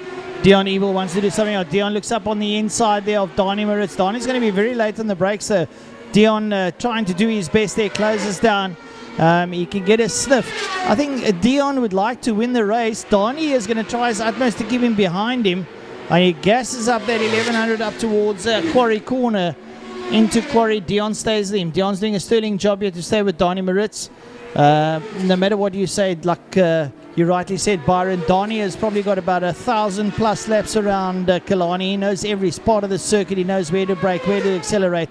So it's up to Dion Ebel to try and pull this one off. But Dion's sitting right there with Donny up the Tygerberg straight now, up towards Car Care Clinic Corner for the final time today for these two, as they're going to make their way down the back straight. This is going to be a race down to the corner, and I think Dion's going to have to try. He's not quite close, but will he light up that RR? That Suzuki is almighty. It's a monster machine, and I think it's going to be a big ask from Dion Ebel to try and close down on Donny Moritz. They go into Patamina Corner. Ebel's pretty close. I don't know. You know, it could be one to the line, Byron. Let's wait and see as the checkered flag beckons. But I think Donny Moritz has cranked the handle, and a classic bike wins Clubman's. That is brilliant stuff. Donny Moritz must be absolutely elated on that one. Shakes his head. I would too at this age. Trust me, if you can beat the youngsters at their game. Well, it's never like he left any racing. You know, he was very much involved in the coming up and upcoming youngsters, and lovely victory from him. A lovely win from Donny Moritz by 0.2 of a second over Dion Ebel. Aronser will finish in third, second in class. Seal will be third in class, but fourth overall. Adams and Smart, fifth and sixth. Hall, Jamie Hall comes through in seventh. Willem Binnedel will come through in eighth. Then it will be ninth for Nick Ben. And then Fenter will actually win the breakfast run class. Ahead of Wayne Gress, 2.8 seconds ahead of Wayne Gress, and then Luiani in 12th position. Bramdor will be the man winning class B, Class D, and then Coetzee and Hendricks, and as well as Lowe. That will take us all the way down to 16th position. Hendricks in 17th position. Peter Hill will be 18th, and Livingston will be the man in 19th position. So 19 of them will be finishing. Originally entered for today with 23, but a number of non-starters in this particular Clubman's Classics and Breakfast Run race. Well, I see Wayne Aronser standing on his bike thanking the crowds. He's your 2021 Clubman's champion, Wayne Aronser. Give him a round of applause as he comes past you on that ZX10. and he'll be pretty happy, and I'm sure that he would like to thank his sponsors that have been behind him. If I can just find his goodie, the JJ Smith Trust have been behind Wayne Orense for 2021, and he's brought a championship to them. That's what sponsors like to see. So to the JJ Smith Trust, well done, guys. You backed the right horse, and he brought it home. So well done to Wayne Orense as he takes it. Gets a good round of applause down there from the far side of the track. Wayne Orense taking the 2021 Clubman's Championship for the JJ Smith Trust on his steed, the ZX10R Kawasaki. Well, that was the last of the club bike races. We're going to move on to the Thunder Saloons. And, well, it's BMW, and 2 Golfs. Yeah. And, well, it looks like the whole southern suburbs are there. It's Neander Toy, Imad Modek, Faisal Kutsia, Mansour Parker, Anma Kutsia, Daniel Kutsia, Ahmad, Idris Ahmad, Niaz Modek, Calvin Ferreira, and Rosalie Harris. Basically, it's modified, to put it plainly. And then after that, we got the GTI Challenge 1 hour endurance race. Is it an endurance? An hour. An hour. It goes by so quickly. On semi-slicks, with brakes, well, they always race on semi-slicks, so it's pretty much... yeah, there's some good combinations out there. We'll run through them just now. We're just going to have the Thunder Saloons, and then we'll start talking about all the GTI Challenge combinations. They have to pit stop, they have to change a driver, they can 30 minutes, or however they want to range it, but that's pretty much what it's going to boil down to. So we look forward to that.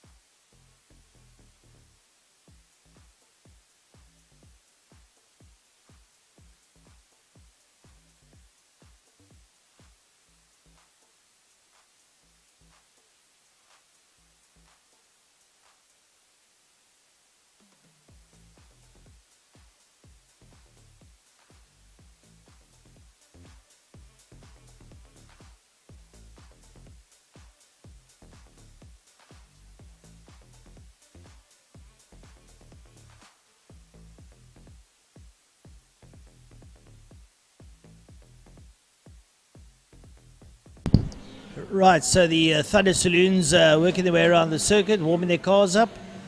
It's basically, it's 9 BMWs versus 2 VW Golfs modifieds. So we'll see how that one works out. On the pole sitter, Neander Toy, we got Imad Modek with him there. Second row, Faisal Kutsia, Mansour Parker. Third row, Anma Kutsia and Daniel Kutsia. Then the 7th row is Ahmad and Idris Ahmad. And the 5th row, Niaz Modek and Calvin Ferreira, and bring up the rear, Rosalie Harris. Thunder Saloons, otherwise known as the very expensive car challenge. Yeah. Some of the money gets put into these machines, I'll tell you that much. Very much a big need for sponsors, and well, have a look at Neander Toy here on the front, the GNA Motorsport NDT Racing, Neander Toy racing car. He's there with the BMW. Oh, some of the real quickies here around Killarney, and look at these BMWs. Oh, such a pretty sight. Daniel Kutsia, fresh there out of Clubman's. He's now entering the Thunder Saloons. And yeah, everybody who's anybody there is out to have a bit of fun. So Idris Ahmad at the back of the grid. There's a lovely black BMW moving through up towards the front. I think that's going to be Modak. That's Imad Modak. Ludwig Racing. Imad Modak on the front there with Neander Toy. Have a look at that car, Byron. It's got every bubble and squeak that you can have on a racing car on it. It's beautiful.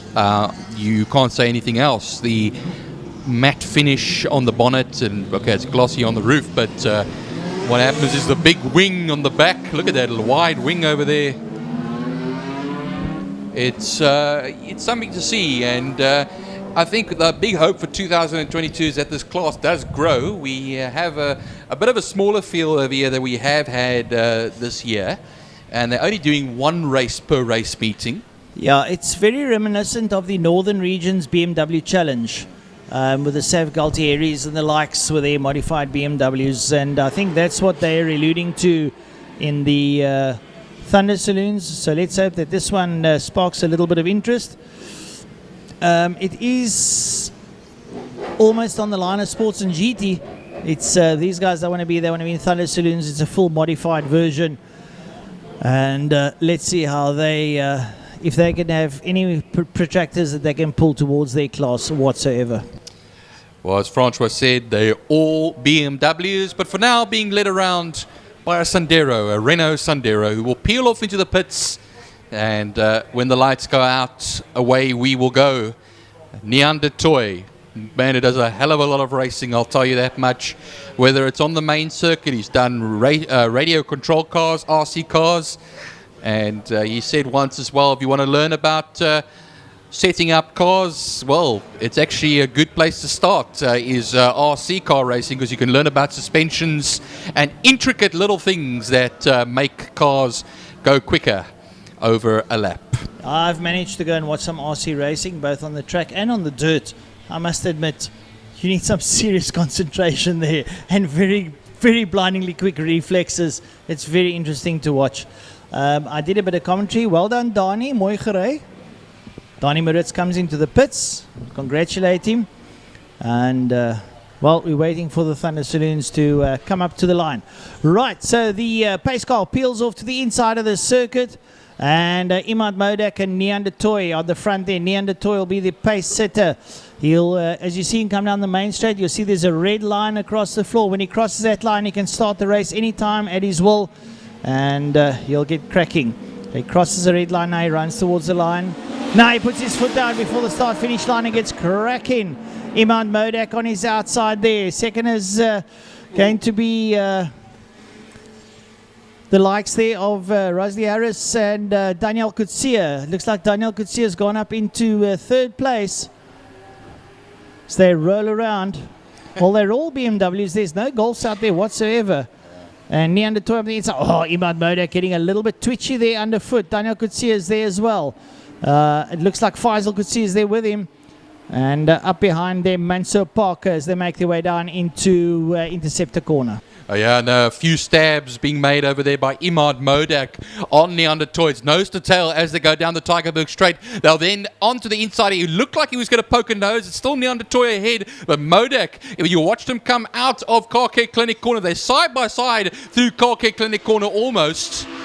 Down the back straight now, and I think what happens is he's in the slipstream. He's going to go on the outside is Modak, and once again side by side into Cape Town Corner, all Pertamina fast run and off onto the dirt, Francois. That's Imad Modak in that gorgeous BMW. Yeah, I think he was just a little bit over eager, and that puts, I think, Daniel Kutsia into second place.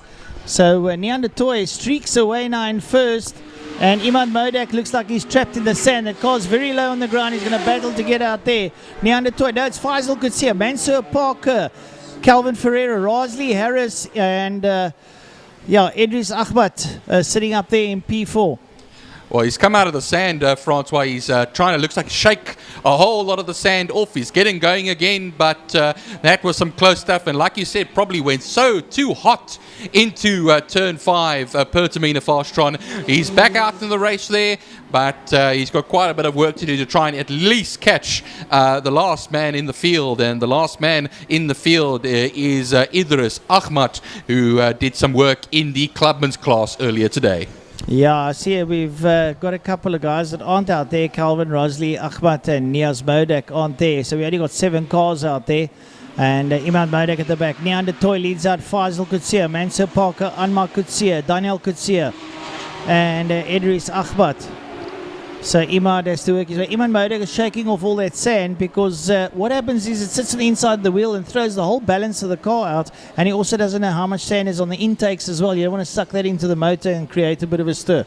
But Neander Toy is down the road.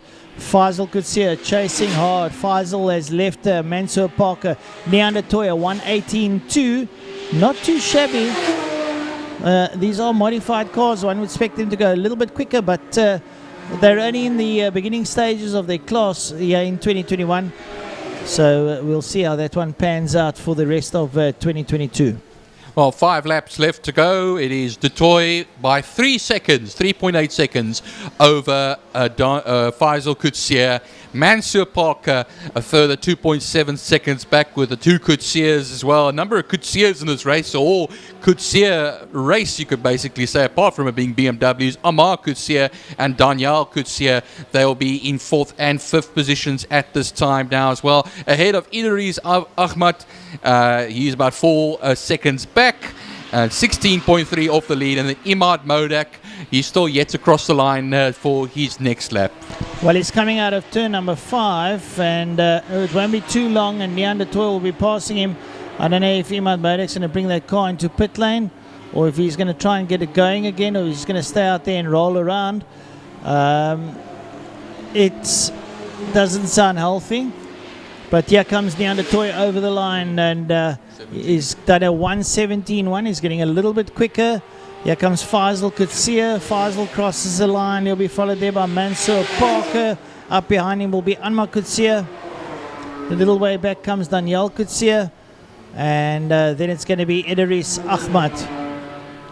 Well, you can see now, Francois, the 1:17.186. The last lap for Faisal Kutsia was a 1:20.934. You can just see a look at the difference in lap times there. So Neander Toy, a class on his own, 2 laps down, almost 3 laps. He's on the 3rd lap now, 7.5 seconds between himself and Faisal Kutsia. The Mansur Parker put in a 21.016.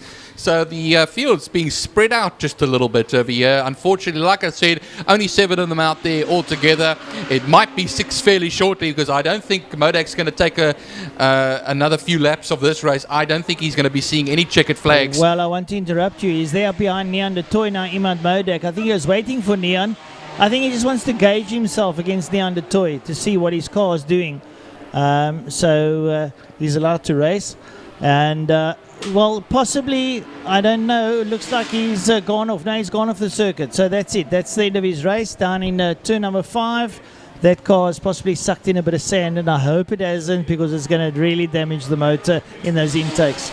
That's unfortunate. He hasn't even made it to the pits itself. He's actually parked on the entrance to pit lane, not even the entrance to pit lane, so that's unfortunate over there. Yellow flag will be put out over there, just a standard standing yellow flag, but Neander Toy, he still leads it away. A faster 2nd sector and 3rd sector times of 23.0 and a 26.5, and a 1:17.186 is still his fastest lap time. He actually did a 1:17.3, so he's 0.2 of a second slower on this lap.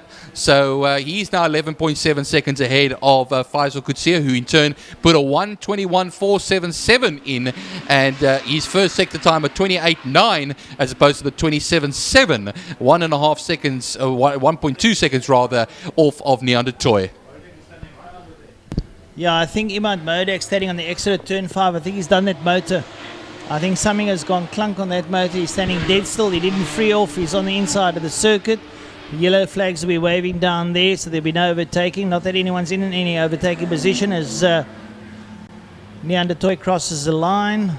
and he's got a very healthy lead. He's got about a he must have a good 15 20 second lead. Oh, and some of the other cars also slowing down. Is that Faisal Kutsia? His car's also gone bang. Well, that's the joy of modified cars. If you don't really build them too strong, then you can overrun them and create some damages, because they are set basically to their limits, Byron. No, that's true. It's all part of the modified racing categories. And, well, Neon de Toy, he's 25.2 seconds ahead of Parker, Mansour Parker. Daniel Kutsia, he comes up into third position with Idris Ahmad in fourth position. Faisal, he was slowing down. Amar Kutsia, they were slowing down. And, of course, then Imad Modak, who stopped at the entrance of pit lane. They'll be waving those yellow flags down there as well into turn 5, double-waved yellows. And while there'll be only a lap left when he crosses the line, Neon de Toy, here he comes around now. Doesn't have to do anything heroic. He's reducing his lap times by 2/10 every single lap. And I think that other BMW might be pulling into the pits as well, because he's going very slowly. 46. Yeah, that's the 46 of Anmar Kutsia. He's also given up the ghost. So, excuse me. And, well, basically that's it. Neanderthal just showing what it's all about as he enters turn number 1 for the last time. He'll be on his final lap.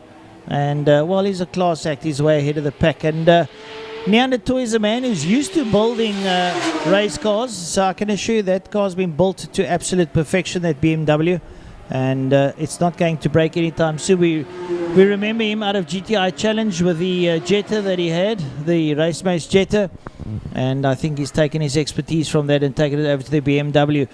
Mansour Parker in second place, 19 seconds behind. Mansour Parker, who's always been in Clubman's in a BMW, who's in a box BMW. He's now in, looks what is a 1 Series BM, rolling around there, not doing too bad. Behind him, Daniel Kutsia, Idris Ahmad in P4.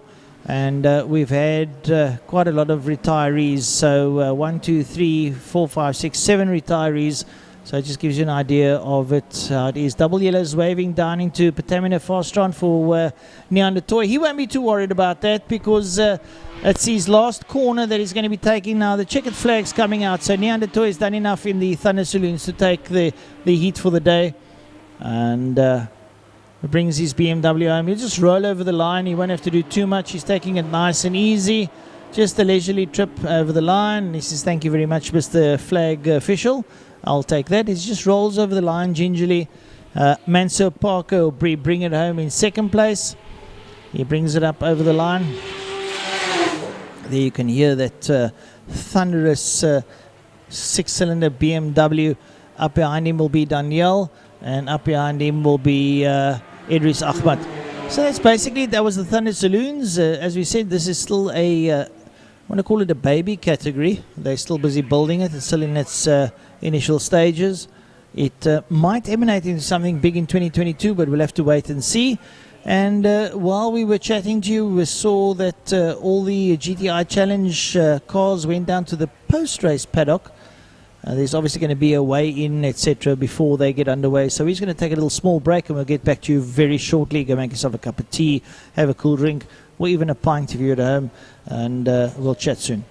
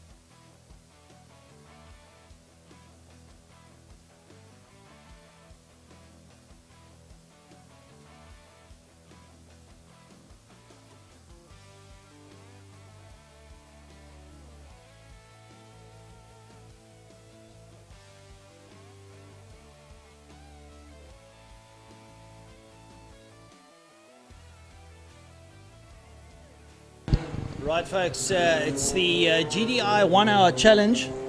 The cars roll out onto the circuit to warm up, and we've got some serious driver combinations out there, and it's going to take you through it there. Class A, Colin Meader together with Greg Edwards, ex-GDI champion. Kai van Sale with Kwesi Swanepoel, he needs no introduction. Yuri Swart and Andrew Goslet. Dylan Hubert, Neander Toy, Charles Visser and Nias Modak. Dewald Tron and Charles Opperman. Jason Kutsia also teaming up with Neander Toy. Down in Class B, we've got Eden Thompson and Shane De Toy. Gordano Lepini and Abraham Levy. Mario Roux, Stephen Vermaak, Wayne Field and Sean Ludwig. Then Mark Thompson's on his own, Grant Kluter and Chris Roberts. Nadia Ney and Byron Morgan. Then we've got Jacques Geldenhuis and Flavio Bussi. Rosley Harris and Daryl Fanikak. Chase Herald together with Troy Dolenchek. Matthew Rowe and Brett Roach. Man, I tell you what, big names creeping out of the woodwork here. Kyle and Calvin Wiltshire, the two brothers together. Tate Bishop, a karter, together with another karting champion, Cohen Bam. That'll be interesting to watch. Nathan Victor and, believe it or not, Clinton Besaidnout. So, I'm not putting money down on this one, gents. I don't know about you, but hey, this is going to be some race. So they've got an hour to do.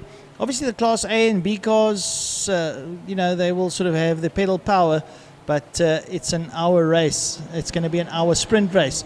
Let's see how the VWs hold up, as they say. Joining me, Mike's side, will be Byron Height, and Byron will be calling this one with me, the final race of the day. I think it's been a pleasurable day. Byron, I don't know about you, but I think I've enjoyed the racing quite immensely today. It's nice to be back. No, it's good to have you back, Francois, and it's good to have a we could say a full team again, and hopefully 2022 sees that happening. What happens is we are a team, we are together, and well, the more of us, the better. And well, we go now into the Cheaper Cars GTI Challenge Race 2, and over an hour. As we were saying earlier on, these guys are used to 8-lap sprints. Now they've got a whole 60 minutes to race it hard. And let me tell you one thing, that's what they're going to do is race it hard. These guys don't know any other way of doing it. I've just done a little bit of mathematics. I reckon they'll do about 40 laps. That's what they do about a 1 minute 20 odd. 125, so it's a quarter, 1 1/4. So, probably about 38, 40 laps. So it's going to be quite interesting. It'll be a sprint race. There's just no two ways about it, but it's going to be for an hour. So it's going to be very interesting. There we go, ladies and gentlemen. A beautiful mind right here at Killarney. Thanks, Byron, for that one. I don't know about the beautiful mind. Just a little bit of mathematics. Not too difficult to do, a bit of division there. But you at least attempted it. That's what I'm going to give you there. I didn't attempt anything right here. I just sat here. It's actually, I actually surprised myself so late in the day that I'll be able to pull out the mathematics there. Don't rip up the calculators now because you're going to embarrass me. I'll probably get about 12 WhatsApps. Your calculations aren't so good. I'm just trying. It's a bit late in the day. Yeah. And like the South African said, when this one or finish, gaan ons nou braai. Right, on the pole there, no surprises, Yuri Swart, alongside him, Jason Kutsia. Second row, Dylan Hubert and Kai van Sale. Whoa, they're going to go. Colin Meader's there on the third row. On the fourth row, we can see the car of Gordano Lupini. Eden Thompson is out there. Oh, who's who in the zoo. And then, not to mention those second drivers that are getting. Well, that's going to be another one. Dylan Hubert is not in his car, so obviously that's his partner that's in the car. I see Dylan standing down in the pits. So Neander Toy. Put Nean on for the start. He'll get going. He's right up behind Yuri Swart as they make their way down towards turn number 1. Jason Kutsia is in second. Jason dives across there. Yuri goes wide. He gets the corner, closes up there. Neander Toy sitting up in third place. So Yuri Swartley. Oh, and someone nearly goes off there. A little bit of rubbing is racing. Nadia Ney's car going off there, but Jason Kutsia up behind Yuri Swart. So they work their way around. Interesting as well, Francois, standing start for an endurance race as well. Usually, from my knowledge, it's always a rolling start, but they decided now to make it a bit more exciting, let them stand stationary, and then when the lights go out, we go. We should have had them parked on the side and had a Lamar start. That would have been exciting. But GTI challenge, put that in your pipe and smoke it for 2022. How about a Le Mans start for next year? Park your cars and let the guys run and strap themselves in and get cracking. That should be an interesting one. 5-point harness, etc. Going down into fast round Patamina, it's Yuri Swat, Jason Gutsia. Neanderthal is right there with him. Gutsia goes up on the inside of Swat. Has a look. Swat closes the door firmly in his face. Bang, blood nose, take that. But he still leads out. Jason Gutsia is right there, crawling all over him. Neanderthal looks up on the inside of Jason Gutsia as they come up towards us. Byron, this is going to be exciting stuff. Well, they come across the line right now, and it is Yuri Swat Jr. that leads it away, 0.4 of a second over Joubert, and then Gutsia. And then we have Nicholas and Van Zyl come across the line as well. Nicholas Meeder, Kai Van Zyl, Eden Thompson, the number 1 machine, and Giordano Lupini, the Class B runners over there. He's currently second in Class B. Eden Thompson is leading Class B at the moment. Well, Neanderthal got past Jason Gutsia, so he moves up into second place there behind Umpi, Yuri Swat, and Yuri leading out. But Neanderthal is not going to hang around. Well, I don't want to say this, but Dylan, I think it's Dylan. Is it Dylan? Dylan, your golf is going to get hammered, buddy, because Neanderthal is not going to hang around for 30 minutes. That much I can tell you. Already seeing him smoke up the back tires as they make their way down the Killarney straight away down to Patamina. Yuri Swat leading out Neanderthal, Jason Gutsia, and then it's going to be Kai Van Zyl. He makes his way down towards Patamina corner. Those front three are pretty close. This almost feels like a sprint race, and I said it's going to be a sprint race, Byron. Brilliant stuff to watch now as they come out at turn 5 with the backdrop of Table Mountain. Well, fitness is going to play a factor, I think, here as well, Francois. We've got a lot of younger guys that are quite fit, but we also got a lot of older guys as well. But some of them aren't as unfit as you would think. And look at it, nose to tail. And that is the Joubert car that is on the outside of Yuri Swat Jr. Well, look at how close they are to each other. Elapsed time 3 minutes and 12 seconds. That's 2 laps down already. Dylan Joubert, the 125.632. That is the fastest lap at the moment. While riding the Dylan Joubert car, just to highlight, there is Neanderthal, Race Mace. Race Mace sitting in second place there, up behind Yuri Swat. Yuri is not going to hang around. He's going to pedal that car. He's currently one of the top boys in the Polo Cup in SA. He had a wonderful round up at Swartkorps. It was his maiden win at Swartkorps. He did fantastically well, but really out there now, sticking it out in first place. But Neanderthal all over his back end like a cheap suit, giving him absolute mayhem now as they make their way down. Jason Gutsia still there in third. Then Kai Van Zyl. Kai Van Zyl's in fifth, sorry. So Van Zyl in fifth. And they're all making their way down. So Neon looking up on the outside of Yuri Swat. Yuri is not going to hang around. He's going to be pushing it in hard. And like you said, fit. But talking about fitness, the front boys are all carters. They are fit. The muscle memory is there. They do not get. Look at Neanderthal. He's up on the inside there of Yuri Swat. Neon goes up on the inside. Yuri goes middle of the road. Full defensive. Neon locking that car. Well, I tell you what, like I said, Dylan, I hope you're watching, buddy, because this one is really heating up. Jason Gutsia is now coming back at Neanderthal. Gutsia pedaling that Mindrap car as the CK Coachworks car into third place and giving it a lot of horns. Those front three sticking together like the proverbial glue.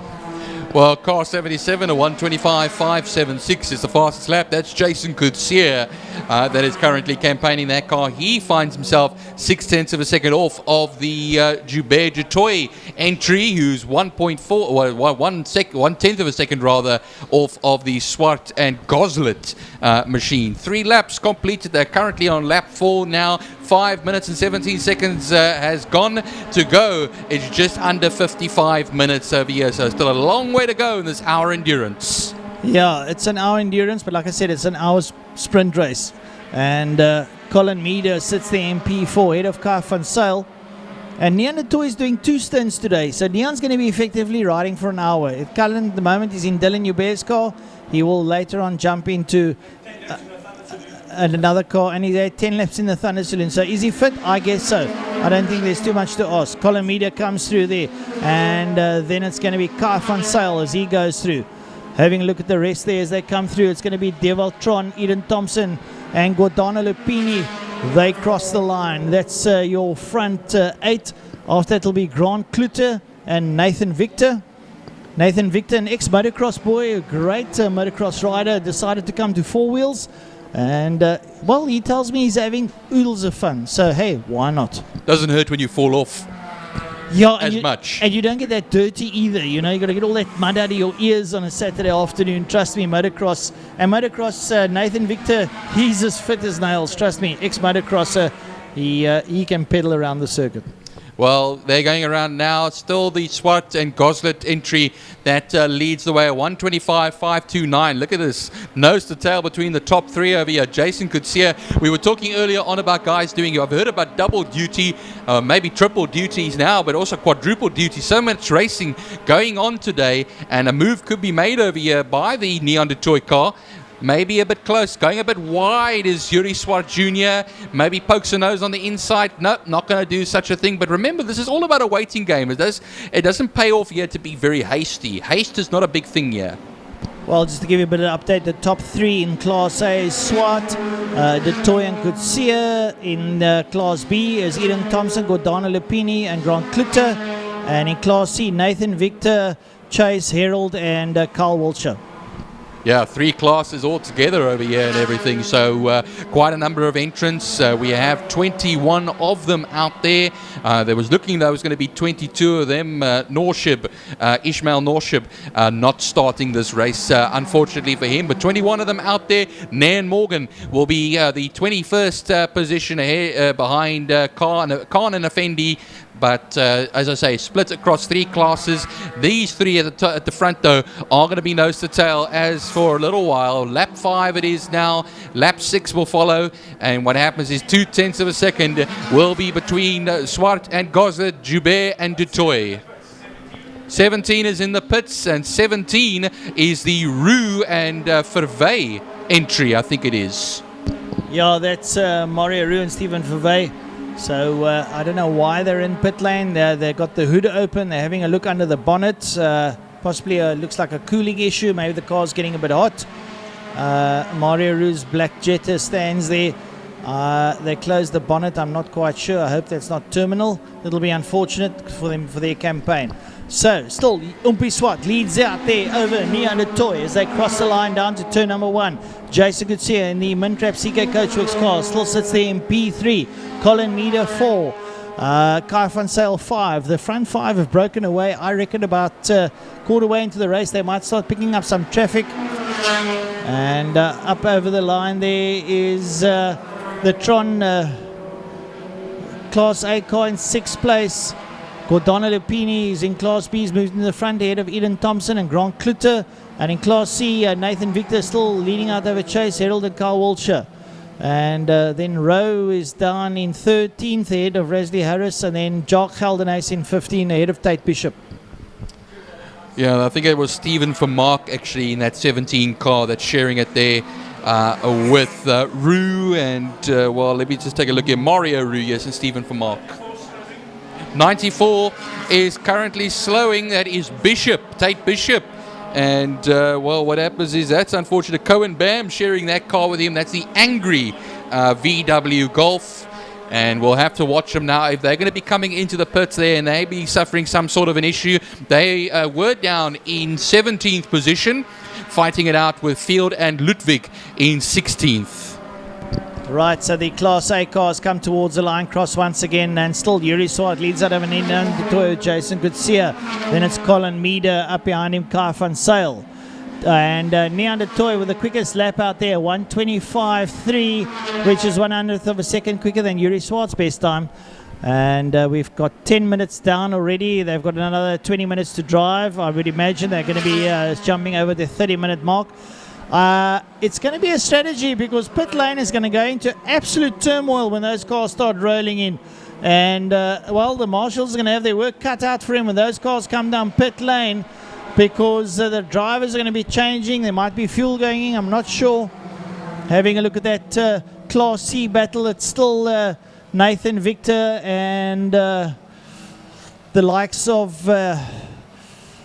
Chase Herald, Carl Wiltshire, Rowe, Harris and Geldenhuis all out there. Here's your Class A in the screen at the moment. They make their way down towards Patamina Fostron Corner. Those are your leaders. And coming down to turn 1. Right, so we might ask our camera crew to maybe go static on one of the corners or one of the straights so we can see all the cars coming through. You can get an idea of where everyone sits. There you see Yuri Swart together with Neander Toy behind him. There's Jason Goodseer up behind him as they make their way up towards the start-finish line. And when they cross the line, 11.5 minutes done. I was just going back as well to your comment about the pits when it's going to become frantic, Francois. I see a lot of relaxed looking people in that pit lane at the moment. Hopefully those watching just keep their eyes peeled, because there'll be cars coming into the pits, and let me tell you, you're going to want to jump out of the way over there, because they want to get in and they want to get out very quickly. I know what happens is they've probably been briefed on this, the driver's briefing about pit lane etiquette. When you're doing such a thing, they're not really used to it, a lot of them, because they're used to the sprint races. You get out there, you do your race and you come in. Now a new element has come in, pit stops. Yeah, I see a lot of folks down in pit lane, and I just want to give them fair warning when we get towards the 30-minute mark that you possibly either stay on the wall or get out the way, because those whistles, those marshals are going to become pretty frantic. There'll be buzzers and whistles going as we watch Gordana Lupini go into Quarry Corner there with Eden Thompson up behind him as they make their way down towards the kick. Right, so we have a look there on the screen coming down the line there. A couple of the Class C challengers. And they cross the line. There's some of the Class C cars coming through and some of the Class D cars. And yeah, it's pretty frantic stuff at the moment. And we'll have to see how that's doing. Tate Bishop down in Class C, running behind the Class B car of Nadia Nair and Byron Morgan. Hopefully he'll be able to do a little bit better. Still up front there, Yuri Swart. He'll be riding with Andrew Goslet, who's also driven GTI Challenge in the past.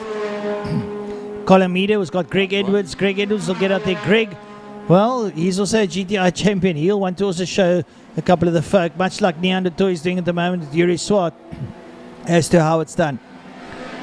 Yuri Swart goes around Quarry Corner, 2 wheels in the air. There's Gordana Pini, there's Eden Thompson crossing the line. They're in vision now. So you get an idea of who's riding where. And I think we can go back to the sharp end of the field and thank our cameraman for going static. Here's another challenge coming up towards us. Have a look at this. That's the Class D challenge. Lots of fun as they go down towards... No, that's your Class C. That is the likes of Nathan Victor. Chase Herald now ahead of Nathan Victor and Carl Wiltshire in the red car there. They went over the line there. You see them going into turn number 1. And they're riding there behind Grant Klutter. So Grant Klutter trying to stay with the attention of Chase Herald, Nathan Victor, Carl Wiltshire. They all work their way around there out of turn number 2. Lovely camera shot coming there from the production team now as they work their way down through the kink, down towards Interceptor Corner. Grant Klutter knows what's up behind him, because these are 3 absolute, should we call them mad youngsters behind him? Well, I'm just thinking to myself here, Francois, a quarter of an hour in and they're still throwing those cars around. We talk about 9 laps having been done here so far. Here's a very interesting thought that comes to mind. They're all running on semi-slicks.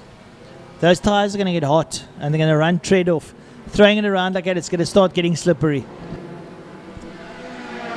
Well, 45 minutes left to go in this race, and the this little battle you're seeing right now comes up towards Pertamina Fastron.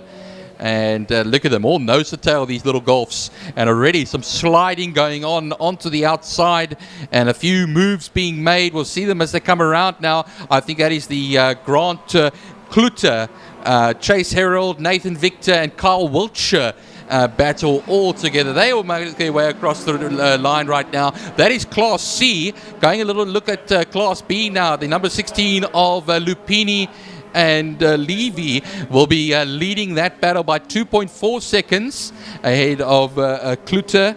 And well, I'll just take a look at that name over there as well with Kluter. Of course, Chris Roberts. You were mentioning Brian Morgan earlier on. He used to do Polo Cup number of years ago. I remember him very well. Brian Morgan also rode sports and GT cars up in Joburg. He was involved in a very scary accident with a fire. He actually burned his hands in the car at Swartkops. Managed to get it through. I was having a look at that Class C battle there at Chase Herald's got past Grant Kluter, and Carl Walsher's got past Nathan Victor. I watched Nathan a little bit earlier. Oh, there's a car off down in turn number 1. Ooh, I said it's going to get slippery, but that car manages to bring itself back onto the circuit. I can't quite make out whose car that is, but yep, I said to you it's going to get difficult, and already the leaders are getting into traffic there. Yuri Swart and Neon de Toy just got past Tate Bishop, so they're working their way around the circuit. It's all happening out there at the moment as the leaders start going in. So following the leaderboard, Yuri Swart still ahead there of Neon de Toy and Dylan Hubert's car. Then it's Jason Gutierrez, Colin Meader, Kai van Sale, and then it's Tron coming through. Gordana Lepini leading out Class B ahead of Eden Thompson and Grant Kluter, Chase Herald, Carl Walsher, Nathan Victor, together with Rowe, and then Resley Harris, Nadia Nair, Jock Haldenace, Chris Field, Tate Bishop, and the rest of the crew coming through. Yeah, so Yuri Swart has pulled away a bit there from Neon de Toy because he's been bogged down in traffic, so he's got to work his way through. And there on view you see the Class B cars coming through and having a right roll escape. Jason Gutierrez there in amongst the Class B cars, trying to work his way through down towards turn number 1 behind Neon de Toy. He manages to close up on the back of Neon, and they get past some of the Class B entries, Class C entries as well. The car's mixing it up, and Neon slows down. He slows down terribly. Oh, and they nearly collide. One of the cars coming out there. Neon de Toy has slowed right down. I think he's been murdering that car, and that's what I said to Dylan Hubert. I sincerely hope your car lost because Neon's going to give it horns. I think he might want the tyres to cool down. He might feel that the car's getting a bit hot or the tyres are getting a bit too slick.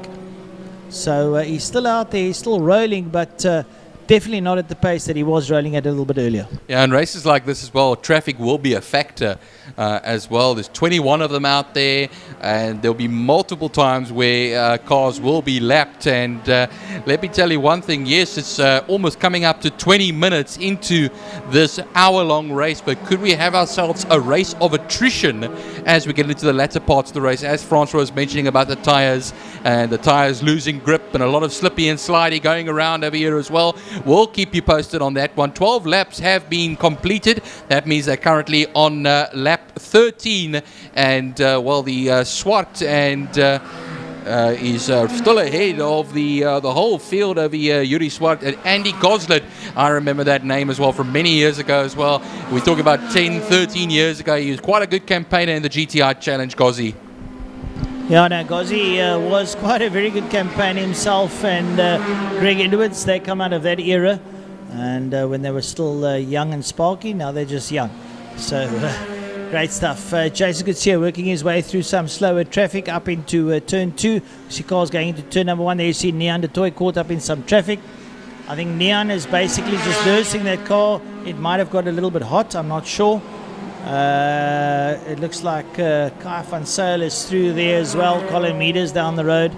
So everyone having a lot of fun out there. Right, the leaderboard still says Swat, and second place Kutsia, then Meader, then Hubert, that's the Neon de Toy in 4th, Van Sale, Kai van Sale, and then Tron, and then it's Gordana Lupini, Eden Thompson, and then Grant Kluter, Chase Herald, Nathan Victor, Carl Walsher, Stephen Rowe, Nadia Nair, Jock Haldenace, Rosalie Harris, Tate Bishop.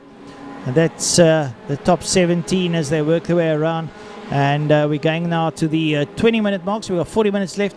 10 minutes before this pit lane is going to become a hive of activity, to say the least.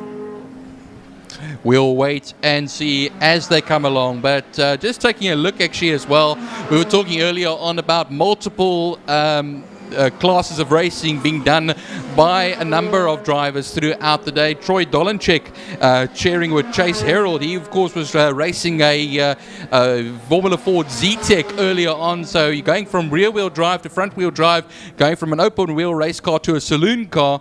And then as well, the man in second place who's had a little bit of trouble now is Neon de Toy, who was racing rear-wheel drive in the supercars and in the Thunder Saloons, now is in a front-wheel drive car. So the change of style, the change of mindset comes into the picture as well as you adapt throughout the day to the various race cars that you are campaigning.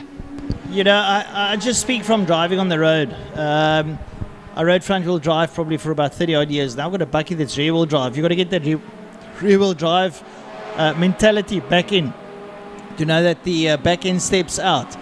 Now I've been driving rear-wheel drive for the last 7 years. Now I'm going to have the rallycross car, which is the Nissan Maxima. It's front-wheel drive again. I'm going to go back to that. So it's a whole mindset change. And like you say, it's very different. Now with the Maxima, it's going to be front-wheel drive, and you've got a big car behind you. Now the back end can step out, so you've got to give the tyre pressures. Oh, I don't even want to go there, Byron. I remember it was years ago. I think it was out Flamingos or something like that on the West Coast. We had Wesley Orr, who had been a multiple karting champion. He's been in Formula Volkswagen. He had been in single-seater racing, and it was his very first time. He had a little Golf Mark 1 that he was driving over there. It was his first time competing in front-wheel drive. This is a man whose whole mindset for all the years, you're coming from karting where there's no differential, what the left tire does, the right tire follows. It's just a complete difference. It's a whole feeling about it. It's amazing. Yeah, it's what they call a sort of a whole mindset change, and you've got to try and get your head around it. It's not that easy, I can assure you. Rear-wheel drive, you can let the back step out, get on the power, and try and drift your way out of it. Front-wheel drive, you sort of got to get on the power early and drag the car around the corner. So it's two different mindsets.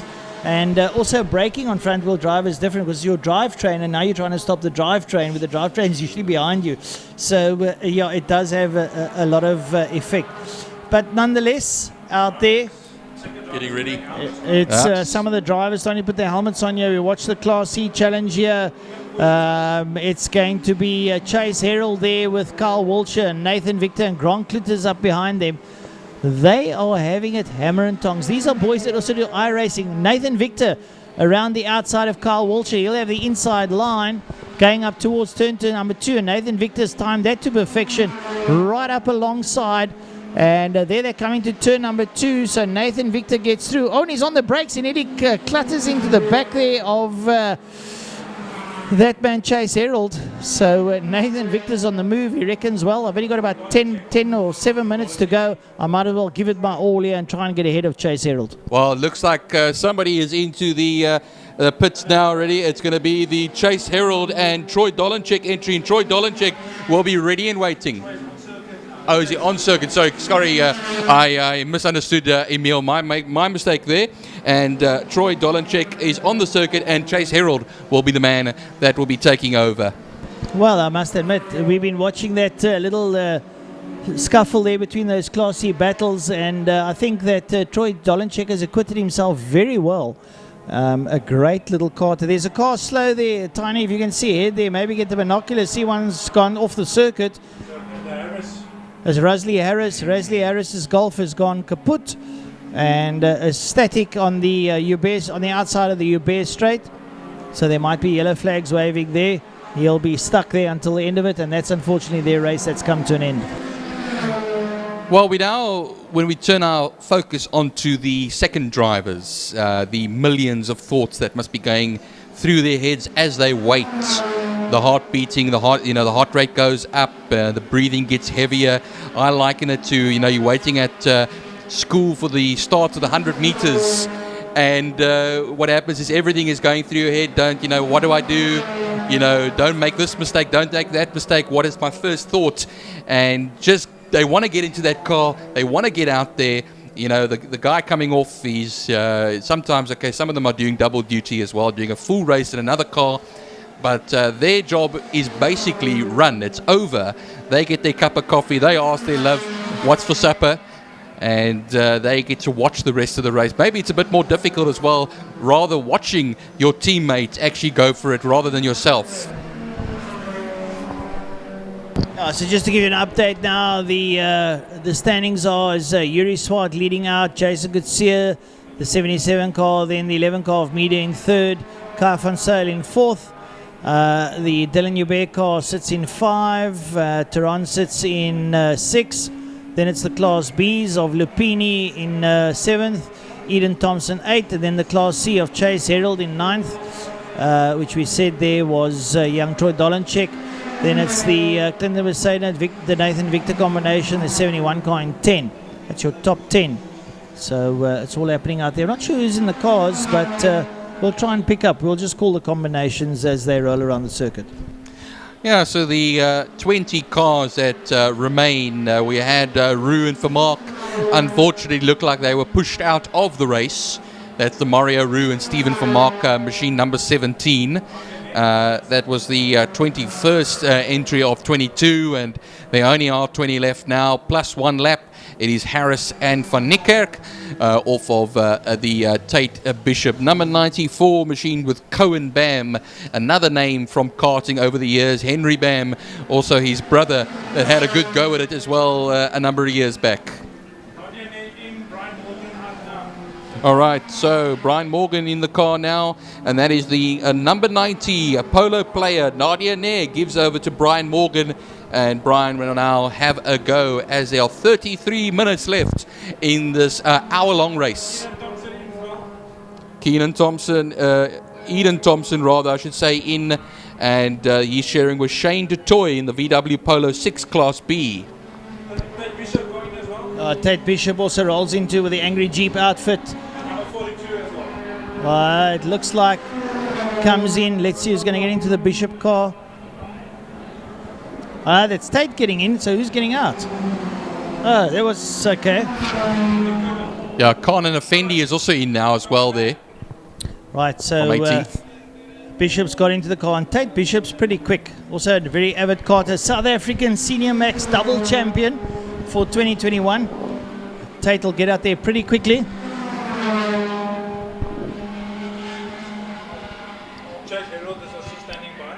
Chase Herald standing by for the takeover that he will do. And, well, that will be, of course, he's sharing. Let me just see what he's sharing again as well. Chase Herald with Troy Dolanchek, yes. So Dolanchek will give over to Chase Herald. Brian Morgan's getting into the polo there of Nadia Nair. So, right, there comes Nian de Toy. He's pulling in. He'll be replaced by Dylan Joubert. Hopefully that car is still drivable for Dylan. Nian really wrung the neck out of that polo. Wonder if there's anything left. The number 12 car there of Muhammad is in. So they're doing a driver change. They're down in 16th place. Morgan leaves. Yeah, Brian Morgan rolling out. So a couple of cars diving into the pits. Looks like Yuri Swart might be coming in. See the Yuri Swart or Jason Gutsia that's pulling into the pits there. Somehow, yeah, I think Yuri is going to hand over. Or is that Jason Gutsia? That's the Mint Wraps one. I think that's Jason Gutsia. Carl Wiltshire pulling in there.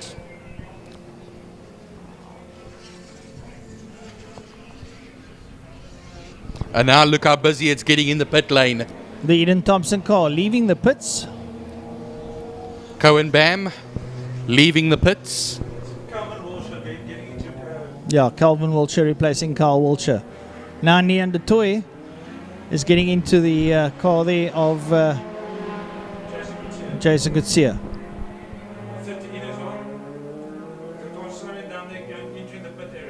There's a car slowing down, going into the pit area. So another car just passes it.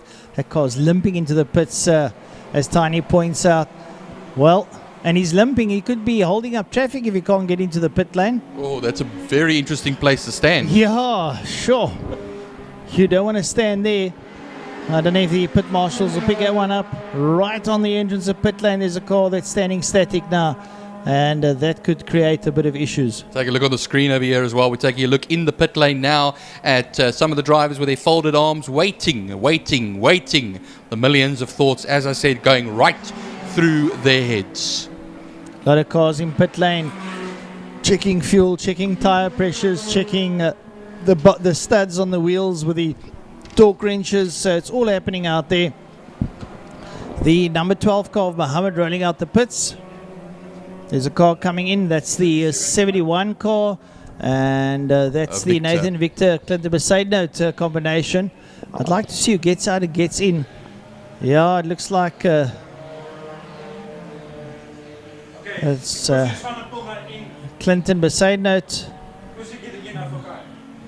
Well, Kai van Zyl is going to give up. That's got out there. It looks like Nathan Victor's going to get in. They're putting a bit of fuel in that car. Kwesi Swanepoel now getting into Kai van Zyl's Polo. Kwesi with an open face helmet, looks just like his dad. Godano Lupini's pulling in. Levy will take over.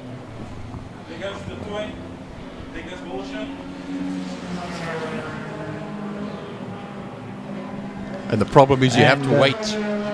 I think Armin Levy getting into Godano Lupini's car. That looks like Armin Levy.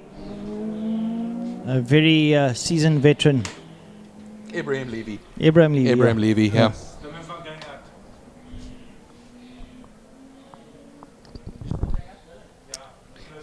And remember as well, when they get to the end of the pit lane as well, they have to be signaled by the marshal. The marshal will tell them when they go. They can't just thunder out of the pit lane because that can cause something. So they'll have to wait until it's clear and then come through. And that time they're gritting their teeth, their face is getting red, and they want to get out there. Dolanchek is in. Here comes the number 11 car of Colin Meader. He's looking for a place to put the car in.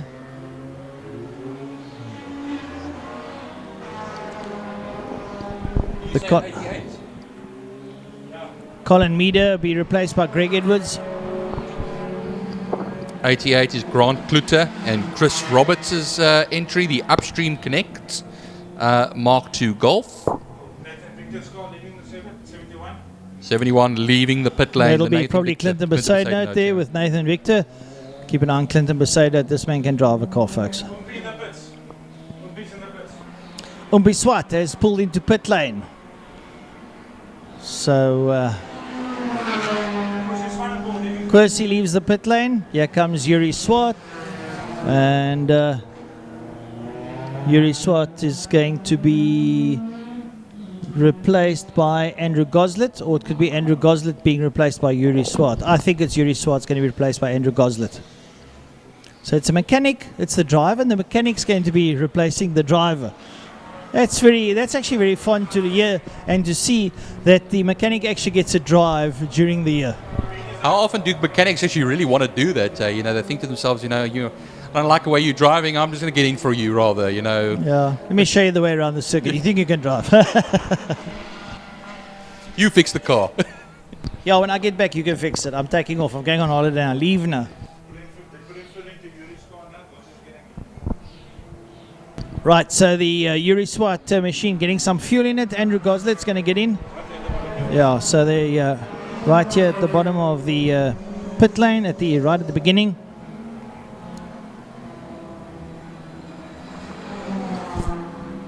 Nice to see the likes of Andrew Goslet and Greg Edwards getting out there and just having a little bit of fun. Yeah, there's Chase. Chase Herald cars going out. The Grant Kluter cars going out. The Colin Meader with Greg Edwards in the car.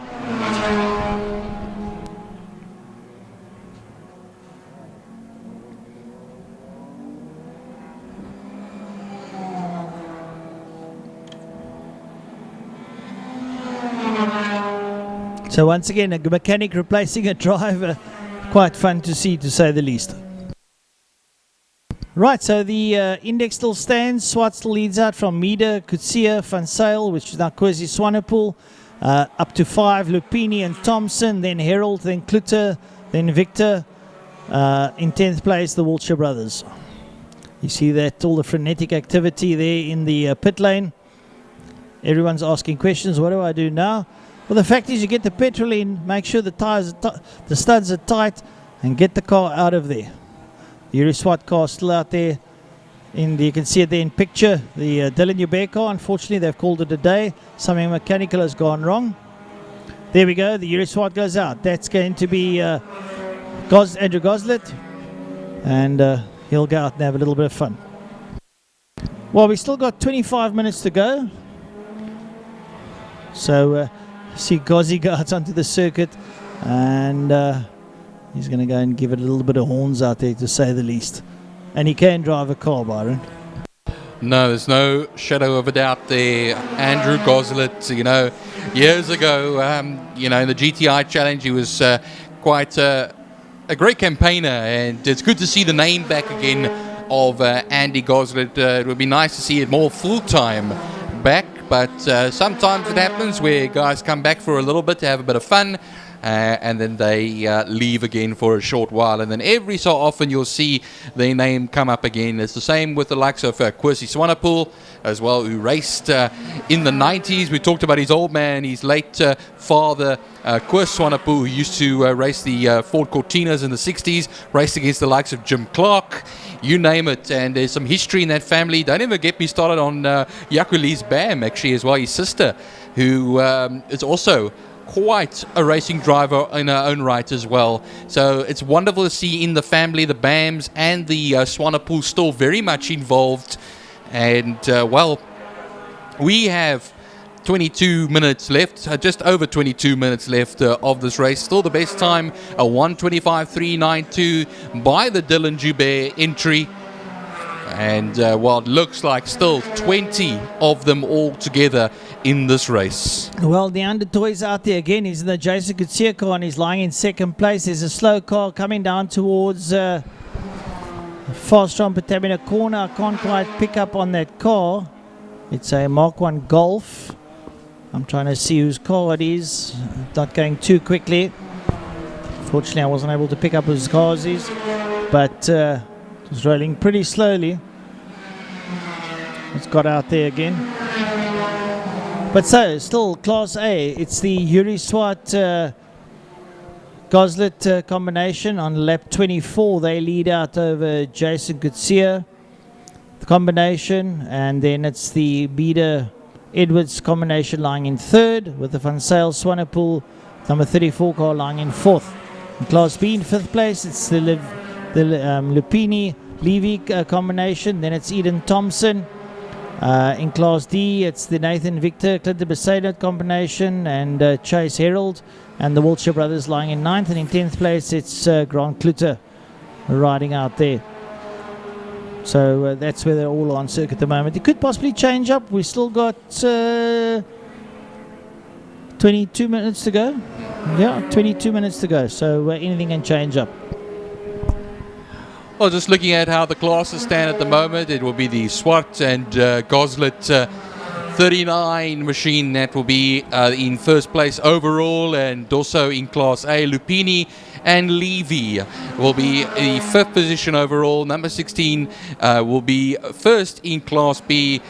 Victor and Besaidnote, seventh overall. Number 71, they'll be in Class C, number 1 over there. So those are how the classes stand at this moment. Harris and Van Niekerk, they rounded all off in 20th position. They are plus 3 laps at this time. Geldnys in the car number 4. That's also a Class C entrant over there as well for car number 4.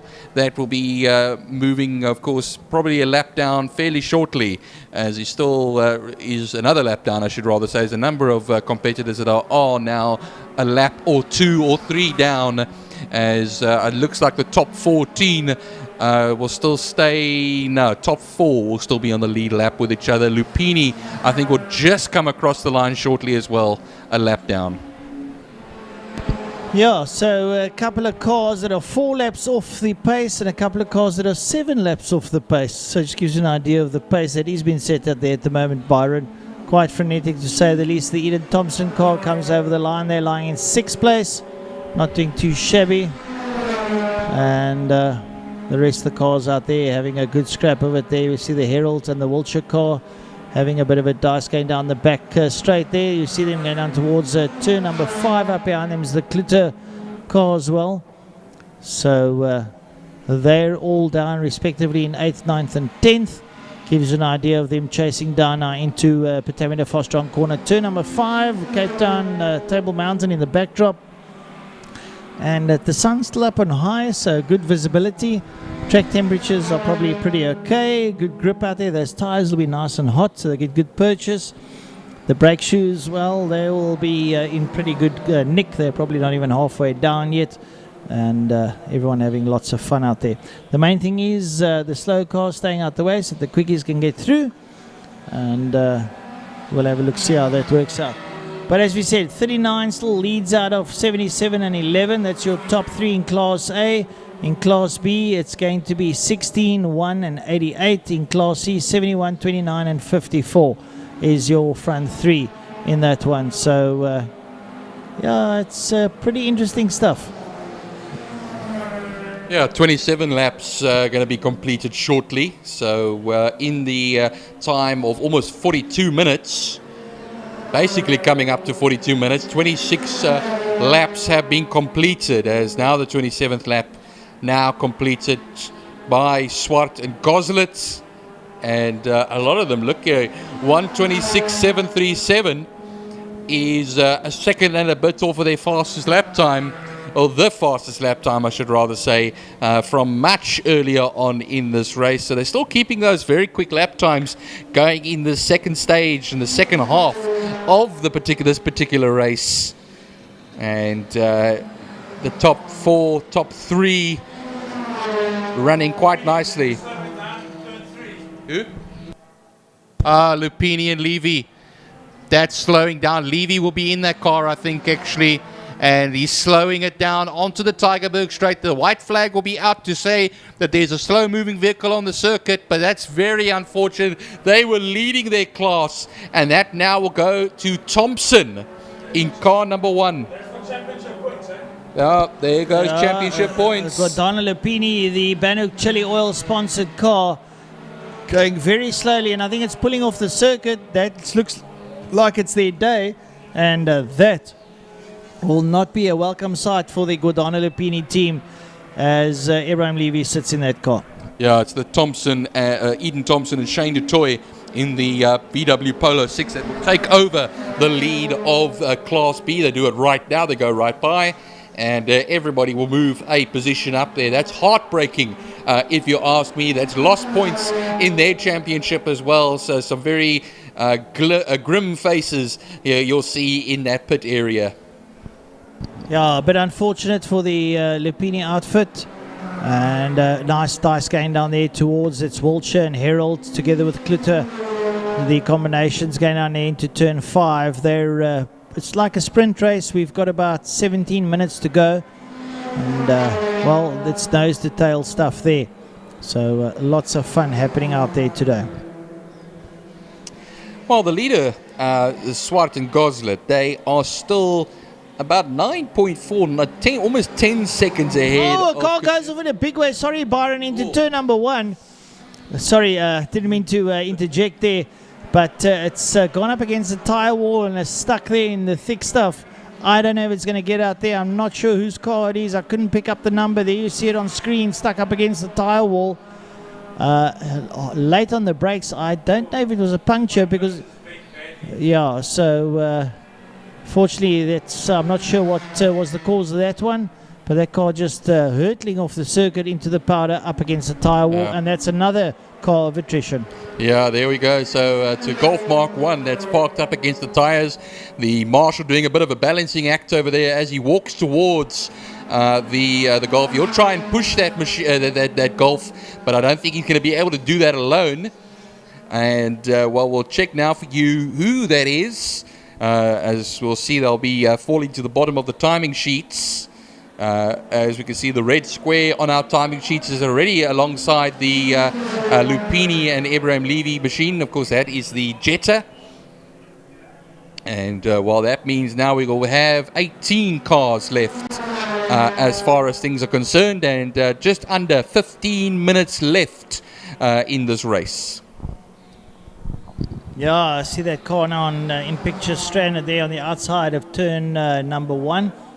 And a little bit unfortunate. The car's beached into the sand there, and you're not going to push it out very easily. That's very thick sand that's down there in turn number 1. So a bit unfortunate. That could be their race. And like we say, a race of attrition. And I think that could be the Nathan Victor Clinton Besaidnut car, if I'm not mistaken. So that is their race coming to an end, and Clinton won't be too excited, or either Nathan, I'm not sure. But that car is now firmly stuck in the sand up against the tyre barrier.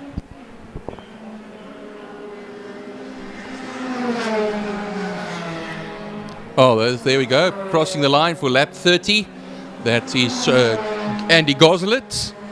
That will run there, and it looks like Kutsia and Dutoya have closed up the gap quite a bit in the last lap, for about 4 seconds. I don't know if there's been a moment somewhere over here for the Swart Jr. and Goslet car. We'll have to see over there. Meader and Edwards will follow suit in car number 11. Byron, if I can just fall in. So the Lupini, the Bishop, the Uber, the Tron, the Geldenace, the Rosalie Harris, and the Mario Roux car all out of the race at the moment. I think the Nathan Victor Clinton Besaidnut car's out as well. Oh man, there we go. There's the attrition rate that is coming up as the last minutes of this race take place, and it just shows you that's what's going to happen. We were talking about it earlier on, talking about the tires, talking about the cars themselves, talking about the drivers, also down to some fitness as well, but it's more melodies as far as mechanical melodies are concerned for the racing cars.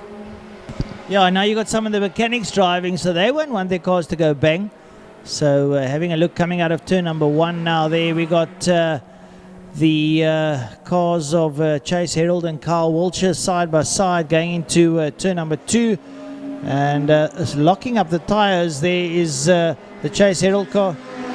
Chase Herald pushing hard there. He's got I think it's I know it's Carl Walcher that's with him, but definitely one of the Walcher brothers. And they are giving it hammer and tongs now, but Chase Herald gets the better of that dice as they make their way up towards Car Care Clinic corner. Well, nobody little knows to tell better going through Car Care Clinic corner at the moment as well. Now, have to pick up the numbers on these two over here. Look at them. They're really going at it. I think one is 23, if I saw correctly over there. I'll have to pick it up for you now shortly, but they go down the back straight now towards Pertamina Fastron. And that's Chase Herald and Nathan and Walcher. All right. That are having a tussle. Herald getting the upper hand there as he exits Pertamina Fastron corner. But they are literally gunning each other. Like we said earlier on, it is apparently for championship points, so they will be giving it their all in Class C. Oh man, you look here side by side as they cross the line, and this battle is far from over between the two of them. They are slipstreaming each other as they come around on the back straight, on the main straight now into turn 1, Holes Hook. And well, with 11 minutes left to go in this race, that's far from over there as well. That is the battle for 7th and 8th overall, and they both are fighting it out for the lead of Class C. Just a little bit of history there. We talked about Holzhoek. The turn 1 named after the late great Edgar Hall, one of the founders of Killarney. And coming into Quarry Corner, turn number 2, there used to be a stone quarry there, so that's why it's called Quarry Corner, and gives you an idea. In my younger days, turn number 5 used to be known as BP Corner, Cape Town BP Corner, all the years Cape Town Corner. So, and then Car Care Clinic was the good old-fashioned Malmesbury Corner because it faced Malmesbury. So it's giving a little bit of history as to where the names will emanate from for some of the viewers and some of the folk around the circuit, the spectators. Gives you an idea of what that's all about. I remember years ago when it was Sabat, the Malmesbury corner, it was Sabat Sweep here. So then there was Conti, I think was Quarry at one stage. So it just shows you the history. It just goes over the years. You look back at old books and magazines, what the corners were called at their times. but it's always great that they revert back to the old names for them until we find sponsors. And we are still trying to find sponsors, of course, for corners at Killarney. Of course, turn 2 is one of them. Turn 1 as well, always. We're always looking out. KFM was always great to us for a number of years, but they're still very much around and very much involved with Killarney. Yeah, so we've got about 9.5 minutes to go. Still in Class A, it's the Swart, Yuri Swart car that leads out. Then the Jason Gutierrez one in second, the Colin Meader in third, and the Kai van Zyl in fourth. In Class B, Eden Thompson, Grant Klutter, and they followed there by the Nardenair Brian Morgan. And in Class C, the Wiltshire cars leading the Herald car, followed by the Rowan Roach car. Within the last 10 minutes now of this race, 9 minutes left to go. 33 laps completed. Are currently on lap 34. Coetzee and Detroit 4.2 seconds off of the leaders, Swart and Goslet in, that's of course Class A. Meader and Edwards, Van Zyl and Swanepoel. That's the top 4 altogether there as well. Thompson, it leads Class B at this time, and the Klutter 88 is second in Class B. Wiltshire fighting it out still with Chase Herald over there. That's 0.2 of a second between the two of them, 7th and 8th overall. And Nair and Morgan, like you were saying as well, Francois, they've come up quite nicely actually. I just want to bring something to your attention. In Class A, the Yuri Swart car is driving out there with Andrew Goslet. In second place is the Jason Gutierrez car with Greg Edwards. Now they're two foes, and look how close they are. There goes Goslet in, and here comes Greg Edwards. So things starting to heat up with about 8 minutes or 8 minutes to go. Well, let me tell you one thing. They'll give it a good push for it over here, and they have been taking time, lap after lap, out of the leaders. So this race, I'll say it again, far from over, with just under 8 minutes left to go. Elapsed time 52 minutes. And, well, it is still now 20 of them left in this race. Of the 22 that were entered, 21 started. Well, actually, there's more of them out of the race over here now. They're falling each lap down now. So 21 cars started, and a number of races fell out. Yeah, so just having a look there at the sharp end of the field, there's only 4.5 seconds between Andrew Goslet and Greg Edwards in the 39 and the 77 car. There you see going down the back straight. There going into turn number 5, Petameter Fostron. There is Andrew Goslet, and there goes Greg Edwards. Greg is really punting that Yuri Swart machine. So the Umpini Motors outfit. This is going to get pretty tight towards the closing stages, to say the least. Well, just to put it out there, France, to actually give you the official number of cars that are still in the race, 13 of them as Class 71, Victor and Besaidnout, Lupini and Levy out of the race.